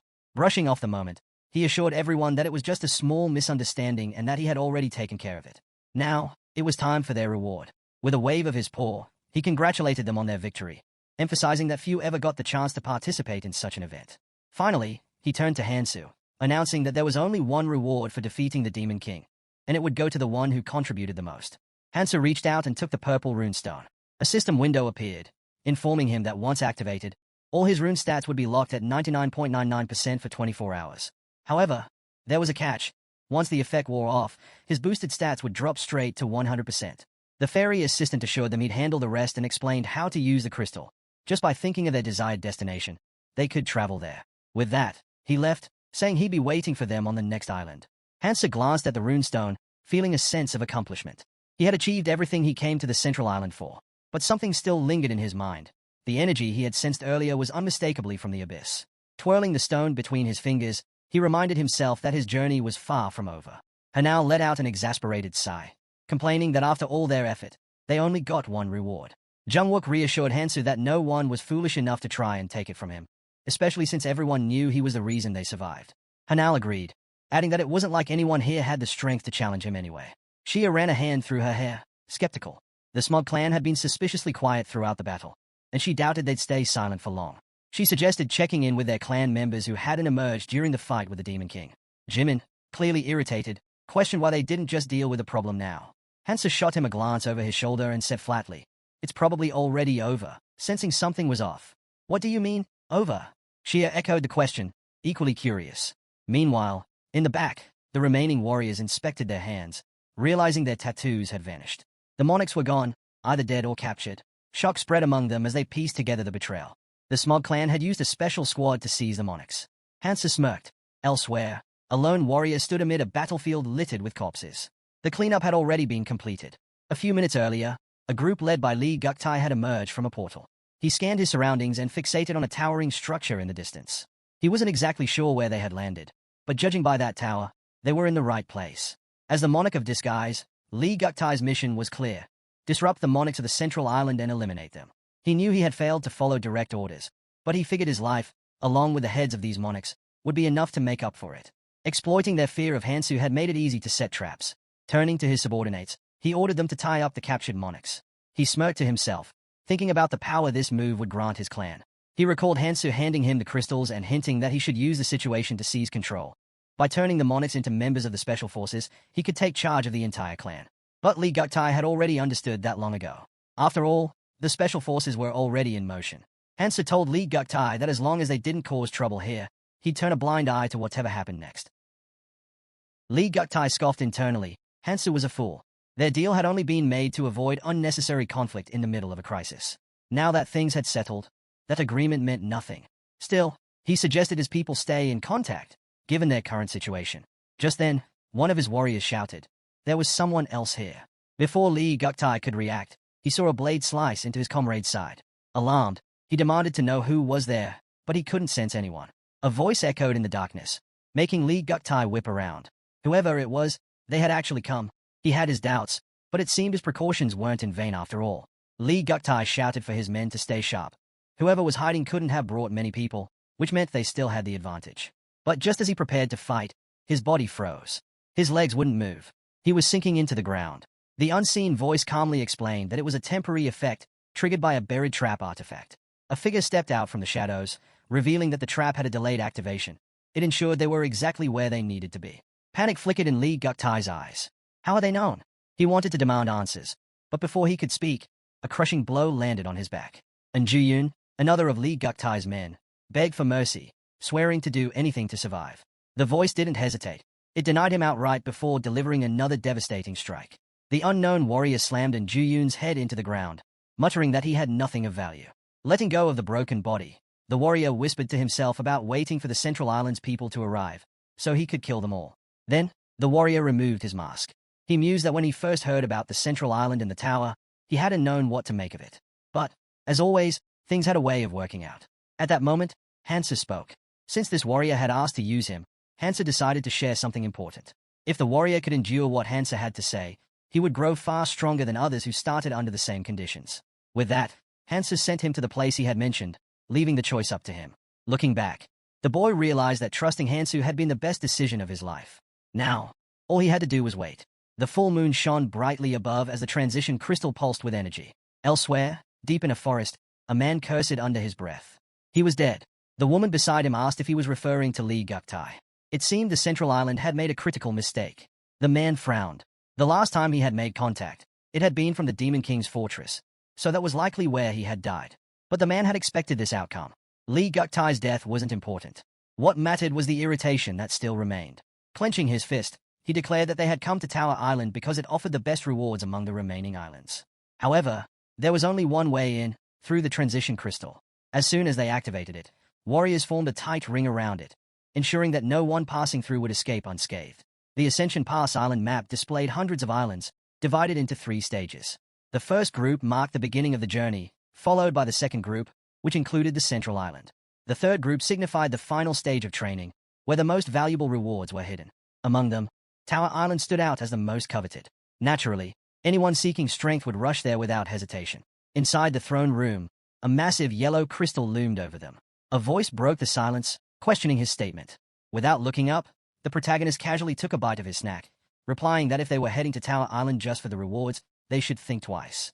He finished chewing and added that otherwise, they'd meet the same fate as those who rushed blindly to the central island. Hansen narrowed his eyes at the group, offering a sincere warning. Surviving Tower Island would be far more difficult than the central one. There was no point in risking death without a real chance to grow stronger. His words stirred unease, and people began murmuring, asking what they should do. She stepped forward, stretching out her hand. "So, you're not going?" she asked. As they debated, unseen eyes were watching from the shadows. The protagonist, unfazed, stated that there was always a way to claim any reward, no matter the island. Hearing this, she had turned away, deep in thought. This was unexpected. She had assumed he was the type to chase risks. Had she been wrong? A sudden voice interrupted her thoughts. "He's right." A man stepped forward, gesturing to everyone in the room. He explained that their clan had grown by persuading the remaining travelers to join after the monarchs vanished. But their people were exhausted. Finding a safer place to recover was the smarter choice. Turning to the protagonist, he extended his hand. "Since we're planning to leave, I just wanted to say, thank you, Hansu. We survived because of you." The protagonist let out a small chuckle. "If I'm still alive, I'm sure we'll cross paths again." With that, he stood up, and Junyun called for Hansu to leave. Meanwhile, Jimin, who had been standing behind Shia, leaned in. "Should we pack up too?" Shia placed a hand on her chin, contemplating. "He warned us not to go to Tower Island, so maybe we should take his advice." Just then, a portal opened near the massive yellow stone. The room filled with murmurs. Were they really about to leave? After everything, had they grown tired of this endless cycle? The crowd exchanged uneasy glances, whispering among themselves. If even Hansu wasn't confident about Tower Island, wasn't it foolish to go? Hearing their murmurs, the protagonist addressed them loudly. "Go on. I still have things to take care of." Jungwook shrugged, spreading his arms. "Then we'll go first." He and Cho approached the portal. Before stepping through, he turned back. "I hope we all make it out of this." Shia glanced at her partner. "If you want to say goodbye, now's your chance." Jimin lifted her chin proudly. "No need. I'll just go ahead." With that, Shia shifted her gaze toward the protagonist. "I'm not one for goodbyes, but we'll meet again." As the last few people prepared to leave, Hansu walked toward the portal. But just before stepping in, he turned back. His eyes landed on Song. "Why are you still here?" She raised a hand and countered with a question of her own. "Why shouldn't I be? I want to check something." Hansu exhaled lightly and turned away. "Suit yourself." As his form began to fade, his voice lowered to a whisper. "See you on the next island." The moment he disappeared, Song tilted her head. "See me where?" She tucked a strand of hair behind her ear, mumbling to herself. She wasn't sure where everyone was going, but at least someone would be heading in the right direction. A red mark glowed on the back of her palm as she conveyed the message. Sometime later, a long-haired man stood before the portal. He sighed, muttering to himself. "It's been a while since I got the message. Is anyone even coming?" Suddenly, the portal flared to life. His instincts kicked in. Gripping his sword, he took a defensive stance. Another man, holding a spear, motioned for his men to prepare. "Stay sharp," he barked. Then, without hesitation, he lunged toward the portal, closing the distance with alarming speed. The portal pulsed with energy, casting a bright glow across the forest. But as the light settled, his expression twisted in confusion. Instead of an enemy, Sung stood next to the portal. "Down!" the man shouted. A sudden explosion erupted from the side of the portal, launching her forward. She hit the ground, catching herself with one hand. Her eyes darted to the side in shock. "Well, that was quite the welcome," she muttered, dusting herself off. The man narrowed his eyes. "Why are you alone? Where's the rest of your group?" Sung straightened, unfazed. "I waited until they all left before coming here. Has anyone else arrived?" His frown deepened. Not a single soul. A heavy silence followed before he asked, "Are you absolutely sure you were the last one left?" The man turned away, and Sung spoke firmly. "I watched them all leave. There's no mistake. but she still found it hard to believe that everyone had fallen for that chain lover's trick. She recounted what Hansa had said, that surviving on Tower Island would be far harder than on the central one, and there was no point in dying without a real shot at getting stronger. The way he had said it, loud and clear, felt deliberate, like he was trying to persuade everyone. The man's expression darkened. Him again, his voice dripped with irritation. He clenched his fist, slamming his palm against a nearby tree. With sheer force, the bark shattered into fragments. Lowering his hand, he muttered bitterly, "That guy is really starting to piss me off." Staring at the broken tree, he sneered. "We haven't even managed to kill one of them. Sending my people to find a portal is a waste of time." Turning back to Song, he demanded, "Do you know what Lieutenant Hansu is up to?" She raised a hand, answering calmly. "From what I saw, he's been fighting on the front lines. He seems more interested in protecting people than killing them." The man narrowed his eyes. "That makes him a problem." He gestured to his assistant. "Spread the word to the clans on the other islands. If they see Hansu, they're to eliminate him." The assistant crossed her arms, considering. "He's as strong as a monarch. Instead of a direct attack, why not try something else?" The man shot her a glare. "Didn't you just say he doesn't kill people? If our clansmen go at him with full force, he won't have a choice but to fight back." Grabbing her scarf, he tightened his grip. "Don't forget why we're doing this. You remember what those monarchs did?" His voice turned cold. "We eliminate all obstacles, no matter the cost. For those we lost." Releasing his grip, he turned to Song. Spread his description and fighting style to everyone. "We're heading to the tower now." Song watched him go. "You're not going to wait?" He scoffed. "Waiting isn't my thing." The portal ignited with bright flames as they disappeared through it. Moments later, the protagonist emerged from another portal. Scanning his surroundings, he noted, "Looks like everyone's gone." Pausing for a moment, he added, "If it's still the same as I remember, he won't wait either." Just then, someone moved ahead of him, slipping behind a tree. Without turning, the protagonist spoke. "How long do you plan on standing there?" A hooded figure stepped out, lowering his hood. "Been a while, hasn't it?" He started to say more, but the protagonist cut him off. "Did you bring what I asked for?" The man grinned, stretching out his hand. "Of course. Got the sexy relative's earrings." He smirked. "Still don't know what you plan on doing with these." The protagonist took the earrings, nodding. "Good work. Now, I'm heading to the next island." One of the guys stepped forward and asked what he was mumbling about. They just had to go inside. No need for all the extra talk. He walked up to the portal, turned to the others, and stated plainly, "Go in, take down whoever comes out, and claim the rewards." That was all there was to it. They weren't here to make friends, so why waste time? Then, he turned to the guy with glasses and asked how many of them he thought would actually make it out alive. A girl from their team broke into a nervous sweat. The guy with glasses, the one in the hat, and the protagonist all stared at him as he continued, saying it was already clear who was going to die soon. So there was no point in dragging this out. Hansu, watching with obvious disdain, kept his thoughts to himself. Before long, they had already stepped through the portal and were locked in battle against giant ants. Someone shouted that they needed to separate the monsters and take them down one by one. Just then, an ant lunged from a blind spot, slamming the ground with a roar. The impact sent a girl stumbling backward before she could dodge. She hit the ground hard, and the ant wasted no time closing in. The protagonist took in the situation, thinking to himself that the earrings of the 7 relatives had halved his stats.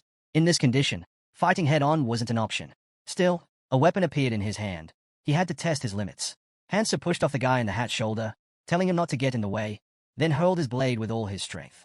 The weapon struck the ant's head dead on. Seizing the moment, he leaped high, brandishing another blade, and came down with a powerful slash to its belly. The monster collapsed. After finishing it off, he pulled out a knife, thinking that if not for his weakened state, he could have taken these things down barehanded. But now, it took 2 strikes.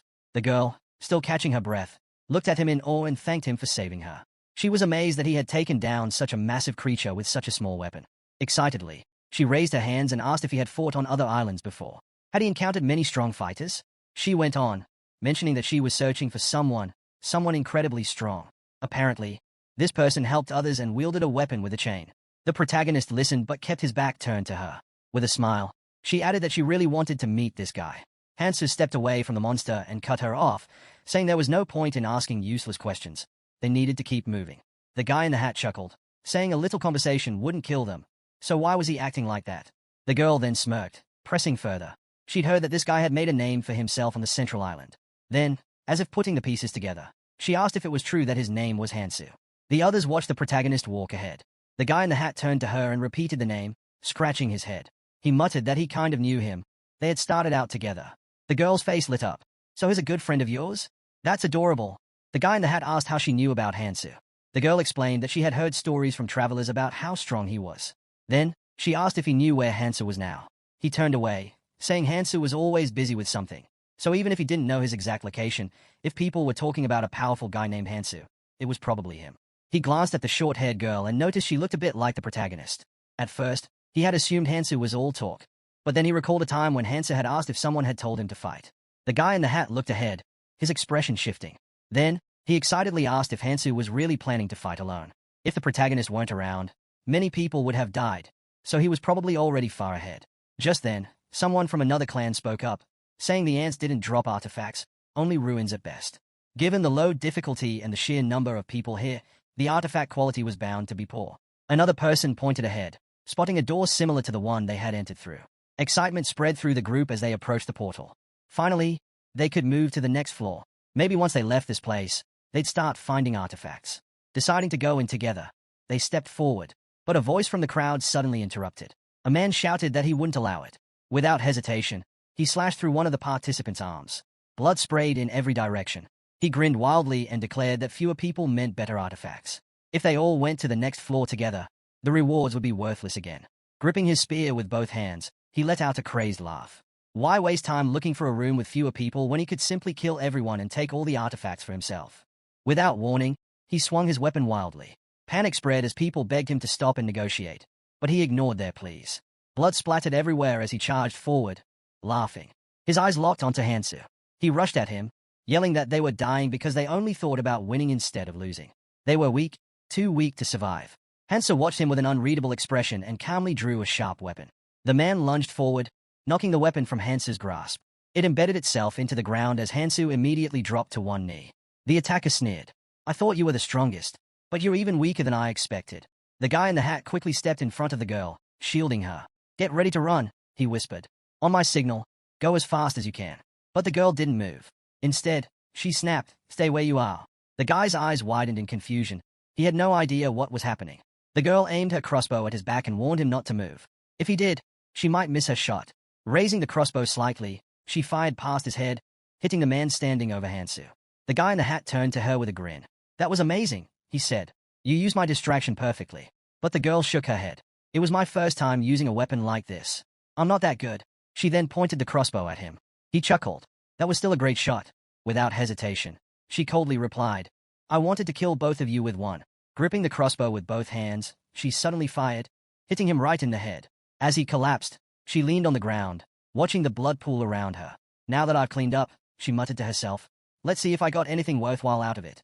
She pressed a hand to her ear. "Monarch, there's no guy with a chain here. I checked 10 rooms on the first floor." Then, she smiled.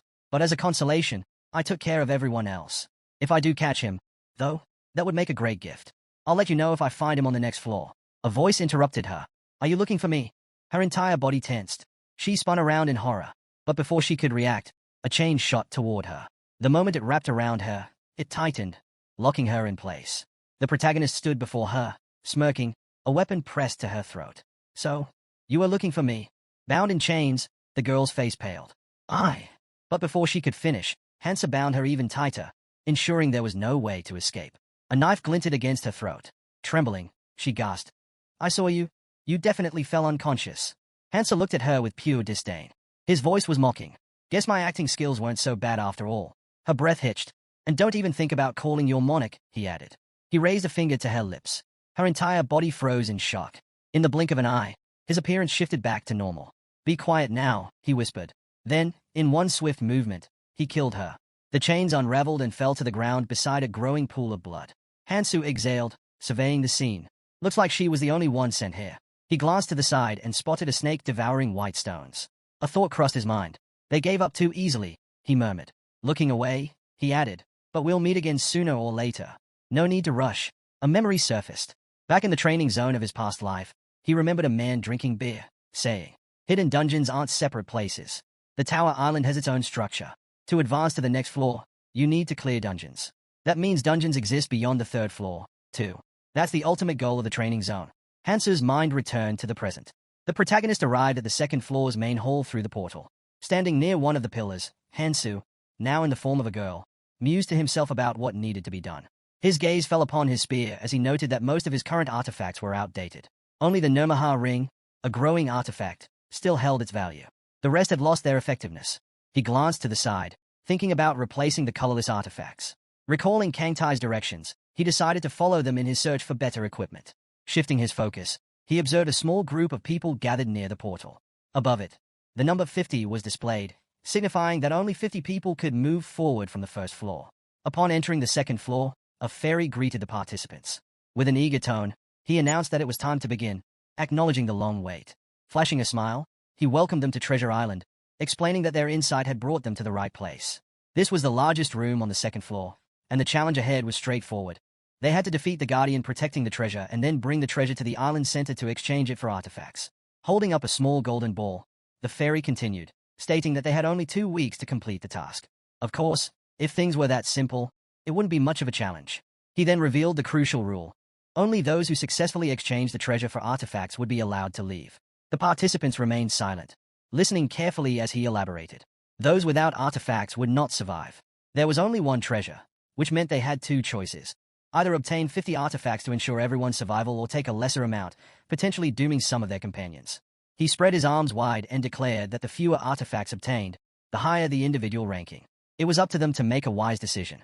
The fairy then revealed a map, marking the locations of all 128 guards. The protagonist watched the fairy intently, considering the daunting task ahead, defeating 128 guards within 2 weeks. His eyes shifted to a girl with short green hair, pondering how she planned to handle such a difficult scenario. Just then, a voice cut through the tension. A girl suggested forming 5 groups, each consisting of 10 people. She spread her arms, explaining that each group would need to take down 2 guards per day. Smiling confidently, she turned to the others and asked if they believed they could handle it. Murmurs spread through the crowd. People began questioning the green-haired girl's suggestion. Was she really expecting the clans to work together? And were there really only 10 people per team? Those without a clan would be at a clear disadvantage. The protagonist listened to the whispers and thought to himself that, strategically, her plan wasn't bad. Behind him, a yellow-haired girl tapped a boy's shoulder. The boy turned, pointing toward the people behind him, and stated that they were on board. 2 guards per day sounded reasonable, and if someone messed up, it would be on them. Their clan had already split into teams. Hansu observed them and concluded that these 2, who seemed to be among the strongest, were the ones calling the shots. More whispers followed, and people reluctantly agreed that, for now, they had no choice but to follow their lead if they wanted to survive. The boy then spoke loudly, saying that once they found the treasure, they would notify everyone and immediately head to the center. With that, the crowd began dispersing. The protagonist remained still, listening to the surrounding conversations while analyzing the map. The guards were scattered across the entire dungeon, which was quite large. It was time to move. Just then, the yellow-haired girl turned to the protagonist and asked where the woman had gone. Meanwhile, Hansa carefully stepped forward, focused on his own objective, finding the hidden treasure. He thought about the Philosopher's Stone and what it would take to obtain it. At that moment, Kangtai pointed at himself, claiming that no one else could succeed, so the protagonist should listen carefully. He explained that among the orbs dropped by the guards, none stood out except for one that shone brighter than the rest. Most people were too focused on the treasure to care about ordinary orbs, discarding them as worthless. Kangtai crossed his arms and smirked, saying they weren't useless at all. He then extended a hand toward the protagonist and declared that collecting 32 orbs would allow him to exchange them for an artifact cleverly disguised as the Philosopher's Stone. Grinning excitedly, he added that finding hidden events was his specialty.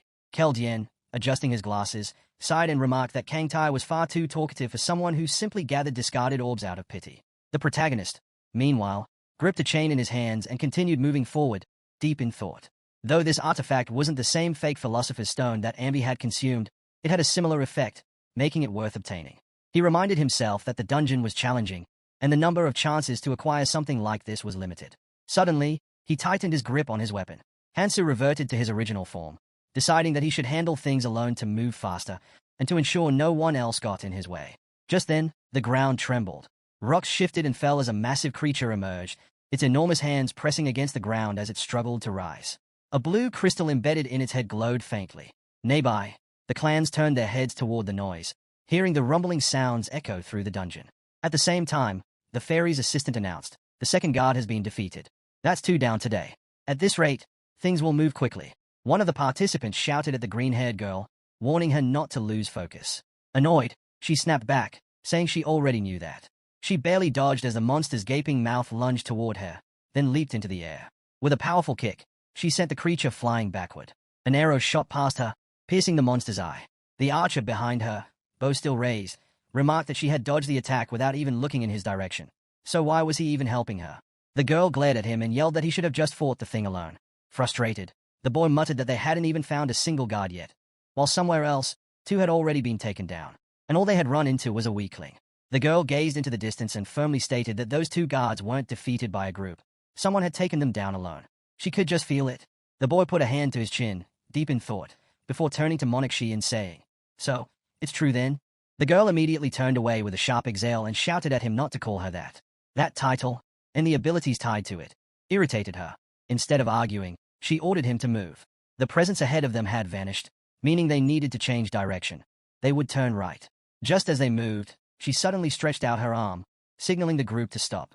A powerful and ominous aura was approaching, the same feeling she had sensed at the very beginning. Meanwhile, another clan was making its way through the dense bushes.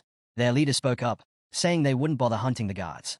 Even if they found the treasure, there was no guarantee they could deliver it to the altar. A clanmate protested, saying they couldn't just sit around and do nothing. The leader frowned but remained confident. While the others wasted time looking for guards, they would focus on getting stronger. He smirked, explaining that simply hunting the monsters lurking around would be enough to upgrade their equipment.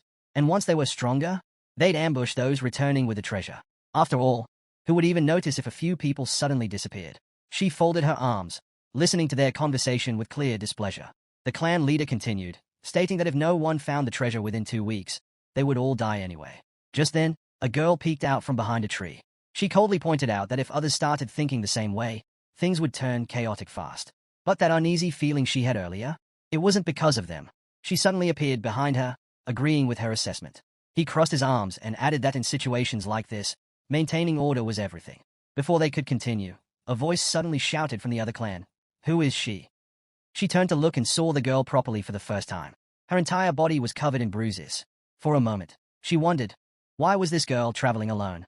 She frowned, uneasy, and then it hit her. She was the source of that strange feeling. The protagonist quickly turned to look at the girl. The man immediately pulled back his bowstring, demanding to know why she had approached them from behind. He asked what she wanted, pointing out that she seemed to be alone, so she had better answer honestly. The protagonist remained still and replied calmly, saying it was nothing special, just a proposal. Hearing this, the man frowned in disbelief. "A proposal? Are you crazy? Why would we even listen to you?" She glanced at them and acknowledged their caution. "You're right to be wary," she said, "but you're afraid of the wrong person. I'm not here to talk to you." She then pointed at yellow-hair girl. "I want to talk to her." Turning back, she continued, "You already know, don't you? With your high intuition stat." Cold sweat formed on her skin as she stared, realizing this was the strange feeling she had sensed earlier. It wasn't easy to recognize the monarch of the clan in this person, but she was sure of it. Either her intuition was as strong as hers, or, she hesitated, this wasn't just a matter of appearance, that she herself might be nothing more than an artificial shell. Whatever the truth was, something sinister lurked beneath the surface. Then, she rested her hand on her hip, releasing an overwhelming surge of magical energy. Her eyes widened in shock. The protagonist spoke again, his tone even. "No need to be so tense." He then met her gaze sharply. "Didn't I already say? I'm only here to make a proposal." Despite his words, the man with the bow still refused to lower his weapon. "What exactly are you trying to do?" he snapped. "And stop talking nonsense about the monarch." Before he could finish, yellow-hair girl suddenly yelled, cutting him off. "I'll talk to her." The man turned to her in shock. Their monarch had never shown this kind of urgency before. After a moment, he exhaled and relented. "Fine." Yellow-hair girl took a step forward, though uncertainty was clear in her voice. "You seem strong enough to handle things on your own. Why are you even making a proposal?" She hesitated, partially hiding behind the man's arm. "Even if you're powerful, that doesn't mean we'll just go along with whatever you want." The protagonist closed his eyes for a moment before answering. "Everyone has their own reasons. I need someone to take the front lines instead of me." Yellow-hair girl lowered her head slightly as she processed this. "You want us to deal with that group from earlier?" she asked. "I see what you're getting at. But there's no way we can handle 40 people. Hanso looked at the group in front of him and said they would only need to handle 10 enemies at a time. Besides, those opponents were weaker than them. He then turned to Shi. "Use your monarch ability. Start converting the strongest ones into your clan members and increase your numbers." Shi's eyes widened in shock. Internally, she screamed. Managing even a small group was already a massive hassle, and now she wanted her to recruit even more. Who did he think he was? But her intuition warned her that voicing her frustration could be dangerous. One of her teammates covered his mouth with his fist, deep in thought. She was already complaining about the size of their group. Yellow-hair girl placed a hand on her forehead, clearly displeased. "I just wanted to get through this place without doing anything," she grumbled. but it looks like I don't have a choice. With a reluctant sigh, she agreed to try. As they turned to leave, Hansa spoke behind them. I'll be watching, she muttered to her teammate. This isn't going to work. Once they were gone, Hansu opened his system screen. Someone with intuition, something that was difficult to obtain in the training area, should be able to handle a task like this with ease. He glanced up. Now that he had effortlessly eliminated the guard and secured the treasure, it was the perfect time to prepare for the next step with the Scout King. Sometime later, a masked man was slammed to the ground. Yellow-haired girl subordinates had tied up the rest of the captured group. One of her assistants approached. They are refusing to be tattooed. Yellow-haired girl turned, her expression unreadable. They are already part of the clan. There are only 4 of them. Just tie them up. Hearing this, a green-haired girl looked up. There's no need to tie them, she said. A bound man beside her spoke up. Are you treating us like this just because we're from a different clan? We haven't even done anything. Yellow-haired girl stared at him, her thoughts churning. Did they really think she wanted this? No, she was simply following orders. She surveyed the rest of the group. Aside from the few tied-up ones, everyone else here had already become part of her clan. Letting out a tired sigh, she placed a hand on her head. This is exhausting, she muttered. I don't want to keep doing this. Suddenly, the fairy's voice rang out. A treasure has been found. Yellow-haired girl snapped to attention, scanning her surroundings. Who took it? The fairy responded. Bring it to me for exchange. She turned to the group. Who found the treasure? She asked, glancing around. Everyone's here. So, before she could finish, a boy behind her called out. I found something. He held up a golden ball, pointing to the spot where he had discovered it beneath a tree. The orb glowed faintly in his hands. She studied it carefully. If this is what I think it is, it should let us leave this place easily. She then turned to the fairy. Is this really the treasure? A short while later, the ball was handed over. The fairy held it in her tiny paws, examining it. I confirm that this is the real treasure, she declared. A pity, though. No one died. But you did well. She peered at the orb through a magnifying glass, frowning slightly. However, it doesn't seem like you obtained it directly. Yellow-haired girl placed her hand on her hip. No reward, she asked. The fairy waved his hand, bringing up the system screen. No need to rush, he replied. I'll give you plenty of time to choose. He then turned to her. Since you're the leader of this clan, you get to pick a number. A single golden cape floated past her as he spoke. The clansmen gritted their teeth, silently hoping she would choose 50. If she did, everyone would receive an artifact. Yellow-haired girl rested her hand on her chin, deep in thought. What if I pick one, and just kill the rest? Her clan members widened their eyes in horror. Please, spare us, they pleaded desperately. After a pause, the girl smirked and selected 50. At once, the entire clan erupted in joy, cheering and swearing their loyalty to her as their monarch. She placed her hand on her hip again and let out a sigh. This is getting dull, she remarked. Then, her lips curled into a mischievous grin. How about a survival game? Her voice turned sharp as she gave her next order. All clan members, either kill yourselves or kill everyone else. The clansmen froze in shock before erupting in panic. Their anger and terror spilled over as they shouted in disbelief. What did you just say? Suddenly, the marks on their bodies glowed intensely. Some clenched their fists, shaking their heads. Did you really think we'd follow such a suicidal command just because you're the monarch? Then, a realization struck them. Looking at their hands, they gasped. Our tattoos. They are gone. The fairy, now lying lazily in the air, let out a disappointed sigh. Did you really think an order like that would work? Without even the slightest bit of logic. He shook his head. Pathetic. Then, with a smirk, he pointed toward a portal. You should leave. This place will be sealed soon. Without hesitation, the clans rushed toward the portal, desperate to make it in time. The green-haired girl suddenly shouted, I'm free. Wasting no time, she hurriedly worked to free the others. We have to report this to the monarch immediately. One of them added, he went ahead of us. He should already be on the 3rd floor by now. Nearby, the protagonist listened to their conversation, eyes closed in thought. After a few moments, he opened them, his gaze sharp and calculating. Leaning against a tree near the fleeing clan, he overheard one of their members call out. We could have killed them all, but we were interrupted. A voice, authoritative and firm, responded. Come to me. The girl's voice rang out again, urgent and determined. Getting to the monarch is our priority now. Everyone, to the 3rd floor. The monarch is in danger. Hansa smirked. They're playing right into my hands, he thought. They'll lead me straight to their leader. As the clan hurried toward the portal, Hansu considered his next move. The 3rd floor and its entrance were both vast. It was a dungeon, after all. Finding one person in such a massive area would be nearly impossible. But he had one plan left. A memory surfaced. Keljien's warning. If we don't capture the Dark Monarch in the training area and they make it to the red zone, everything we've done will be meaningless. Hansu's eyes narrowed. There's only one way to ensure that doesn't happen. Keljien had also said something else. We need to block off all exits and force him into one direction. With that in mind, Hansu steeled himself. It was time to execute the plan. Hansu and Kang Tai stood in silence as he looked at them and stated that the island of the tower was the perfect place for this plan. Ayres agreed, explaining that it would be impossible to pull off on the first 2 floors, but the 3rd floor was a different story. She elaborated. There were hundreds of entry points there, but once he arrived, he'd need his clansmen's help. Raising a finger, she turned to the protagonist and emphasized that this would be his only opportunity. She went on to explain that the 3rd floor marked the true gateway to the otherworld. It mirrored the next red zone, not identical but close enough, especially since the creatures lurking there were on an entirely different level. Kang Tai lifted his finger and revealed their strategy. They would lure the monarch out. The moment he sensed danger, he'd go into hiding, and that was when they had to strike. The monarch was careful, always calculating, but Kang Tai was willing to bet that he'd try to guide his real forces straight into the red zone.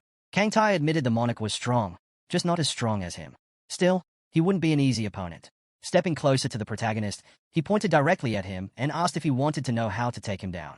Then, he pulled out a nearly flawless imitation of the Philosopher's Stone, a prize from his recent treasure hunt. Hansa took this as confirmation. His final preparations were complete. But before dealing with the crazed Dark Monarch, there was only one thing left to do. Without hesitation, Hansa dashed toward the portal, determined to finally lay eyes on the monarch. He moved quickly, pressing forward as yellow-haired girl leaned in toward her clan and suggested the 3rd floor was suffused with an overwhelming magical energy. The air carried the echoes of monstrous roars. In the distance, the male monarch barked orders to his subordinates, demanding they summon every available clan member to the 3rd floor immediately. Meanwhile, he and his allies found themselves surrounded, heat and poison thick in the air. Before them, a massive, dinosaur-like beast opened its jaws, splitting them into 3 separate parts. This was a land of endless monster spawns. Watching the carnage unfold, the monarch lowered his gaze and murmured that this was nothing more than preparation for another world. His comrades continued fighting, yet he noted to himself that the so-called higher forces had decided not to interfere. Perhaps they didn't need to. The ground shook violently as the monster stomped down with terrifying force. Lifting its head high, it let out a deafening roar. But the monarch didn't stand idle. He struck back with immense power. The beast clamped down on his weapon, exerting tremendous pressure, forcing him back under the sheer force of its might. Gritting his teeth, he fought against the immense force pressing down on him. Then, with a final burst of strength, he swung his weapon, slicing the monster's head clean in 2. Just as he caught his breath, his subordinates shouted. More monsters were closing in. Standing atop the slain beast, he roared for his comrades to hold their ground. Retreat wasn't an option. If they wanted to survive, they had to stay close to him. Raising a clenched fist, he declared that they would not be defeated. No matter what, they couldn't let the monsters push them back. A warrior among them echoed his cry, rallying the others. They had to believe in their leader. The monarch took those words to heart. He couldn't fall here. He refused to retreat. His jaw tightened, his eyes burning with resolve. His clan was the strongest force in the tower. He had sacrificed countless people to reach this point. His calculations couldn't be wrong. They would break through. After some time, he surveyed the battlefield. The number of monsters had dwindled. Something felt off. His gaze shifted to a strange, cross-shaped shard nearby. Was this the reason? A sense of unease crept over him. That shard, it felt alive. The red stone reflected countless lifeless faces, their expressions frozen in death. His warriors gathered around, staring in confusion. Is someone inside? He muttered. A sudden voice cut through the silence. A fairy appeared beside him, a playful grin on its face. A breathtaking sight, isn't it? It mused. This place could be a real tourist attraction. But, of course, there's more here than just beauty. The monarch narrowed his eyes as the fairy's grin widened. Go on, take a closer look, it teased. You might even recognize a few faces. After all, anyone who's passed through the training area could end up here. Something in the monarch's chest tightened. Without hesitation, he rushed toward the shard, placing both hands on its surface. He scanned the trapped souls, his eyes widening as he spotted a girl with her eyes closed. His hands trembled. Sojung.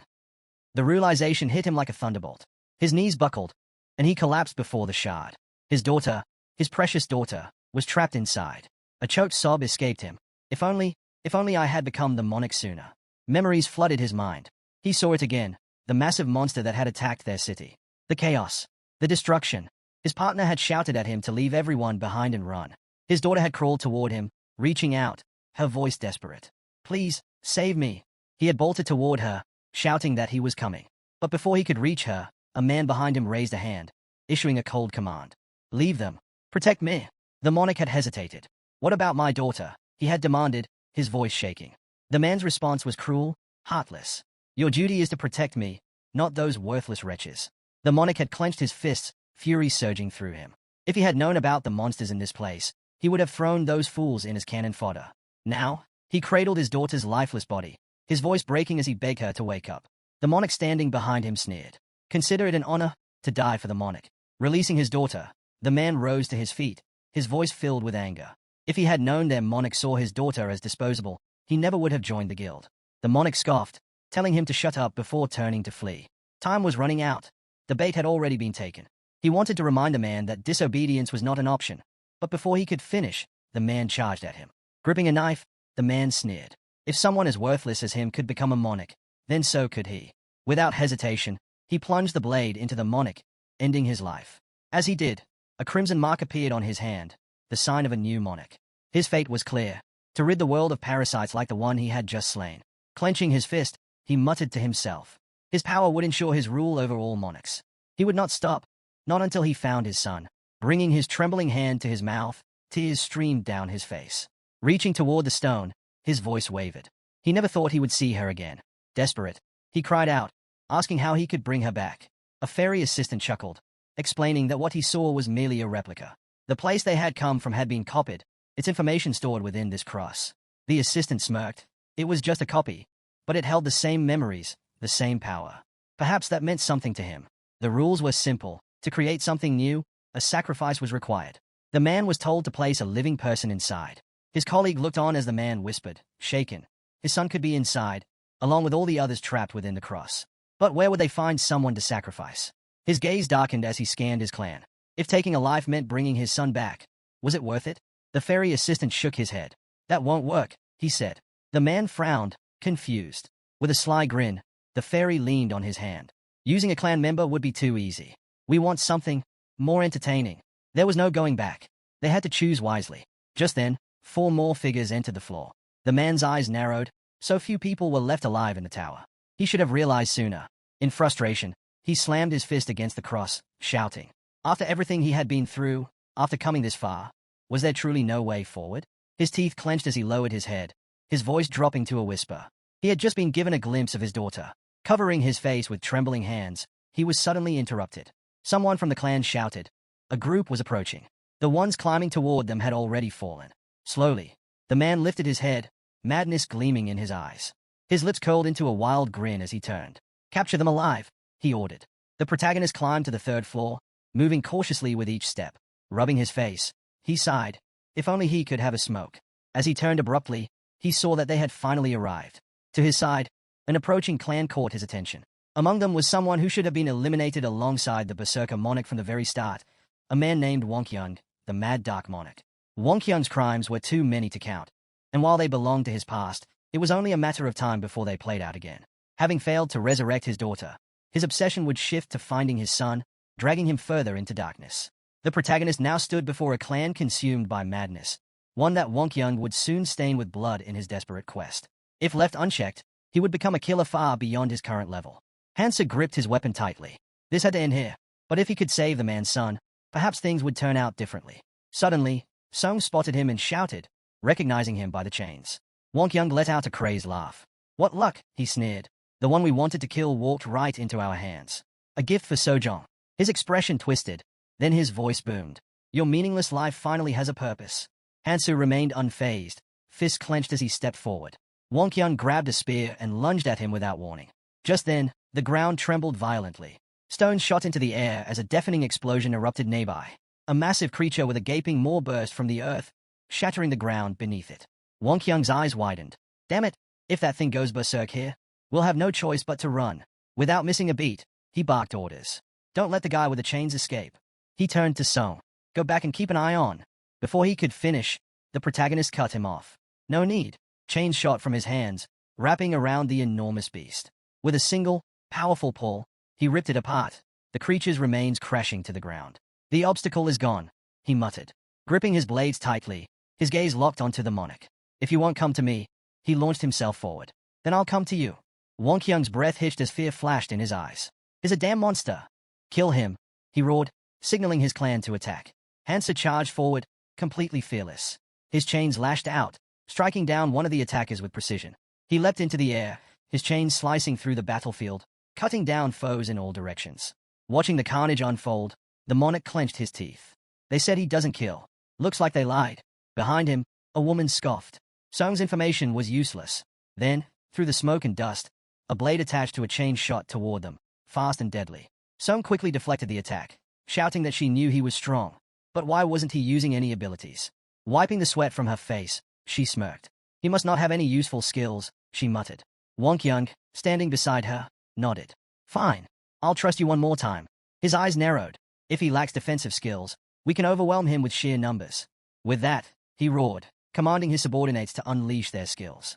Those with charge abilities were ordered to rush him, ensuring he couldn't escape. The battlefield erupted with movement. Warriors surged forward, their combined strength threatening to pin Hansa down. But in a blur, he leapt over them effortlessly, bypassing their assault. Song's grip tightened around her sword. Not bad, she admitted. Without hesitation, she lunged forward, landing right in front of him. Try dodging this, she shouted, her blade slashing toward him. A weapon materialized in Hansu's hand. His mind raced. If dodging wasn't an option, then he'd counter. Steel clashed as he blocked her strike. A burst of lightning exploded upon impact, sending sharp pain coursing through his body. Blood splattered as the force sent a tremor through him. That hit hard, he thought, grimacing. Trading blows like this would only get him injured. Wong Kyung barked another order. Keep up the pressure. Don't let him recover. At that moment, 3 warriors dropped down from above, weapons ready to strike. Hansu reacted instantly, his chains whipping through the air. A single precise strike took down all 3 attackers, their bodies collapsing in a heap. Grey stones scattered from the fallen. A small snake darted forward, its senses sharp. Pushing off the ground, it snatched a rune in its teeth before leaping onto Hansu's shoulder, offering the rune to him. Gasps erupted from the enemy ranks. Wait, is he carrying a monster? One of them exclaimed. That thing, it eats runes. Wong Kyung's face darkened. Stop it! Don't let that creature absorb any more runes. His voice was laced with urgency. If Hansu was using them to power himself up, things would get out of control. Before anyone could act, a surge of mana flared nearby. A powerful explosion erupted as one of Wong Kyung's allies raised a hand, releasing a devastating blast. The ground beneath Hansu shifted. Seals appeared at his feet, locking him in place. Vines coiled around him, tightening with every second. Looking up, he saw Song descending from above, her weapon poised for a lethal strike. Reacting fast, Hansu raised his chains, intercepting her blade just in time. The impact sent a shockwave rippling through the air. Wong Kyung's voice boomed once more. Don't stop. We've come too far. His eyes burned with fury. We will have our revenge on the clans that crushed us. We'll destroy every parasite in our way. The warriors roared in response, their rage fueling them. For our fallen comrades. For our families. Hansu gritted his teeth, still trapped, as the circle of enemies around him tightened. His grip on the chain hardened. The mark on his hand pulsed with power. The monarch's hand blazed with light as he declared that his words would shape their lives and fuel their revenge. The protagonist watched him, realizing that the man would push his people into battle no matter their condition. It was a contradiction, claiming he didn't see them as expendable, yet forcing them forward regardless. Glancing at his opponent, he could tell the man was holding back, waiting for the right moment to strike after Hansu had weakened. But there was no time to dwell on that. If he dragged this fight out any longer, the damage he'd take would only increase. Wong Young's eyes burned red with fury as he lunged. Hansu dodged sharply, knowing he couldn't afford to let his guard down now. He had to end this. Suddenly, a voice rang out, one of Wong Young's allies. She called out that she'd hold Hansu down. But Hansu wasn't about to let that happen. Gripping his mana-infused weapon, he shot back that it was out of the question. With a powerful leap, he swung his dagger through the air, leaving a shimmering trail of magic in its wake. The woman gasped, stumbling back. My skill. It's not working, she cried. Hansu wasted no time. He blitzed through his opponents, taking them down one by one before closing in on a girl standing near the clan. She smirked, stretching her arms forward as a surge of purple mana flared around her. You fell right into my trap, she shouted. A sudden pull on his leg made Hansu glance back. Seals and traps were everywhere. Crouching slightly, he realized she had anticipated his charge. From behind her, Wong Young appeared. It doesn't matter how much you struggle, he said coldly. You're just one man, and you can barely breathe. With a raised fist, he lunged at Hansu. Dark mana surged around Hansu's body. The monarch's grin widened as he let out a triumphant laugh. He pressed his massive sword onto Hansu's shoulder, declaring that his daughter would live again. This is the first step toward my goal, he shouted, reveling in victory. But Hansu's voice cut through his laughter. You done talking? His hand clamped down on the sword resting against his shoulder. Blood trickled from a deep wound, but he didn't falter. Instead, he lifted his gaze, a sharp grin stretching across his face. It's you who walked into my trap, he said. Scanning the battlefield, he reached for his weapon.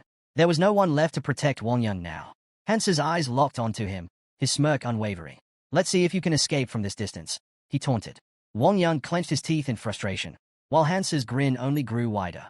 Out of nowhere, a deafening impact sent Hansu reeling. Wang Yang quickly pulled a combat knife from his pocket, his voice sharp with defiance.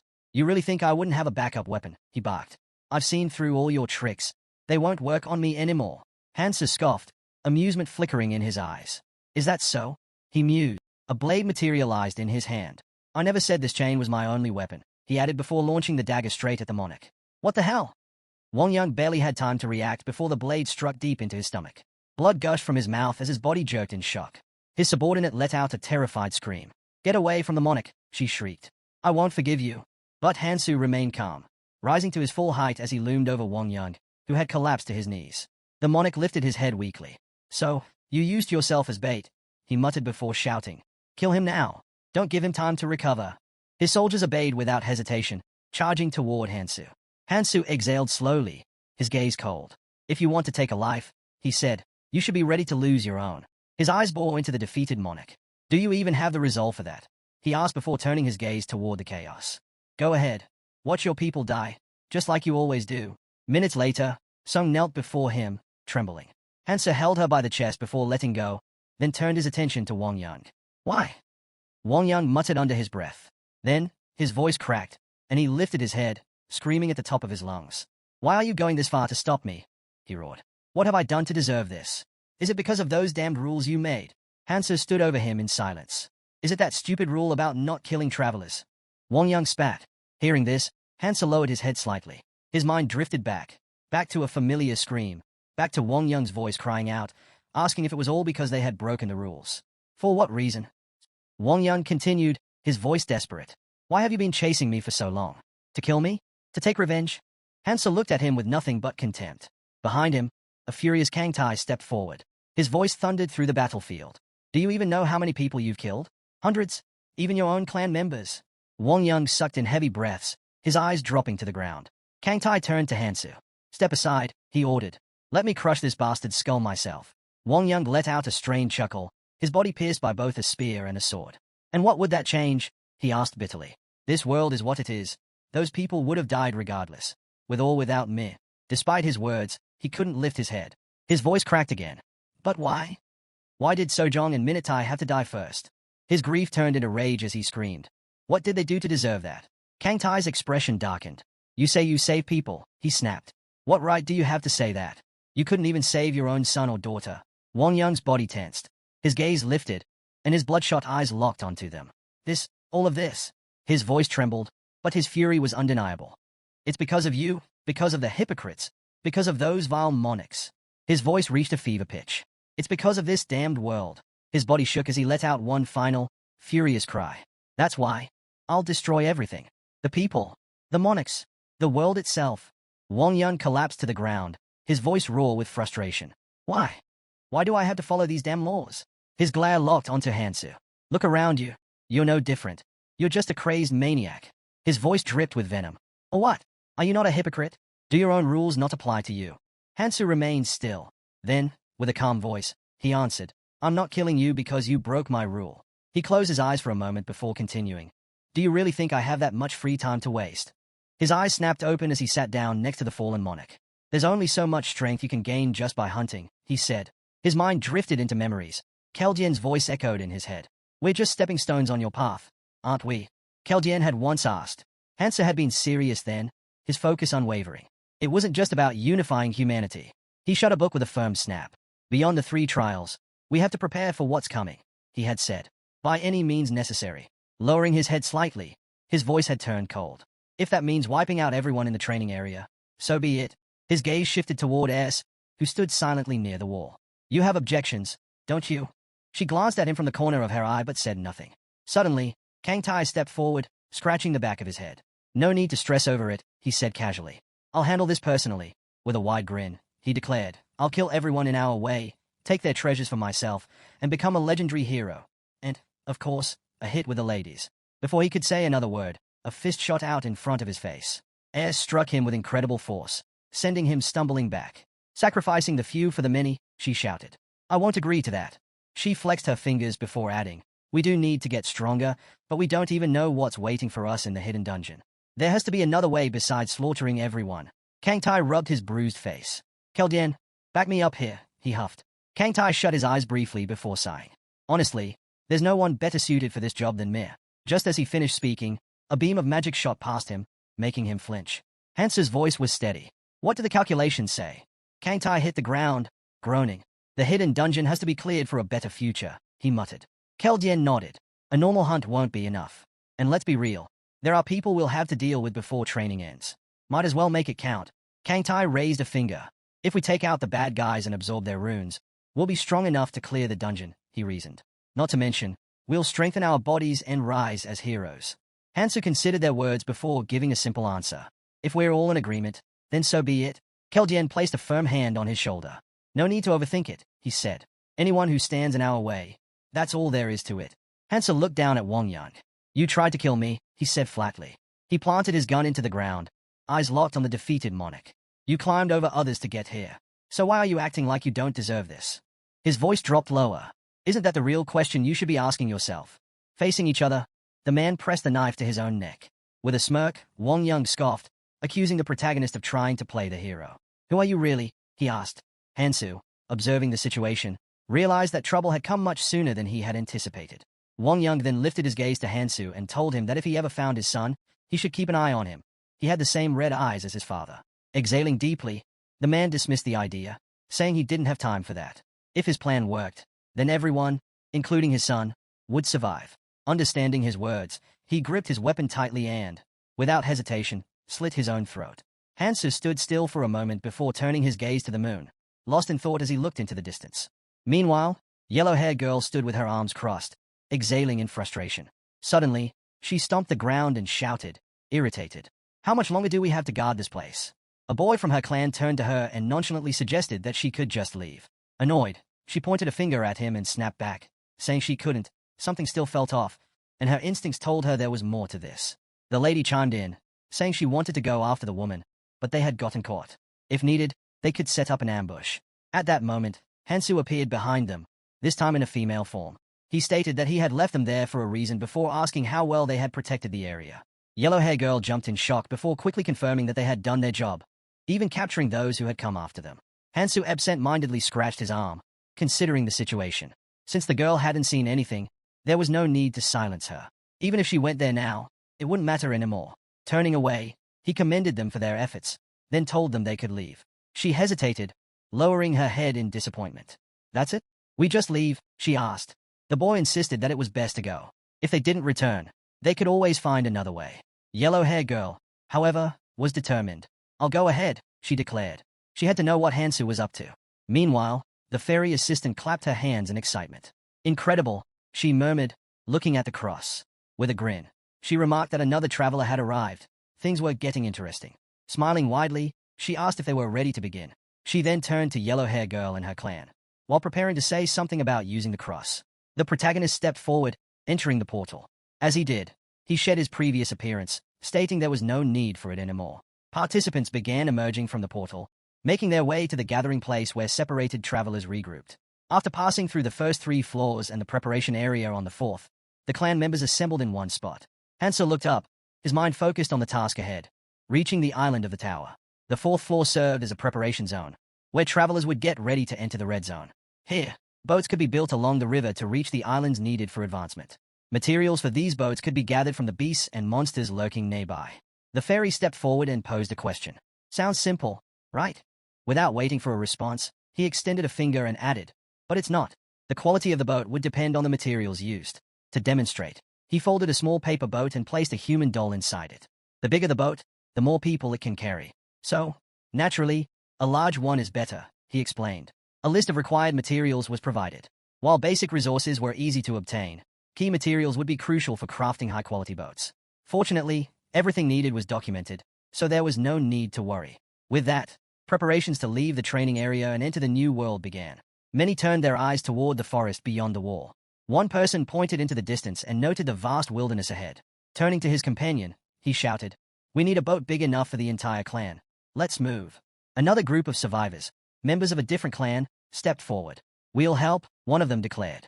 "We need to work together if we want to survive." Standing at the back, the protagonist was lost in thought, focused on finding the place he was searching for. Suddenly, a voice spoke from behind.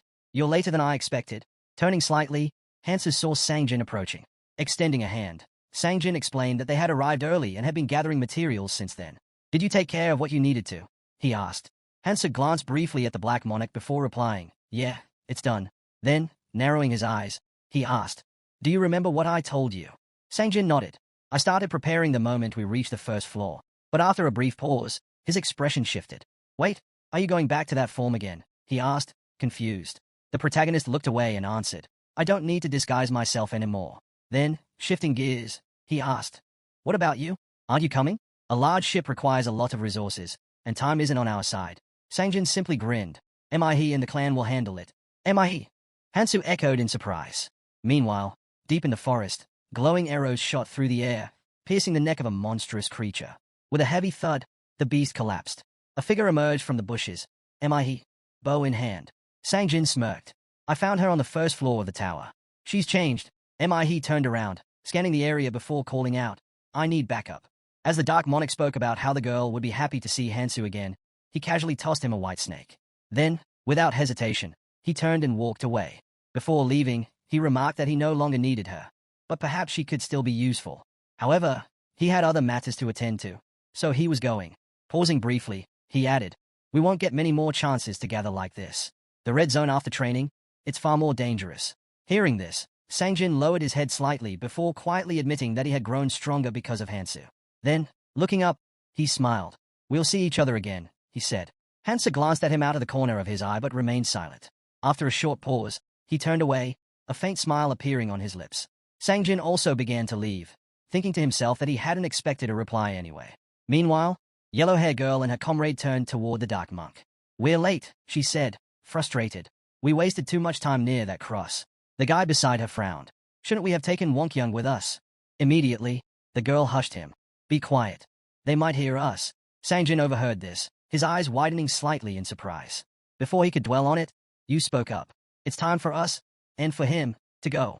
At that moment, a man stepped out of the portal and immediately apologized. It was Wonkyung. "I was worried about my daughter," he admitted. She crossed her arms, clearly unimpressed. "My guys were guarding the rear. What's there to be worried about?" She eyed him skeptically before asking, "Do you really not remember anything?" The man hesitated before quietly raising his hand. "It's true. I don't know what this place is," he admitted. "One moment, I was jogging with my daughter, and then, just then, his daughter stepped out of the portal as well." Yellow-haired girl turned away. "I see," she muttered, though her mind was elsewhere. Internally, she sighed. She had wanted a strong fighter to lead the way, but she hadn't expected the resurrected ones to lose their memories. Shaking off her thoughts, she turned to the twins. "Follow me," she instructed. "I need to speak with the fairy giving us instructions." With that, they set off. From the shadows, the Dark Monarch watched everything unfold, his eyes locked onto them with an unreadable expression. Elsewhere, the protagonist moved through the forest, walking without hesitation. He noted that there was little activity in the area. Most of the monsters were likely gathered in the center of the preparation zone. Inside the tower, every floor and room had its own unique environment. Some looked like vast open skies, others like deep underwater worlds. But here, everything was artificial. Hansa placed a hand against the towering barrier. Looking up, everything has an end, he thought. But he didn't lower his hand. Instead, he narrowed his eyes. They wanted to look like the tower ends on the 4th floor. But in reality, there's a 5th. A hidden dungeon with a treasure inside. Gripping his weapon, Hansa prepared himself. Under normal circumstances, reaching that place wouldn't be easy. But he wasn't planning to take the normal route. He swung his weapon, cutting through the air with powerful, magical force. Traces of energy lingered in the wake of each strike. Nirmaha Ring Authority, destruction. With each swing, cracks formed in the floor's barrier. He continued his relentless assault, breaking the wall apart piece by piece. Finally, with a deafening explosion, the structure gave way. Without hesitation, Hansa pressed his hand against the fractured surface and climbed through to the other side. His gaze settled on what lay ahead. "If I can't climb from the inside," he murmured, determination in his voice, "then I'll do it from the outside." As he moved forward, leaves from the surrounding trees drifted gently to the ground, carried by the wind. Hansa turned toward the wall, watching as it sealed shut almost instantly. Without the ring, getting through in time would be nearly impossible. He exhaled sharply, running a hand through his hair before glancing down. Checking his stats, He realized he had only increased them by 40 using the runes he had gained after the Black Monarch's attack. It wasn't enough. He hadn't even reached the minimum threshold. Frustrated but determined, he sprang up, grabbing the ledge with one hand. Everything now hinged on his ability to hold on. His grip tightened as he pulled himself up, managing to get both hands on the ledge. Sweat dripped down his face as he finally climbed over. Standing up, his eyes locked onto the newly forming entrance to the 5th-floor dungeon. Hansa gripped his weapon. According to Ralph Lauren, there was no telling what awaited inside. Suddenly, countless sharp swords stabbed into the ground around him. He leaped aside, using his weapon to deflect the attack. His jaw clenched. He had no choice but to win. A blinding light burst from the portal, illuminating everything. Hansa looked up, his breath hitching as a monster began to take form. His memories as an invader resurfaced. A creature just like this had once spewed rivers of lava before him. His eyes widened, a drop of sweat trickling down his face. Elsewhere, Keldian clutched a book, shouting in frustration. Humanity was buying time, but it wasn't enough. Kangti yelled that they could no longer hold their positions. They had to go through the crystal ball. Without hesitation, he handed over command to Anby before turning, calling out Hansa's name. Meanwhile, Hansa sat on the ground, holding Kiriel in his arms. Her body was covered in bruises, completely still. His voice trembled as he looked into her eyes, demanding to know why she had done it, why she had sacrificed herself to protect him. The memory of her rushing forward flashed in his mind. Kiriel weakly reached out, her fingers brushing against his face. A faint smile appeared. "Thank God," she whispered, relieved that he was alive. Her hand gently traced the wound on his face as Hansa pleaded with her not to stop fighting. "Not here, not now." She tried to make him promise something, but before she could finish, her body went limp in his arms. Hansa clenched his teeth, overwhelmed by the weight of the moment. Holding the girl in his arms, he tried to steady his breath, lowering his head before looking up again. His sharp gaze locked onto the monster before him, a beast growling with fury. Finally, he had come face to face with it. His eyes scanned the creature, and recognition struck. This was the golden dragon, Bellium. A realization dawned on him. The hidden dungeon recreated the strongest enemy in the memories of the one who entered. A smirk flickered across his face. If this was the enemy chosen for him, then this was his chance to finally defeat it. Even if this version had been weakened to match the power of the red rune, he would have to give it everything he had. He raised his hand, gripping the red crystal, the reward for slaying the Demon King. Every item he had prepared was meant for this very moment. Energy surged from the 2 artifacts in his possession, and a system notification appeared. The worthy imitation of the Philosopher's Stone was a consumable treasure obtained through treasure hunting. He recalled trading 32 treasures for this item back on the 2nd floor. It wasn't perfect, but it would serve its purpose. Cracks already covered the stone's surface, signaling its instability. As he activated it, his rune value surged to the lower red level. A powerful aura radiated from his ring. Then, he brought out the Jade Demon Essence, his hard-earned prize from defeating the Demon King. This single artifact alone had made that battle worthwhile. Without hesitation, he bit into the sphere. Instantly, all his stats shot up to 99.9%. His magic aura surged to an overwhelming level. However, the effect would only last a single day. After that, his stats would plummet to a mere 0.1%. But that was all the time he needed. With a sly grin, he fixed his gaze on the dragon. This was exactly why he had chased after the red rune.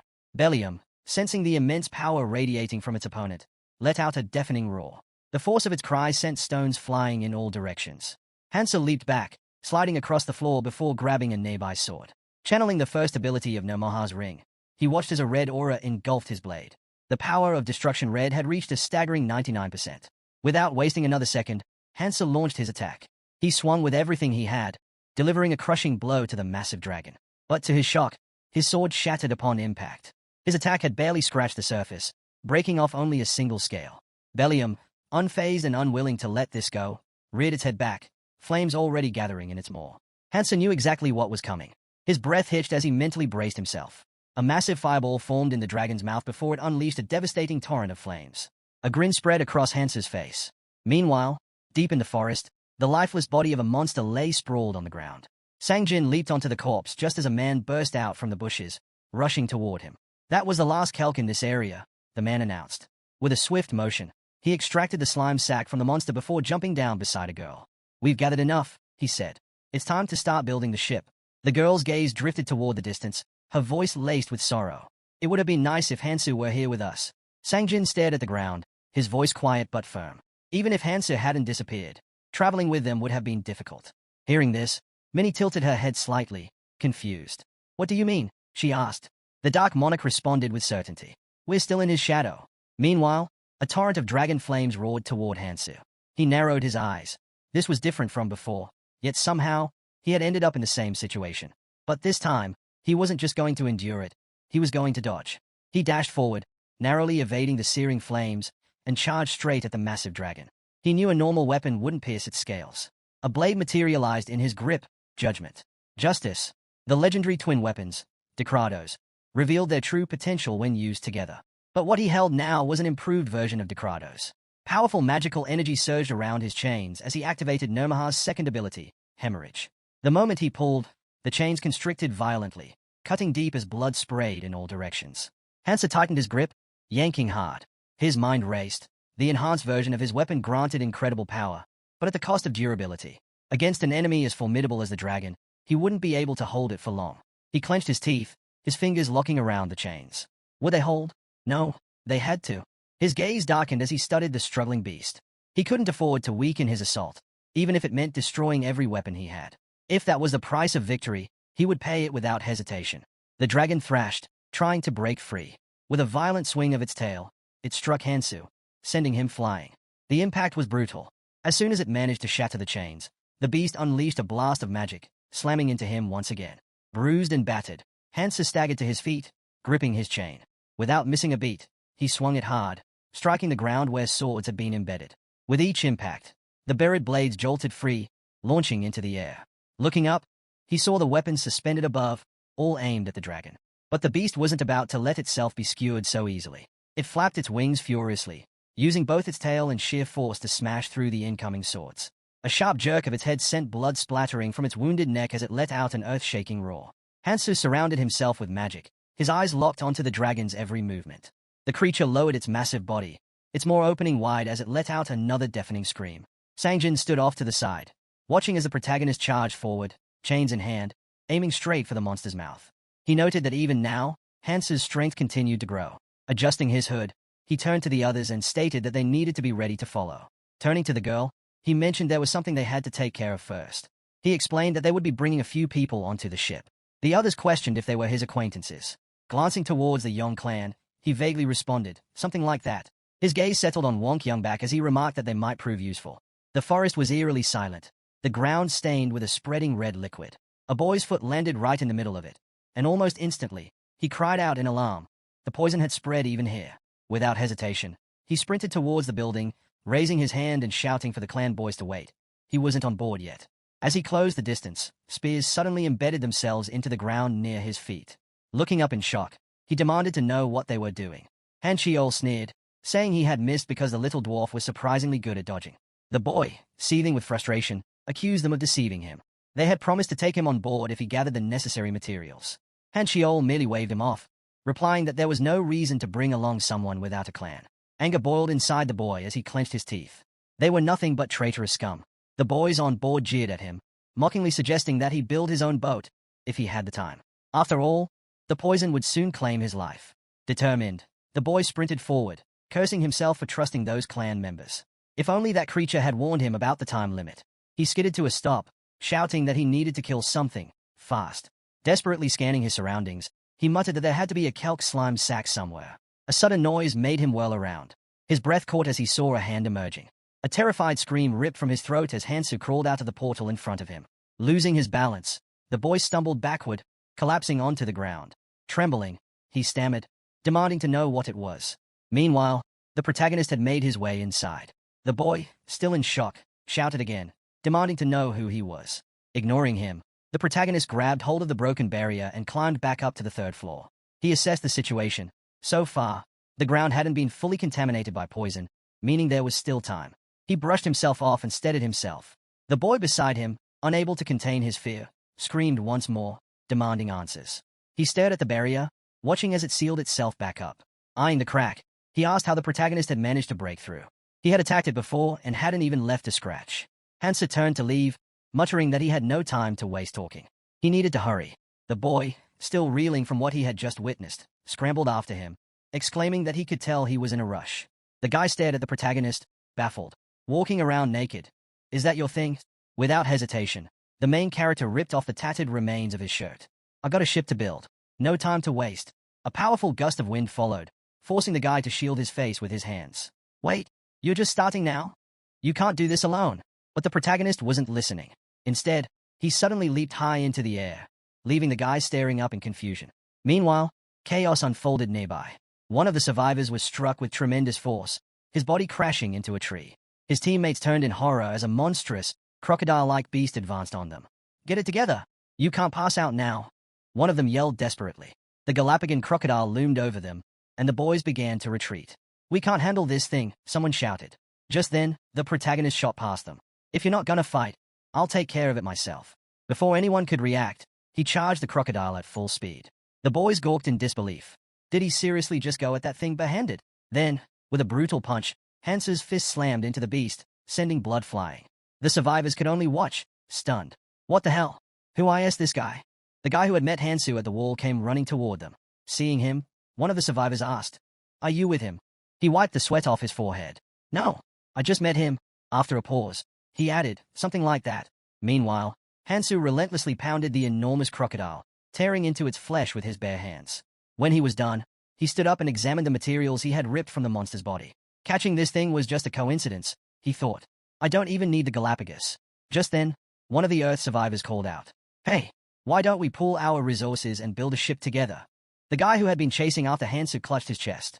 "I'll add my materials, but only if you let me on board." One of the survivors gave him a pointed look. "You know the Galapagos crocodile parasite can only build about 20 ships, right? There's no extra space." The guy frowned. "I need it. I'll trade if I have to." While they argued, Hansu jumped down from the dead monster, barely paying them any attention. Then, without warning, he tossed the parasite toward them. "I don't need it," he said casually. The others froze as he glanced at them from the corner of his eye. "I'm making a 500-seat ship. Do whatever you want with that thing. The key material for that? The heart of a rockstone lizard. And the difficulty of gathering materials for larger ships only increased exponentially from here." The guy chasing after Hansu knew things were only going to get harder. Hansu gritted his teeth. The fourth floor was filling with poison at an alarming rate, and there was no telling how much time they had left. Was he really going to build a 500-seat ship while hunting down an elusive monster alone? Before he could dwell on it, the protagonist pointed to the side. "Tell everyone left here. If they bring materials as payment, I'll let them board." The guy hesitated before stepping forward. "Wait, seriously? We can really get on." Then, as if trying to confirm, he asked again, "You'll take us with just the materials we have?" A short while later, the fourth-floor preparation area was packed. Fighters lined the riverbank, each carrying the materials they had gathered. The guy who had followed Hansu glanced down at his own supplies. "I brought everything he asked for. This has to be my last gamble." He clenched his fists, silently hoping he wouldn't be betrayed again. Suddenly, a deafening crash echoed from the forest.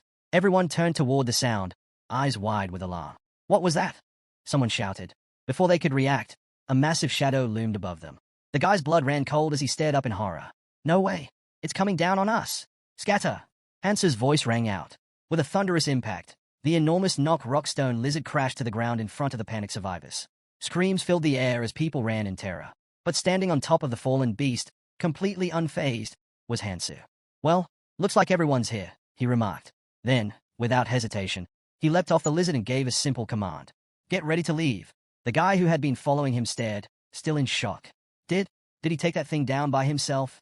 Meanwhile, Hansu approached the ferry, dragging the colossal heart of the rockstone lizard behind him. "I've got the heart. Let's trade." The ferry guardian glanced at the timer. "Still some time left," he muttered. Then, looking back at Hansu, he asked, "You do know you need other materials too, right?" Hansu simply nodded. Of course. His eyes swept over the gathered materials, listing them off one by one. Finally, he picked up a rack silk rope and held it up. "This should be everything." The fairy guardian crossed his arms, floating closer. "And where's the rockstone lizard's heart?" "Right behind me." "Take it." The fairy guardian's lips curled into a smirk. Well, you actually managed to collect all the necessary materials." He paused before adding, "There's still some left to gather, but you're the only one who brought this much on your own. Makes me want to give you a little reward." Before Hansu could respond, panic spread through the crowd. "The poison, it's almost here." People began scrambling backward, shouting in fear. The fairy guardian, on the other hand, spread his arms wide with a grin. Now, shouldn't you congratulate him first? A little applause. Maybe. Just build the damn ship," the survivors roared. Hansu frowned. "You were all in a hurry a moment ago. It was better when you were shaking in fear." A few minutes later, he turned toward the crowd. "There, that's the ship you'll be sailing on." Everyone's eyes locked onto the massive structure forming in the air. A ship of enormous size began to take shape, its sheer scale leaving many in awe. The boy beside Hansa gaped. Is that a 500-seater ship? Hansa nodded. There's enough space for everyone. Go ahead. Bring all those who gathered materials. At his words, the crowd erupted into movement, rushing toward the ship. Voices rose in excitement as people eagerly climbed aboard, some shouting that they would gratefully follow Hansu wherever he led them. Once everyone was settled, the boy reassured the passengers. Don't worry about steering. As a reward for taking us, we'll handle the journey. Hansu made his way to the helm. Meanwhile, the ferry guardian addressed the crowd. Everyone, take a seat and rest. Estimated travel time, 3 days. Stepping back, the guardian flashed a grin. Well, my job's done. I won't interfere anymore. His smirk deepened as he added, I'm glad I sent you all to the red zone. At least my efforts won't go to waste. As the ship entered the portal, the ferry guardian's voice echoed one last time. Try to survive as long as you can. The vessel emerged into open waters, officially leaving the training area. One of the guys on deck peered ahead. Is that the entrance to the red zone? His eyes scanned the horizon, taking in the countless other ships in the distance.